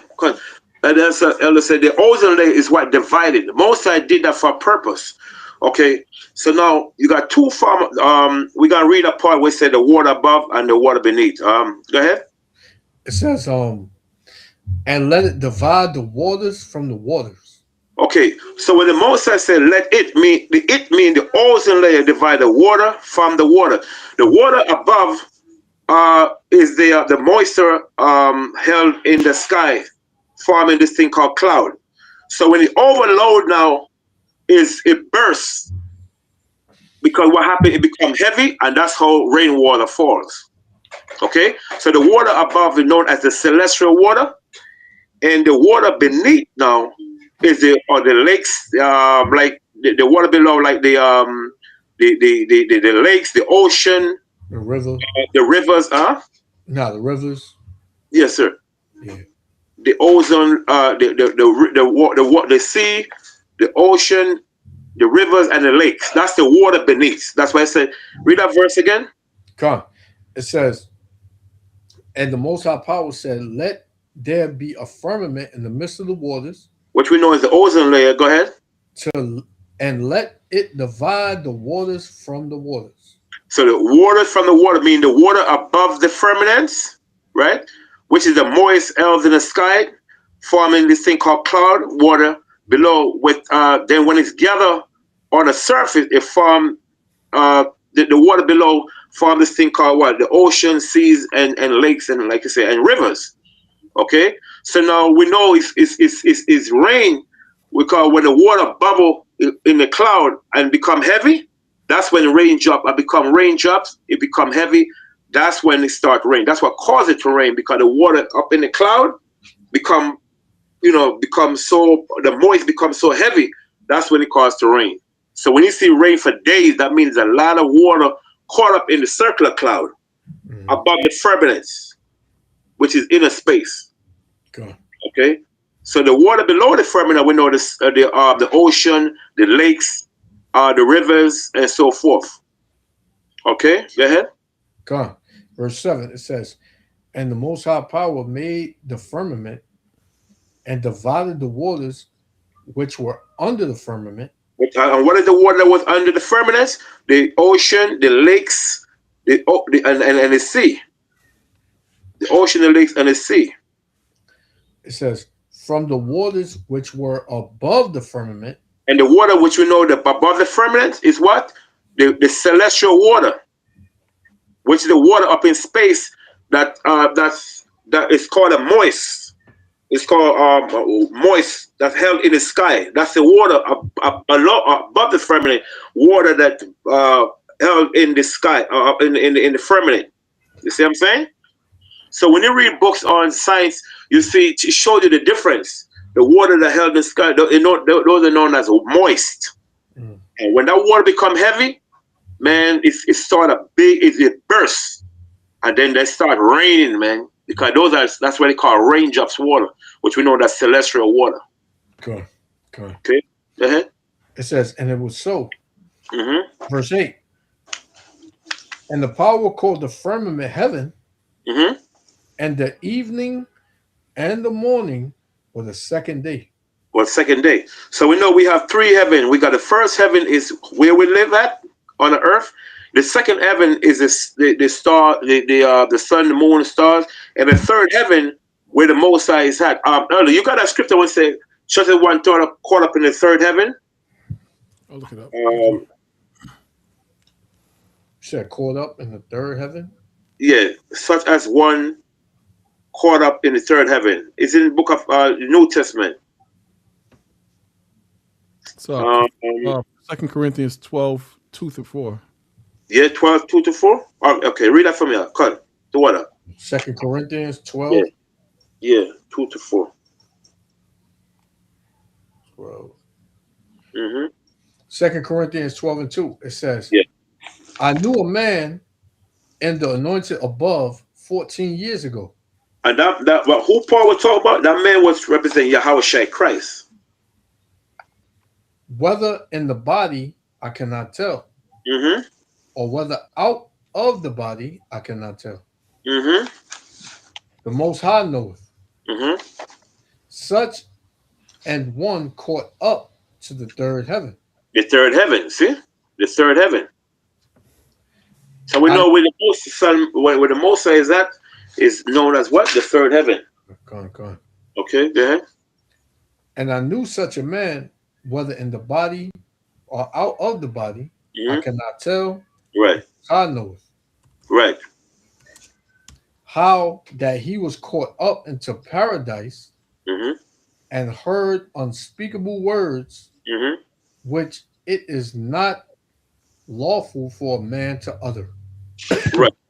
Right. So let's go back now to Genesis. Genesis 1 and verse uh 9. Mm-hmm. It says, and the Most High said, let the waters under the heaven be gathered together unto one place, And what is that one place? The sea. The one place is the sea. Go ahead. and let the dry land appear. And it was so. Mm-hmm. And the Most High Power called the dry land earth, and the gathering together of the waters called he seas. Right. So all water runs into the sea. All the water. Water from the lake, the ocean, runs all the way into what? To the sea. Okay. And the Most High saw that it was good. Mm-hmm. And the Most High said, let the earth bring forth grass, Mm-hmm. and herb yielding seed, and the fruit tree yielding fruit after his kind. After his kind means after his what? His progenitor. After his kind. An example, for instance, we talk about it a few times. The chicken we see today, these are domesticated animals, right? We know the ancestor chicken, the chicken are the original, the domestic animal chicken come from this thing called a jungle fowl. The jungle fowl, that's the original fowl that Noah have on the ark. Okay, we talk about the wild boar, the pigs. The wild boar, there's not these pigs with modern day pig we see today. These pigs are domesticated animal from the wild boar. Okay, Oh, yep. after his kind mean after his progenitor. Hold on, let's get Ecclesiastes, the book of Sirach, chapter 13, verse 16. Two more Yep. verses. Yeah, that's it. Sirach 13 and verse And 16. 16. Yes, sir. Sirach 13 and 16, it says, all flesh consorteth according to kind. After I've called his kind. I've called to what? After what? After the original ancestor, which is what? Known as an example, we just talked about fowl, the chicken. We know that those are not the original chicken. Those are domesticated chicken come from what? The jungle fowl. That's what they say after his kind. Okay, go ahead. It says, and a man will cleave to his like. It cleave to his like. Mean what male supposed to mean when you're supposed to mix breed anything, mixed breed and so forth, you know? You got an example, you got polyester mixed with what? Leather. Cotton. When I call not leather, linen. Linen is supposed to be by itself. Polyester is we know that's a man-made material made from nuclear waste. You ain't supposed to wear that stuff on your body. Mm. Linen is linen. You ain't supposed to mix linen with silk. All these things are confusion. Most I don't most I tell you you're not supposed to mix breed any animals. All these little pretty puppies seeing that Esau walking with, those are not no real puppies, man. You got lion and Thailand in remember these things start to mix breed in Asia. Way back in Asia, they start to mix breed these things. The Egyptians start to mix breed these things. That's why the Mosai gave us the laws not to do these things because the ancient Egyptians were doing these things. All that started in Asia at one time, mixed breeding all these animals out there. Okay, you got monk, a horse and a mule. They mix up. You know, what do you think horse come about? You know, donkeys. They use donkey and mixed breed with other things, and they got these different species and so forth. You know what I'm saying? You got subspecies. Next week we could go over. Next time we could go over subspecies where all these subspecies come from. Yeah, we did that a couple of weeks back. Oh yeah. Oh, Yeah. you know, my memory's messed up. Okay, Yeah, thanks. we did Yes. that a couple of weeks back where the dog had like 42 something subspecies, man. The dog. Yeah. Yeah. You know? Yep. So, cause you know, people might say, "Oh, how could the Bible? How could Noah contain all these different animals on the Bible? That's crazy." And they would try to start this whole like the Bible is not real because you got hundreds of subspecies out there, 40 way over, like I said, way over 42 subspecies. So we have to explain to them that these are domesticated animals that they did this thing, they started this thing up in Asia. You know what I'm saying? And create all these things out there. Dogs, the subspecies of the dog, I think it's called Boy, I can't remember the subspecies of the dog. There Oh, was was it? Oh, huh? wolf. It was something. I The don't know if wolf. it Is wolf, the wolf? gray wolf, gray wolf. The gray wolf. Two other. Yeah, it was a Oh, the gray wolf. greyhound, right? Right. One of them. Yeah, greyhound. Yeah. See. So these are mixed breed animals. Esau did, man. Yeah, You know. yeah. Not. It was animals that were bigger. It was fruit that was bigger. Yep. You know, all that, brother. All that stuff was bigger, man. Everything was bigger. You know. Yep. That's sad, man. I mean, that's a damn shame. Okay. It tell you in the Um. scripture that it took two men to carry a cluster of grapes. Yep. How big the grapes were, man. Con. Two men to carry that. Yeah. Yep. Exactly. And they doing the man. They doing some craziness out there. Go ahead up. Um. Yeah, that was it on Sirach 13 and 16. That's all you Right. wanted. You got like yeah. Let's go back to Genesis. We gotta go like three more verses, and next time we just go over the rest. Yeah. Try. Genesis 1 and verse uh We verse I'll do 11. nine again. Okay, come. It said, and the most high power said, let the waters under the heaven be gathered together unto Mm-hmm. one place, and let the dry land appear, and it was so. And the most high power called the dry land earth, and the gathering together of the waters called he seas. Mm-hmm. And the most high power saw that it was good. Mm-hmm. And the power said, let the earth bring forth grass and herb yielding seed, Mm-hmm. the fruit tree yielding fruit after his kind, Like we say, after his coming, after his progenitor. Okay. Mm-hmm. whose seed is in itself Yeah. Mm-hmm. upon the earth, and it was So so. though they're mixed breed, they did the domesticate the pigs is still after the same come from the same species of what? Which is what? The wild boar. Yeah. Okay. The same makeup and so forth, but just Kind. That's why it's going back to the fruit. You're, Mm-hmm. sup- you're supposed to eat fruits with seeds in it. Exactly. You know, your fruit has to have seeds in it, man. Mm-hmm. You know, but this devil, he trying to duplicate everything and make it, you know, because you had Jake say, man, I can't eat no seeds, man. I gotta, search through the fruit and find the seeds before I can eat it, man. I like to just eat it. Mm-hmm. You know, he like to just buy grapes with no seeds and just pop them in his mouth and all that, man. You don't know. A lot of those fruits they made with plastic and all types of chemicals that get you sick Cool. for cancer. Cool. That's a beautiful article, brother. To what? Uh, who brought somebody could read an article? Cause it's so small. Could blow it up a little. Let me see. Oh, Let me see if I can do it. Yeah, Bigger. that's a good one there. That's good. I got Mac, and it's hard to get used to this. okay. Let me see if I can pull it up. I got. You I got got. it? All right, cool. Okay.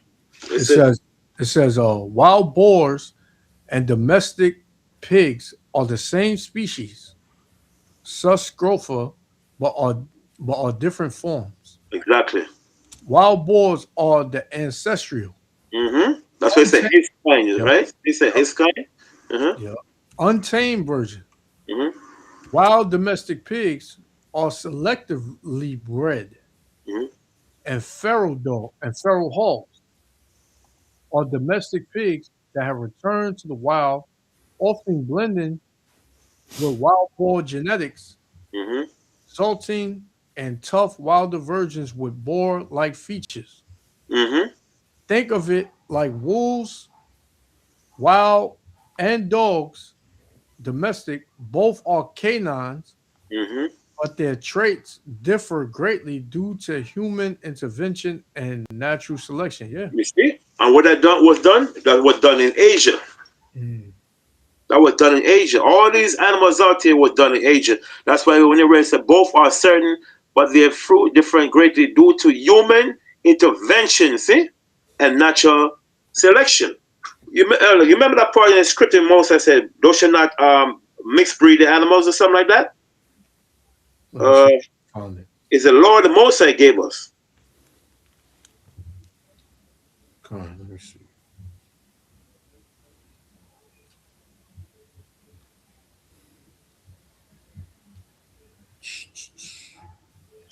Oh, I found it. It's in Leviticus 19:19. 1919. Yeah, Moses gave us a law. We're not supposed to be doing that. So, especially our people, they think that's cute.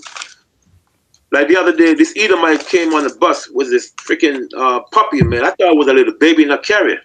The woman got the baby, feeding damn child, the dog, flipping baby bottle, you know, in a baby bottle. I thought, well, like, what the hell? You know what I'm saying? And that script came to my mind, man, because these are, they're cute little puppy, but then those are mixed breed, domesticated animals. Yeah, come on. Yeah, you know? They love them damn dogs, man. Yeah, man, you treat them dogs like royalty. Yeah, I see them. They walk the dogs in a baby carriage, man. Yeah, Yeah. I see Eve doing it now. We was out a couple of times and Eve walked by with the dog in the little carriage. Yep. I was like, what the hell? Let the dog lick them in their mouth and all that. Yeah. Disgusting. Disgusting, man. Oh boy. Leviticus 19:19 it says, "Ye shall keep my statutes. Thou shalt not let thy cattle gender with a diverse kind." You see? And that's what they did in Asia. Okay, go ahead. It says, "Thou shalt not sow thy field with mingled seed." Esau does all of that. You see? Yep. Neither shall a garment mingle of linen and wool come upon thee. Of Esau does all of that. You go to freaking Saks Fifth Avenue, they got wool and linen mixed together, and they want $900 for a damn garment. Yep. You know, it's ridiculous, man. Yeah, man. That's the law. The Moses said we are not supposed to do that. Yeah. So we got 613 laws. The Moses said we're not supposed to do none of these things, man. And we still insist of doing it. Yeah, exactly. So these brothers that's hardcore on the law, if you think that you're not breaking the law every single day, you're crazy, man. You know, priest. There's a I was a sister. She cursed me out the other day, but it's, you know, I shall mind my business. You know what I'm saying? I said, sis, you know, I said, you in the knowledge? She said, yeah. I said, why are you eating chicken thigh? Because you know we're not supposed to eat chicken thigh. We never talk about it, but that's the muscles. That, you know, remember when Jacob wrestled with the angel, and it's muscle pull. Yeah. The Moses said that we're not supposed to eat that stuff. Oh, okay. Well, how you know she was eating chicken fat? That was chicken thigh, because she was. I know chicken thigh she was eating. I see. She was exactly what she was eating. You know. I pull that off, man. I hate that. I pull that off. I can't eat that. I pull it off. Yeah, that's nasty, man. I mean, that chicken thigh, we ain't supposed to eat that stuff. It's in Genesis chapter 32, 35. Wait, you said thigh or fat? Thigh. A thigh? The chicken thigh? Yeah, we're not supposed to eat chicken thigh. Oh yeah, I know you're not supposed to eat chicken fat. I know that. Yeah. But yeah, the chicken thigh. Oh. I don't know about that, man. Yeah, it's in the scriptures. Get Genesis. Say something. Let me find it out. We're not so definitely. Even in the dictionary, I got it right here. Also, we're not sure eat chicken thigh. Hey, brother, I'm asking you to prove that that heaven and hell can't be on earth. And if it's just two heavens in the Old Testament, show me the verse where there's only two heavens in the Old Testament. It has nothing to do with Old Testament versus New Testament. It has to do with the truth. So just show me that while the brother steps away. Yeah, Lamont. Okay. Let me get my dictionary. I think it's Genesis 32 or when Jacob. Yeah, 32. Let me get the dictionary. Go ahead. Yeah. Okay. It's called a sinew. Yeah, I got it. Okay. Let's get Genesis 32 and 32. Okay, hold on 1 second, Elder. Yeah.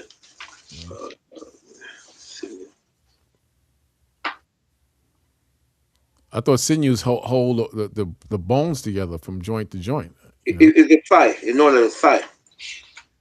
The sinew. You ever see when you open up the chicken thigh, you can see that all the blood right there, all the Yeah. blood. Let's see. I got it right here. SINEW. When you got a Genesis, let me know. It says a piece of tough, fibrous tissue uniting muscle to bone or Mm-hmm. bone to bone, a tendon or ligament, Mm-hmm. the parts of a structure system that gives strength to bind together. Okay. Sinew. Sinew. Mm-hmm. Okay. You got Genesis 32 and 32? Yeah, I got it. We got so many things I'm holding. Let me hear. Got it. Genesis 32. Genesis 32:32. It says, "Therefore the children of Israel eat not of the sinew which shrank, which is upon the hollow of the thigh unto this day." Okay, right here. I got it. Come, see? It say right here, they said the sinew. The sinew is a thigh referred to a specific anatomical parts, likely the sciatic, which is the sciatic nerve, tendon, muscle group in the hip socket, like what Bakwa just brought out. Okay, so there's a connected story in Genesis chapter 32 where Jacob wrestled with the power, which is the angel, injured his thigh. See, leading to us a Jewish tradition of not eating this part of an animal as a memorial term. Sinew in Hebrew, which is gada, Gad, can mean it means tendon, nerve, or sinew muscles, and its ten contact is point to the tough tissue around the hip joint. Right God. there. Right. Wait, sinew, right? It's sinew, right? Sinew. SINEW. It says uh a thong as compressing by analogy a tendon, Mm-hmm. a sinew. Trying to get it. Let's look up the sinew is a thigh, and let's tell you that sinew SINEW. That's the sinew is the thigh, and it tell you. It tells you everything. Sinew The definition. thigh muscles. Okay. Sinew, a piece of tough fibrous tissue uniting muscle and bone or bone to bone, Mm-hmm. a tendon or ligament. So it's like a fat, like a No, is is it the actual thigh or is it like the It's fat? no, actually I don't think that's the actual thigh, man. Because the no, thigh don't hold bone to bone. no, is the actual thigh. It's part. Is the sinew is the thigh itself. It tell you right here. It's telling you right here. I'm gonna read it again in the dictionary. Also, it said Yeah. the sinew is the Yashwan Bakwash. Let's put the sinew. The sinew SINEW is the thigh, and it'll come up. The sinew is the Hold thigh up. muscle. Again, I'm not going to interrupt you. This guy is bugging. Again, Mhm. Uh, The crazy one again. you said, brother. You said it's two. You said there's an example of the Old Testament, and what we're talking is New Testament as far as heaven. So you said you have a particular verse. It sounds like at least in the Old Testament. I'm just asking you to show me that verse. Sorry, Lamont. This was. I think Yeah, that's fine.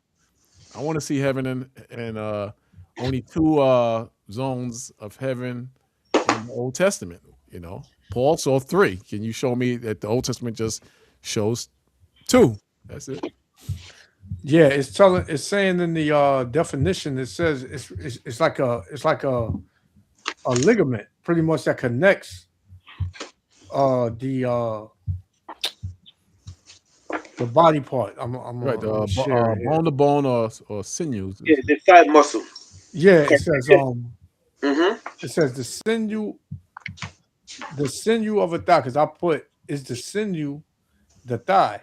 I said the sinew of a thigh isn't a single uh anatom- anatomical part, but a biblical term, notably in Genesis 32:32, referring to the strong tendon and potentially the sciatic nerve near the hip of an animal, which Jacob, well, Jacob ain't wrestled with no animal. Right. It says, while sinew generally means strong fibroidous tissue, a tendon, connecting muscle Thigh to muscle. bone, connecting the muscle to bone. So it's more like it's more like a Thigh muscle. Because here in the encyclopedia thing there, it tell you the thigh muscles, and then in then in the phone now, I Google something. I'm trying to learn about this Google. It said, if you could see it here, well, I don't know if you can see it like this. It said the thigh muscles. You see? Let me see. No, it's hard to read that one. Okay, why am I doing? My swipe it. I send it to you guys. I got one on my on the screen. You want to share? You on a tablet or laptop, Lamont? I'm on the tablet. Oh, you're on the tablet. Oh, you don't use it. Oh, you see your daughter's using it. Yeah. Oh yeah, I keep. Yeah, I gotta get it from my daughter. Yeah, that's what I was thinking. I don't know if you can see it again. No, I can't really see that one. I got an image. I got an image. Up. Okay. And show you right here. I could copy it. I could copy and send it to you guys. Phone. Okay. I don't have. Now show where it says. Yeah, I don't have to do that. I believe in the New Testament. The brother read it about the third heaven, and it makes sense. The Most High, he's in the spiritual world. That's a heaven. The regular heavens where the Lord was taken up into the chariot, as well as Elijah. That was a heaven. The sky. He looked into the heavens, and then the condition on earth. I could show you that in the Bible, but you wouldn't believe that. But there's three heavens. So you said that there's only two according to the Torah, and I just want to see just the Torah elaborating on two. I'm not doubting it says two, but I just want to see that. It's Lakia, Lamar. No, it's not. Like the brother had put, it said chicken gristle is digestible, but it's a flexible part of the bone or something. Yeah, that's pretty much what it's going into. With the image I got, it's pretty much like the ligament that connects, the body parts. We know not to eat. That's like eating the intestine out of like chicken when it's cooked. Them black veins and all that. It's like eating that stuff. That's disgusting, man. Yeah, talk about that. Yeah. I only like the breasts with the chicken, man. Usually, but Yeah. But even that, you gotta watch it because you got them black veins in there. You got the fat. You're not supposed to eat that. I tell them burn. Whenever I eat, I say burn my food, man. Burn it. Don't burn that. Throw it away, man. I can't even eat it. Looking at it. Slakia, priest. Slakia, tell a brother read Deuteronomy chapter 10, verse 14. 10, and 1 King chapter 8:27. He said the heaven of heavens, meaning the three heaven. The heaven, that's one of heavens, are three. Three heavens. Deuteronomy chapter 10, verse 14, and 1 Kings chapter 8:27. Yeah, if it would have said heaven of heaven, then two. Three heavens. Heaven of heavens. So three heavens. Yeah. One is single and one is plural. And it's not hard to figure out. I'm sure there's scriptures in the Old Testament that says that, Jonah, he said, out of the belly of hell. Mm-hmm. So that's a condition. All you got to do, I said you bugging. All you got to do is just come on, be reasonable. You can't get around that one. Just be reasonable, man. There's three heavens, man. Come on. Why would Jonah be saying he was in the belly of hell when he was in the fish? Why would he say that? That's a condition. He didn't go up, down to the outer limits. He didn't go anywhere like that. He was in the belly of hell. So he wanted to get out of it. The opposite of hell is heaven. So you're not making any sense. But you know, he ain't gonna see it, man. He ain't gonna see it. Yeah. I was just going back and forth with him while I was talking. Right, that's fine.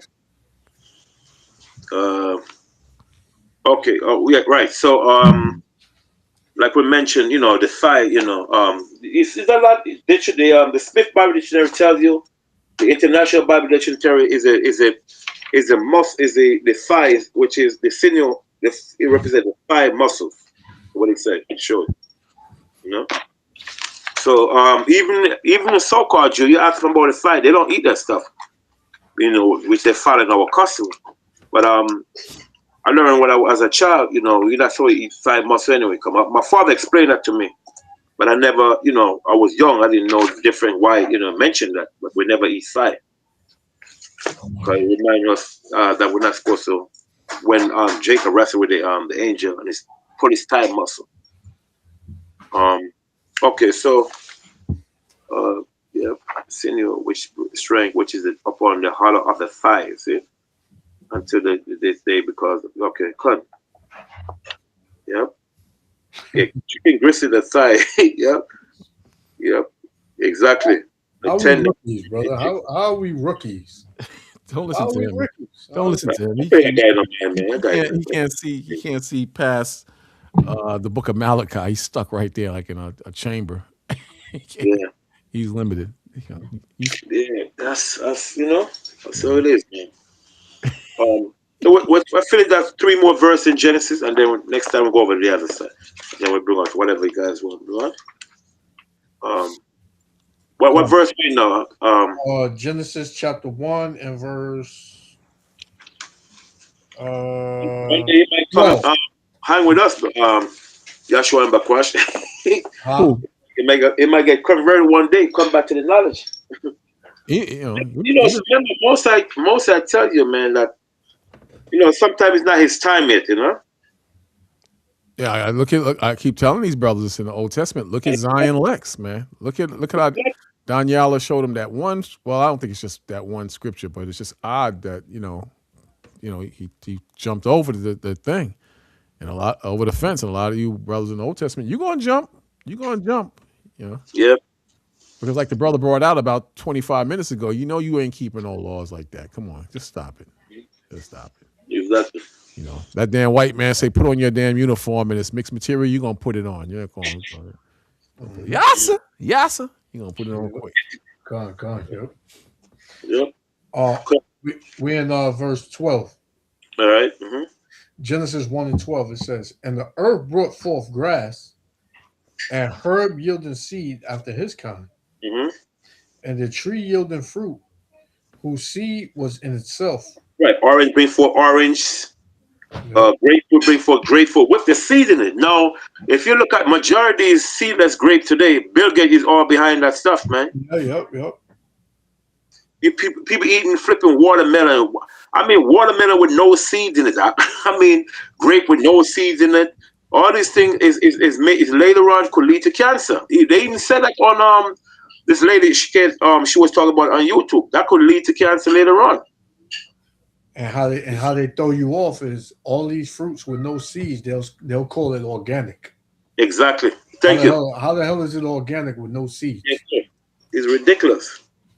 Like where Whole Food owned by Amazon, Amazon owned Whole Food. You gotta send things tell people this is organic. The seed, all the information that's in the fruit is in the seed. That's why the seed is the best thing to grind up. Yeah. The leaf is good, is okay, but the information, all the information of the food, that the vitamin C, monocobium, all this thing is in the seed is there right there in the seed. That's why that's the best thing of the food to eat. The seed, we grind it up because all the medicine that's in the seed, then it goes into the tree, the leaves, and so forth. You know what I'm saying? Yep. So that's the best thing. The seed, always the best. Go ahead. God. It says, and the earth brought forth grass and herb yielding seed after his kind, Mm-hmm. and the tree yielding fruit, whose seed was in itself Mm-hmm. after his kind. Right. And the Most High Power saw that it was good. Mm-hmm. And the evening and the morning were the third day. Mm-hmm. The evening again. Yeah, Yep. evening again. That's it. Yeah. Yep. Verse 14, it says, and the Most High Power said, let there be lights in the firmament of the heaven Mm-hmm. to divide the day from the night. Mm-hmm. And let them be for signs and for seasons and for days and years. Right. So when the Bible says, let them be for a sign, for season and for years, right? For season, okay, for sign and for season, which is high holy days, all that is in Leviticus chapter 23, for days and for years, right? And these things is to be for sign and season. Let's get Ecclesiasticus, I'm gonna go in the Apocrypha. Ecclesiasticus, Sirach chapter 43, verse 7 to 8. Okay. So the sun had nothing to do with the high holy days at all. I don't know what scripture brother read to say the sun have nothing to do with high holy day. Is the moon is the one that bringing the season and so forth. No, See? they said the sun starts the new day. The sun started a new I day. don't, I don't know their position on the month, but they said the sun starts the new Right. day. We talk about the high holy days and so forth. Mm-hmm.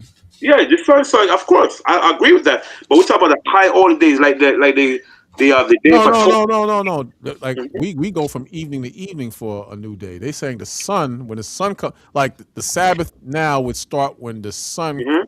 comes up. I guess Saturday morning. Right, it brings in another day, right? But we talk about the high holy days that they teach against, right? Like Oh, I'm talking you talking about the new moon Sabbath? the new moon Sabbath, Okay. right? But the weekly Sabbath have nothing. It's two different Sabbath. We know. We talk about it. We talk about the high holy day Sabbath, and we talk about the weekly Sabbath. Have nothing. The weekly Sabbath is totally different from the high holy day Sabbath.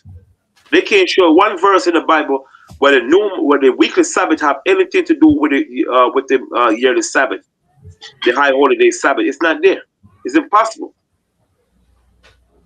Because when you read about when David was hiding from Saul, that's another story. How when it's a long I don't want to go off the subject, so I want to go off the subject, but we talk about we go to that next time, Mark. Like you said, the weekly Sabbath have nothing to do with the high holy day Sabbath. Two different Sabbath Mm-hmm.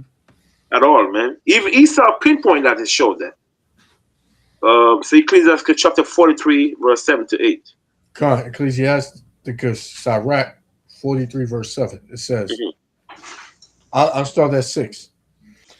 It says, he made the moon also to serve in her season. You see, who made the moon to serve in her season, right? Which is what? For the high holy days, right? Go ahead. For a declaration of times and a sign of the world. Mm-hmm. From the moon is the sign of feasts. You see, is the sign of feast. The moon is the one that bring in the high holy days. Okay. Go ahead. A light that decreaseth in her perfection. See, a light that decreases in perfection. So we say from the moon is a sign of feast. The sign of feast is in what? Leviticus chapter 23. See? Okay. Mm-hmm. The month is called after her name. Priest. Read a part again in verse 7 again. Verse 7, it says, from the moon is the sign of feast. Mm-hmm. A light that decreaseth in her perfection. So when the Bible says a light that decreases to her perfection, meaning the month is connected to what? To her end. That's what it say.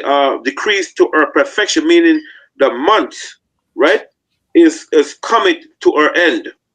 That's why it said decrease to perfection. When the high holy days come and the moon is about to come to its end, the month.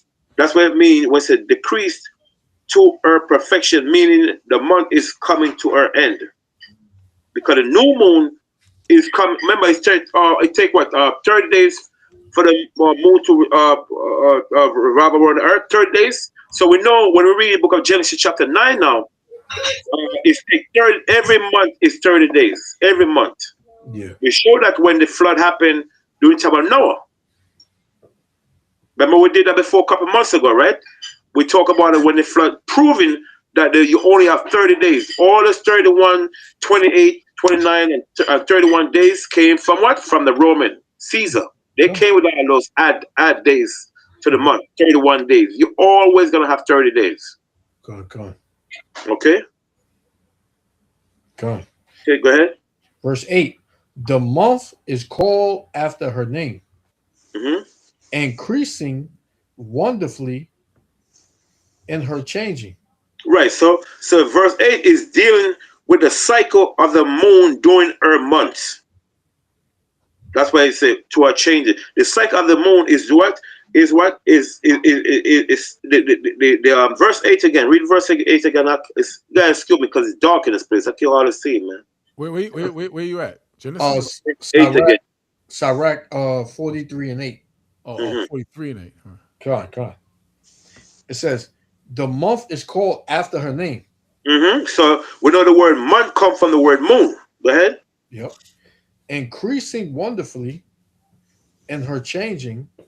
See, in a changing mean what? When in a change is dealing with the cycle of the month during her month of the moon. The cycle of the moon. That's why I say are changes. Dealing with the cycle of the moon during her month. Okay? Being an instrument of the armies above, Mm-hmm. shining in the firmament of heaven. So we know the army above it with the stars and so forth. You know what I'm saying? Okay. So the feast day is in Leviticus chapter 27. All the feast they come through us through the month. Come on. Okay. So let's go back to Genesis now. Genesis chapter 1 and verse 15. It says, and let them be for lights in the firmament of the heaven to give light upon the earth. And it was so. Right. So that's that's the purpose of the sun. See? Go ahead.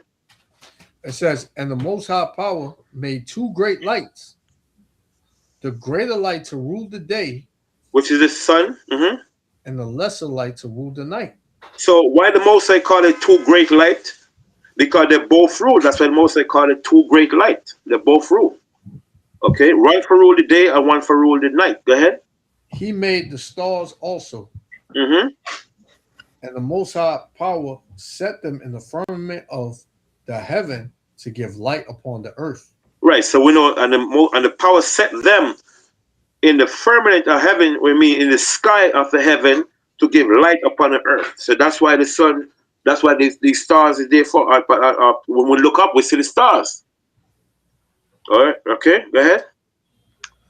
It says, and to rule over the day and over the night, Mm-hmm. and to divide the light from the darkness. Mm-hmm. And the Most High saw that it was good.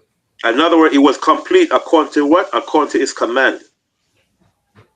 Okay. But quite. That's it. That's All right. I'm gonna stop there. Right? Is that right? Yeah. So, I had a question on the Hebrew, but I'll ask it next week. Yeah. Next week, I got another question, Mm-hmm. but it's not important. But yeah, that's about it. I guess we can close down in a little bit, unless you got something else you want to go into. Next week, I'll talk to you about it off air. Come. Okay. But yeah, good class, man. Touch on a lot of different areas. Finances, a little bit of current events. I had some stuff in current events, but I'll do that another time. And the Hebrew, that was pretty good. So we covered a lot of bases. But brothers and sisters, you be safe out there and keep focused and keep us in your prayers. We'll keep you in our prayers. and be merciful and helpful to brothers and sisters who are weaker than you in the faith and need some guidance, because you're going to see a lot of that. And watch out for doctrines. Watch out for all the doctrines, because there's a lot of doctrines coming out. I like to check out different brothers and sisters and see what the hell they talking about as far as the doctrines are concerned. But you got some weirdo stuff out there, man. So Yep. just you know, just be careful out there. I wanted to bring one more thing for Hmm. the brother. It's to confirm what we were saying, even though it's not a big deal. Let me just social media. This is the book of Matthew's 23. Let me see if I can find it. 23 verse 11.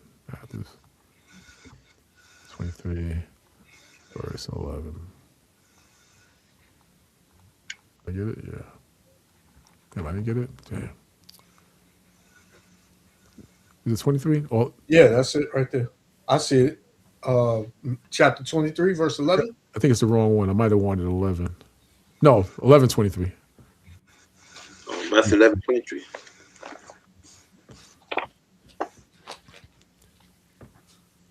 Matthew.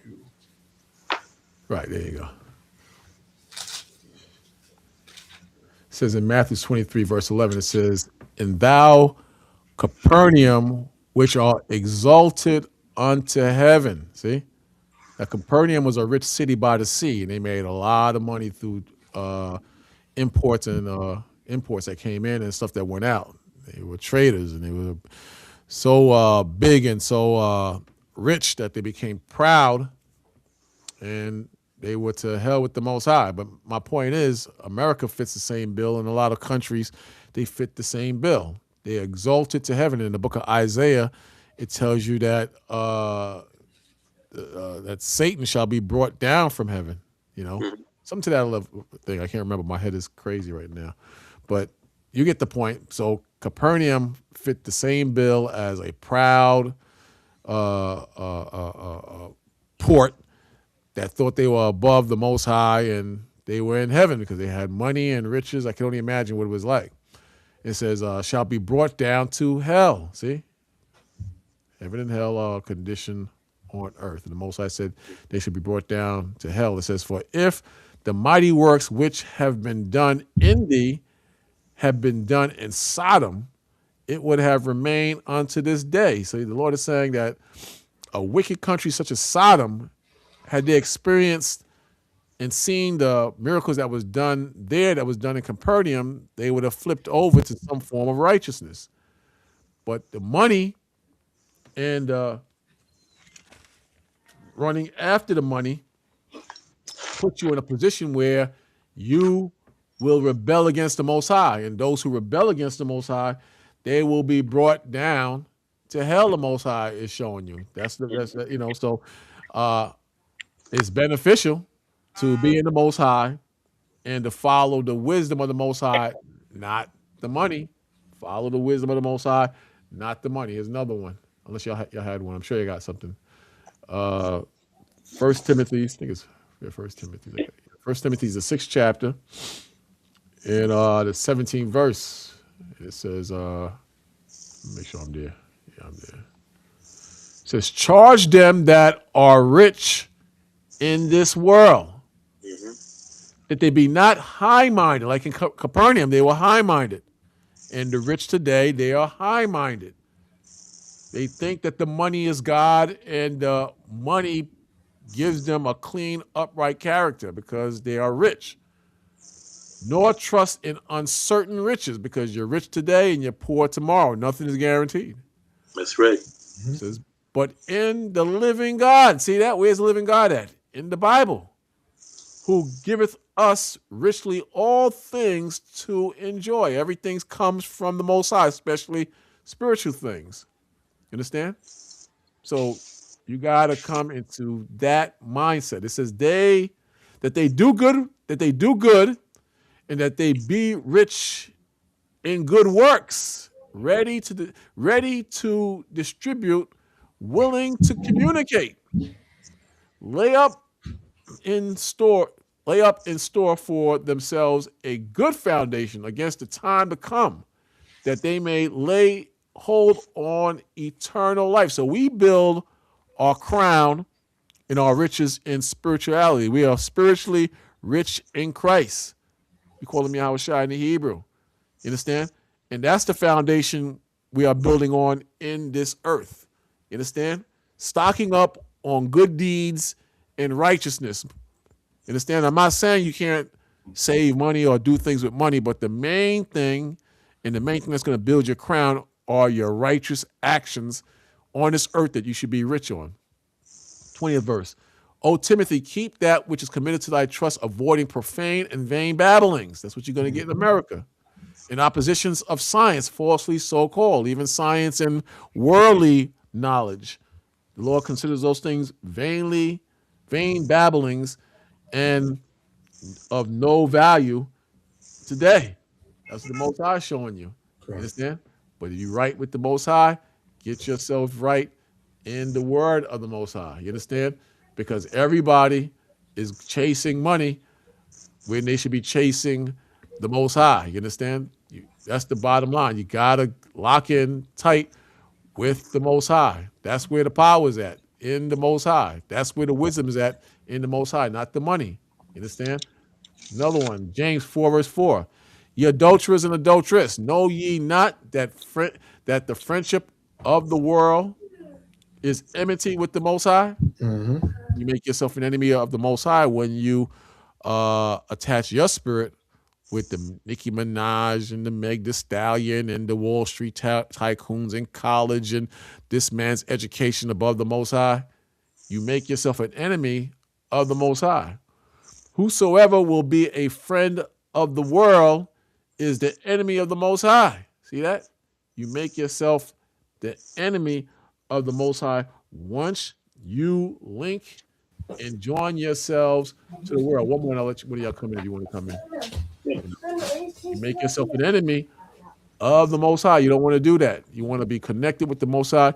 You want to be the Most High's friend, like Abraham. That's what you want to be. You don't want to be like these foolish brothers and sisters out here running crazy, running wild, and don't know how to serve the Most High the right way. You understand? Matthew, the 19th chapter, and the 24th verse. It says the 20th verse. Oh no, go up here. 16th verse. It says, and behold, one came and said unto him, Good master, what good thing shall I do that I may have eternal life? He's questioning Yahweh Shai. And he said unto him, Why callest thou me good? There is none good but one, that is the Most High. But if thou wilt enter into life, keep the commandments. He's telling him, keep the commandments, brother. And he says, he saith unto him, which Jesus said, Thou shalt do no murder, thou shalt not commit adultery, thou shalt not steal, thou shalt not bear false witness, honor thy father and thy mother, and thou shalt love thy neighbor as thyself. The young man saith unto him, All these things I have kept from my youth. What lack I yet? So he's been doing this since the beginning, since he was a young man. All the commandments. How shall I say unto him, If thou will be perfect, go sell, check this out, go sell that thou hast. Go sell what you have, and give to the poor, and thou shalt have treasure in heaven, and come follow me. So he's telling them what to do.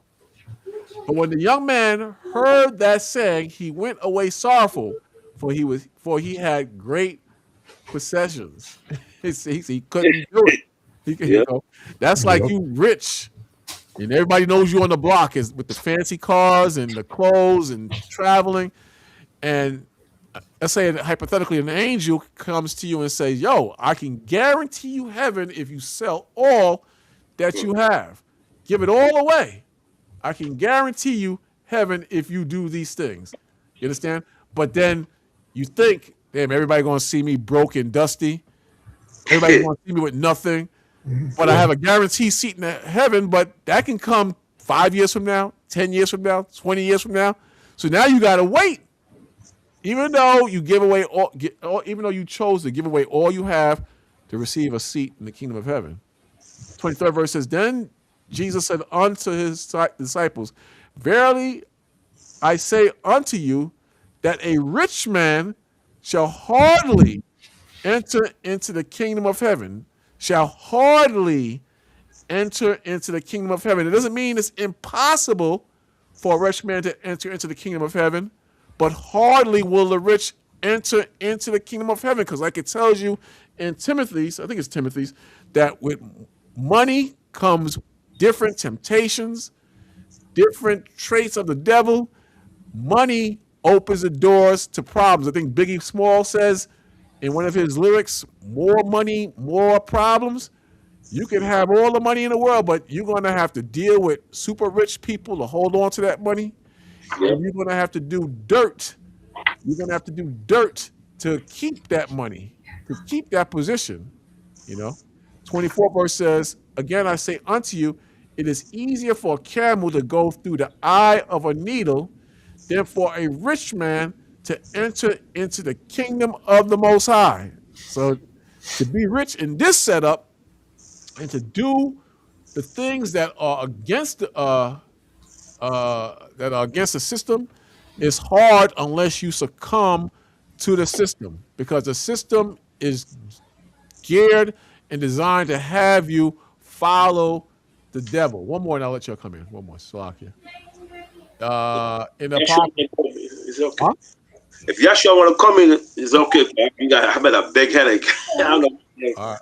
I mean, it's going to be long. Real quick. It says, many have sinned for a small matter. See? For a small matter, men have and women have sinned and gone off for a small matter. And he that seeketh for abundance will turn his eye away. See that? So it's hard to serve the Most High for the abundance of wealth and gain. 22nd verse for businessmen and women.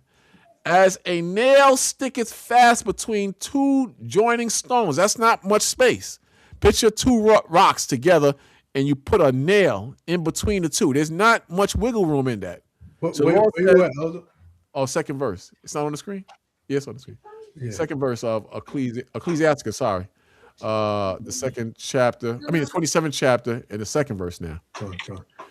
As a nail sticketh fast between the joining of stones, so does sin, stick close between buying and selling.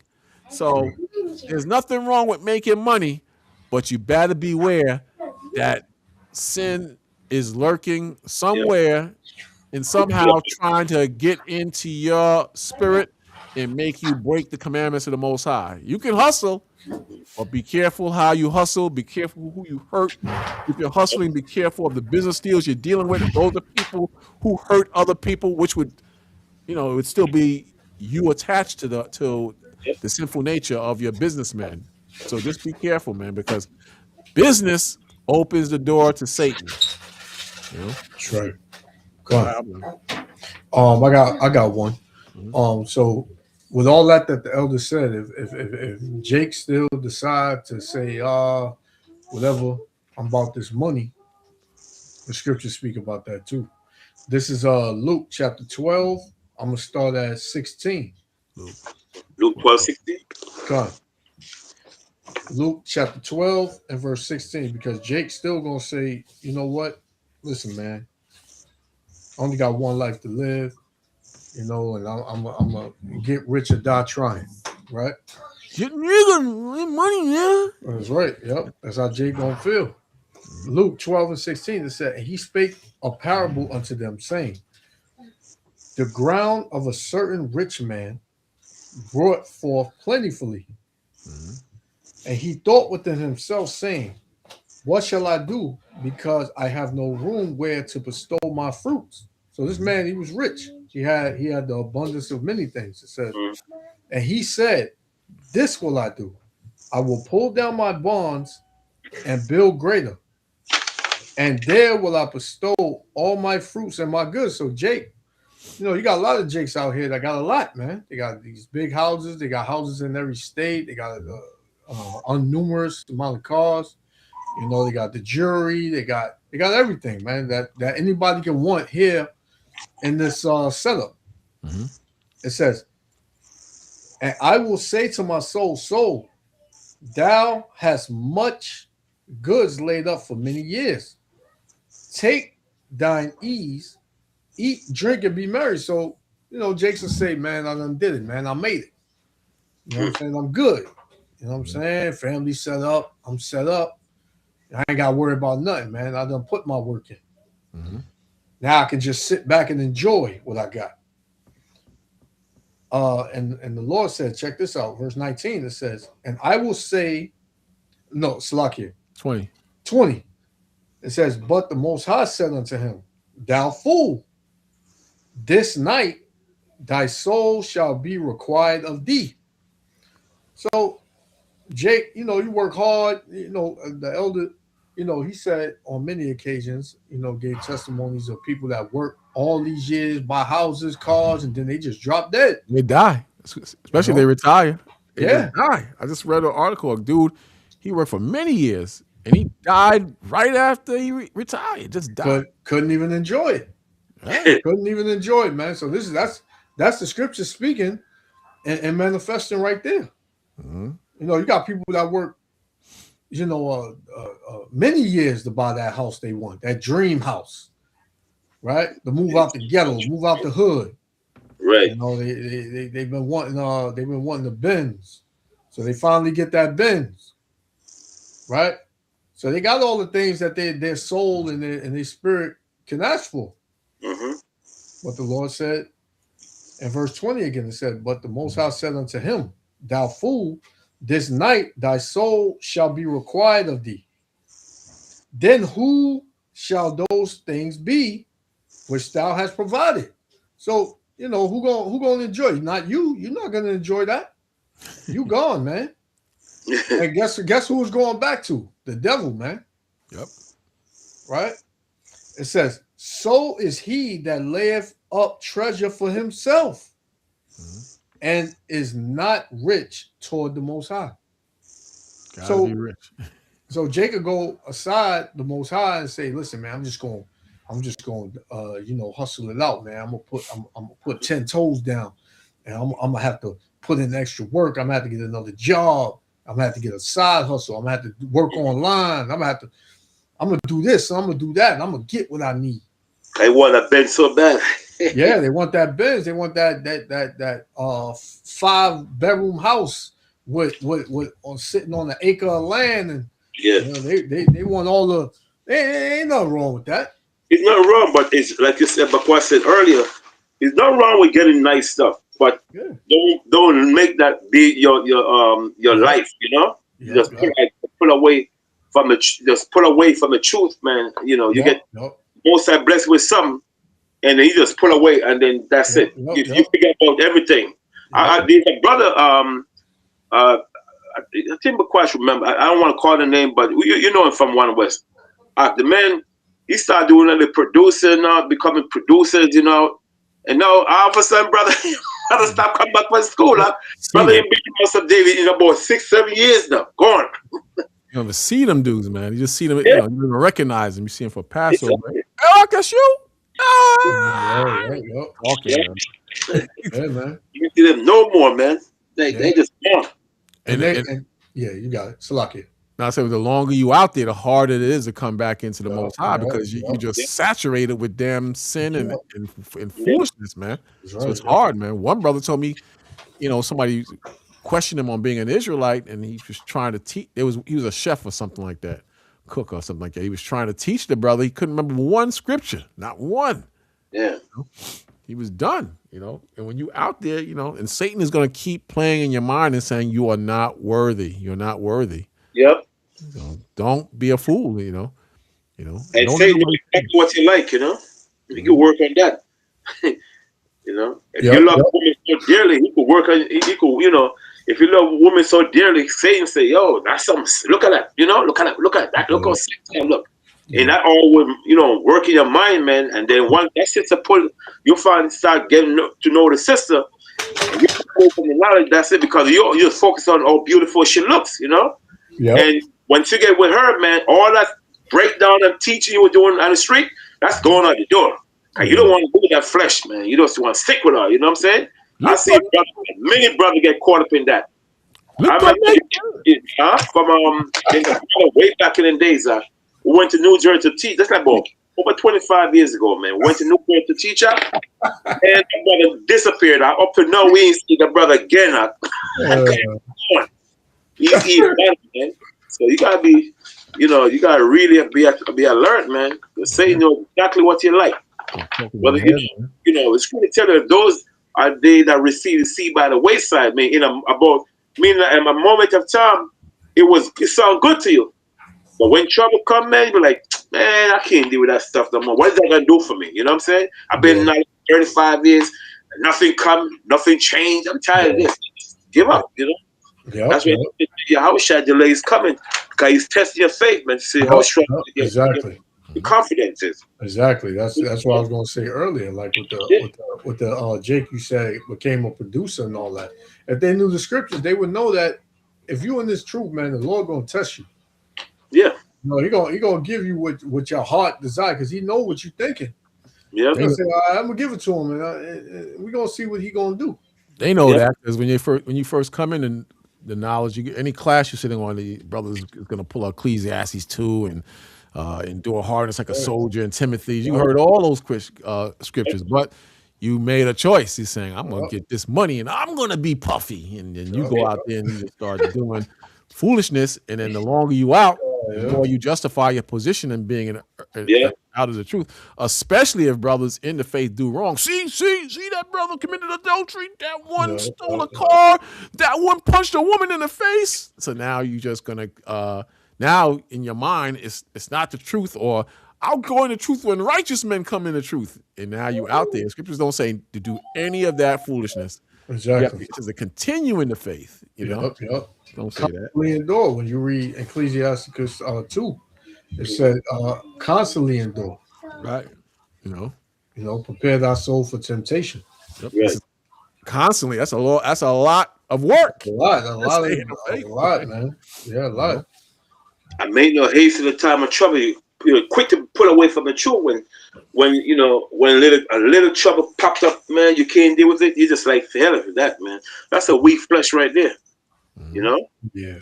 But I've learned something the last couple of months, that little attacks from Satan, you think that they don't mean nothing, but they add up, they build up, and he just keep hitting you and hitting you and hitting you, and then he tries to distract you, maybe to get you in a car accident, maybe to say something you shouldn't say, and then that will snowball into something a lot bigger.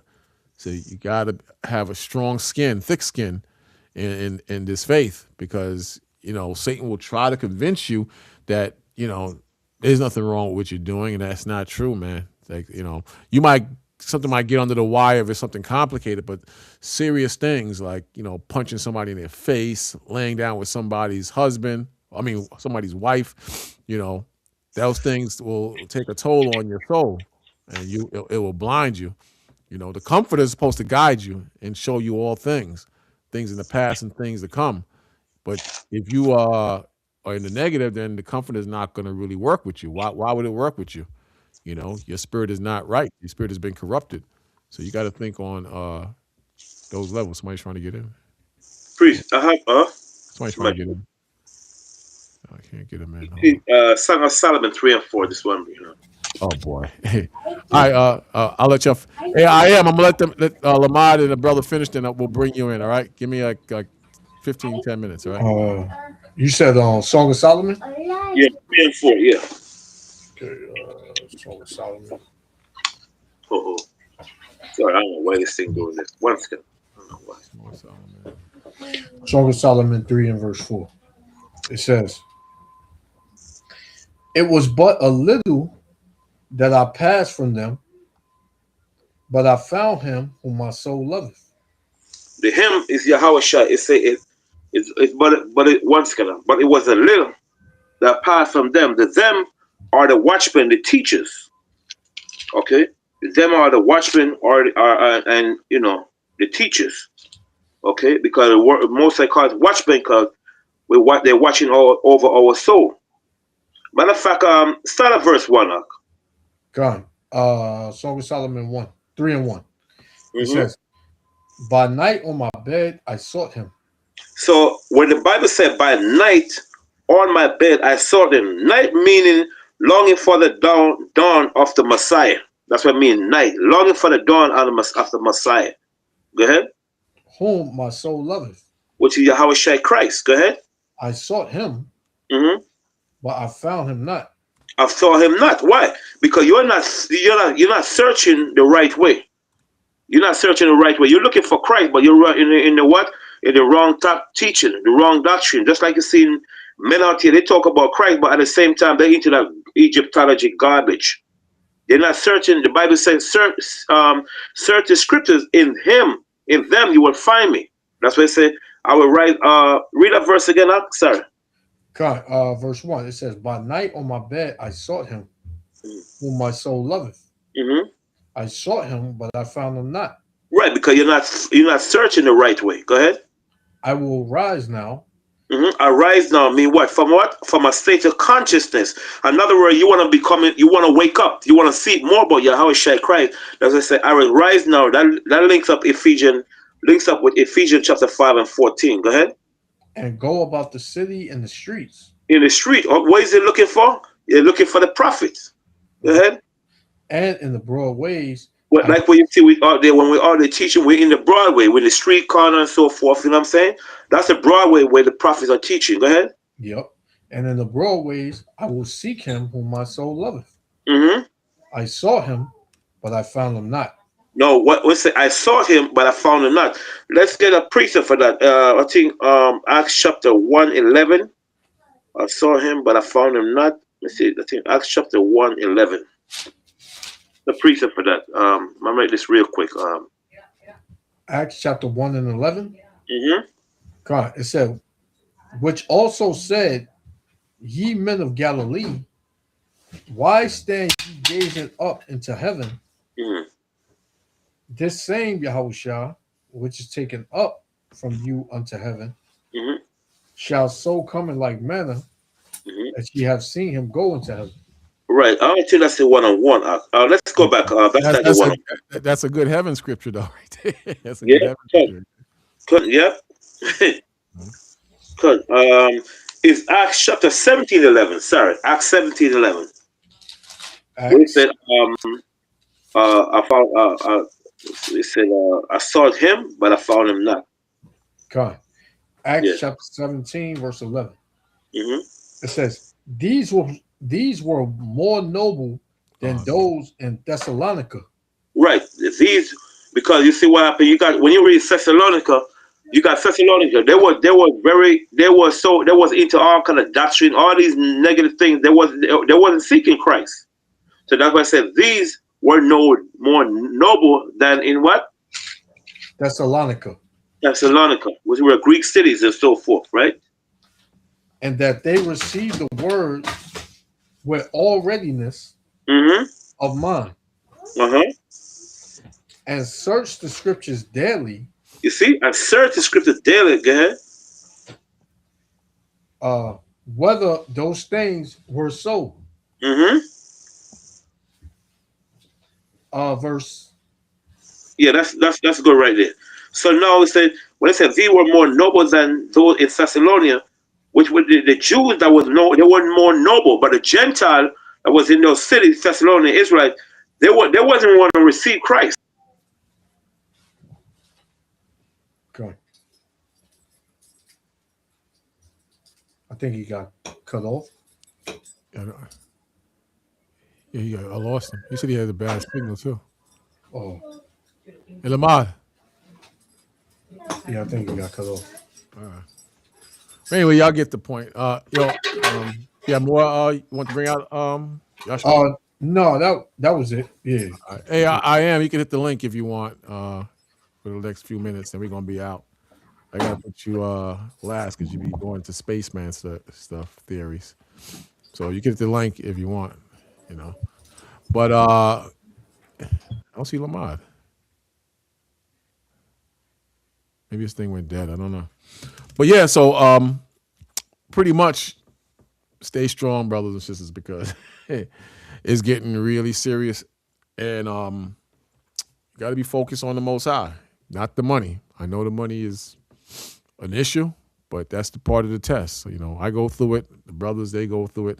But the Most High has been gracious to me the last few years. I got to admit, I'm able to eat and have a drink, and the cars are maintained, and the roof is over my head. And I got to be thankful to the Most High for that, because I know that's the proper way to go, man. You can't go wrong if you're in the Most High. Let me see if somebody came back. Let me see. Come. Let me see. Can't get in. That's Lamar right there. Hey, Lamar, you hear me? Yeah, cut. You just dropped off, man. Yeah, my tablet's acting up, man. Sorry about that. That's cool. But we just closing out with some encouraging words. Yeah, And, cut. trying to inspire the brothers and sisters to stay strong and be careful when it comes to money, as well as doctrines, and sometimes even yourselves. Got to be careful, because the prize is right in front of us. We just gotta walk, in that direction. But the prize is right in front of us. It always has been. Yep. Finish line is right there. Just got to continue the race. Yeah, that's all. So all you got to do is Proverbs 16, verse 16. It says, how much better it is to get wisdom. See, it's better to get wisdom than to get gold, man. How much better it is to get wisdom than to get gold. And that's not hard to see, unless you pervert your spirit. You don't want to pervert your spirit, but but you want to stay focused in the Most High. Like I said the other day, man, people are stealing like crazy. They stealing, man, because it's a free fall. Grab for what you want. Just don't tell nobody, and you can make this money. There are people making money under the table. They've been doing this for decades, man. And they bring their son in on it, and their son on it, and they pay their mortgage, and they good. And they laugh all the way to the bank. But us, we gotta grind, and we gotta break our behinds just to make something happen.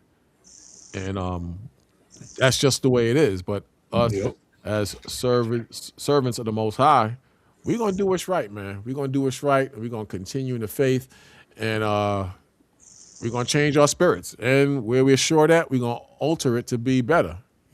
Gotta train yourself to be better.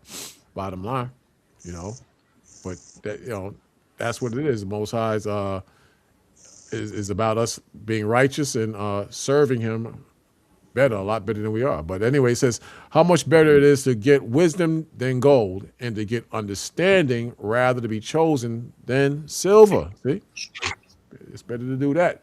Better to do that than be in the spirit of a damn nutcase.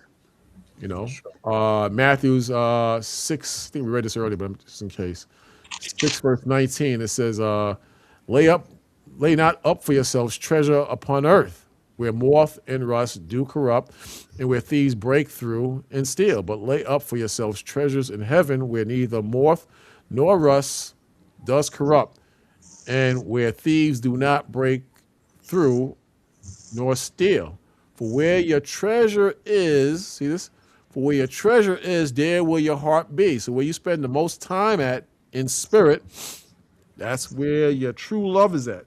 So if you're into your personal life and carnal things more than the Most High, that's what you really love. You could say, no, it's not true, but it is true. If you have a car and you don't take care of that car, it's going to fall apart. So you're going to put attention into that car. You're going to put time into that car. If you're with a woman and you treat her badly, or vice versa, if you're with a man and you treat him badly, then that marriage falls apart and that person will leave because you didn't put enough time into that person. So the same thing works with the Most High. If you love the Most High and you do what's right with the Most High, then you're going to be all right, because your love is there with the Most High. But if you go the opposite way and do the opposite, then you don't love the Most High. Where your heart is at is where your treasure is at. Think about it. That's right. You don't need me to prove it to you. All you got to do is check out your actions in the Most High and check out, what you're doing, and then everything will be. It'll teach you right there. You could teach yourself as far as that aspect is concerned, but it's not hard to figure out. Good. All right.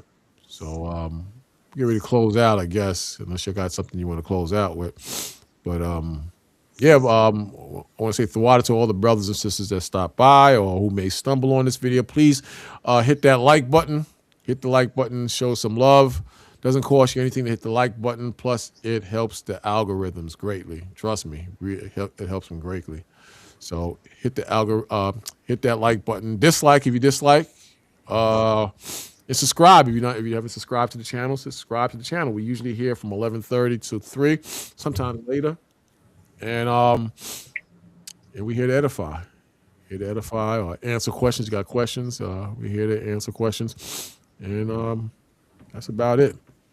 But great class, brothers. And y'all enjoy the rest of the Shabbat and chill out when it's over. The Most High gave these devils kind of a white Christmas, But we'll see what happens. Cool. Yeah.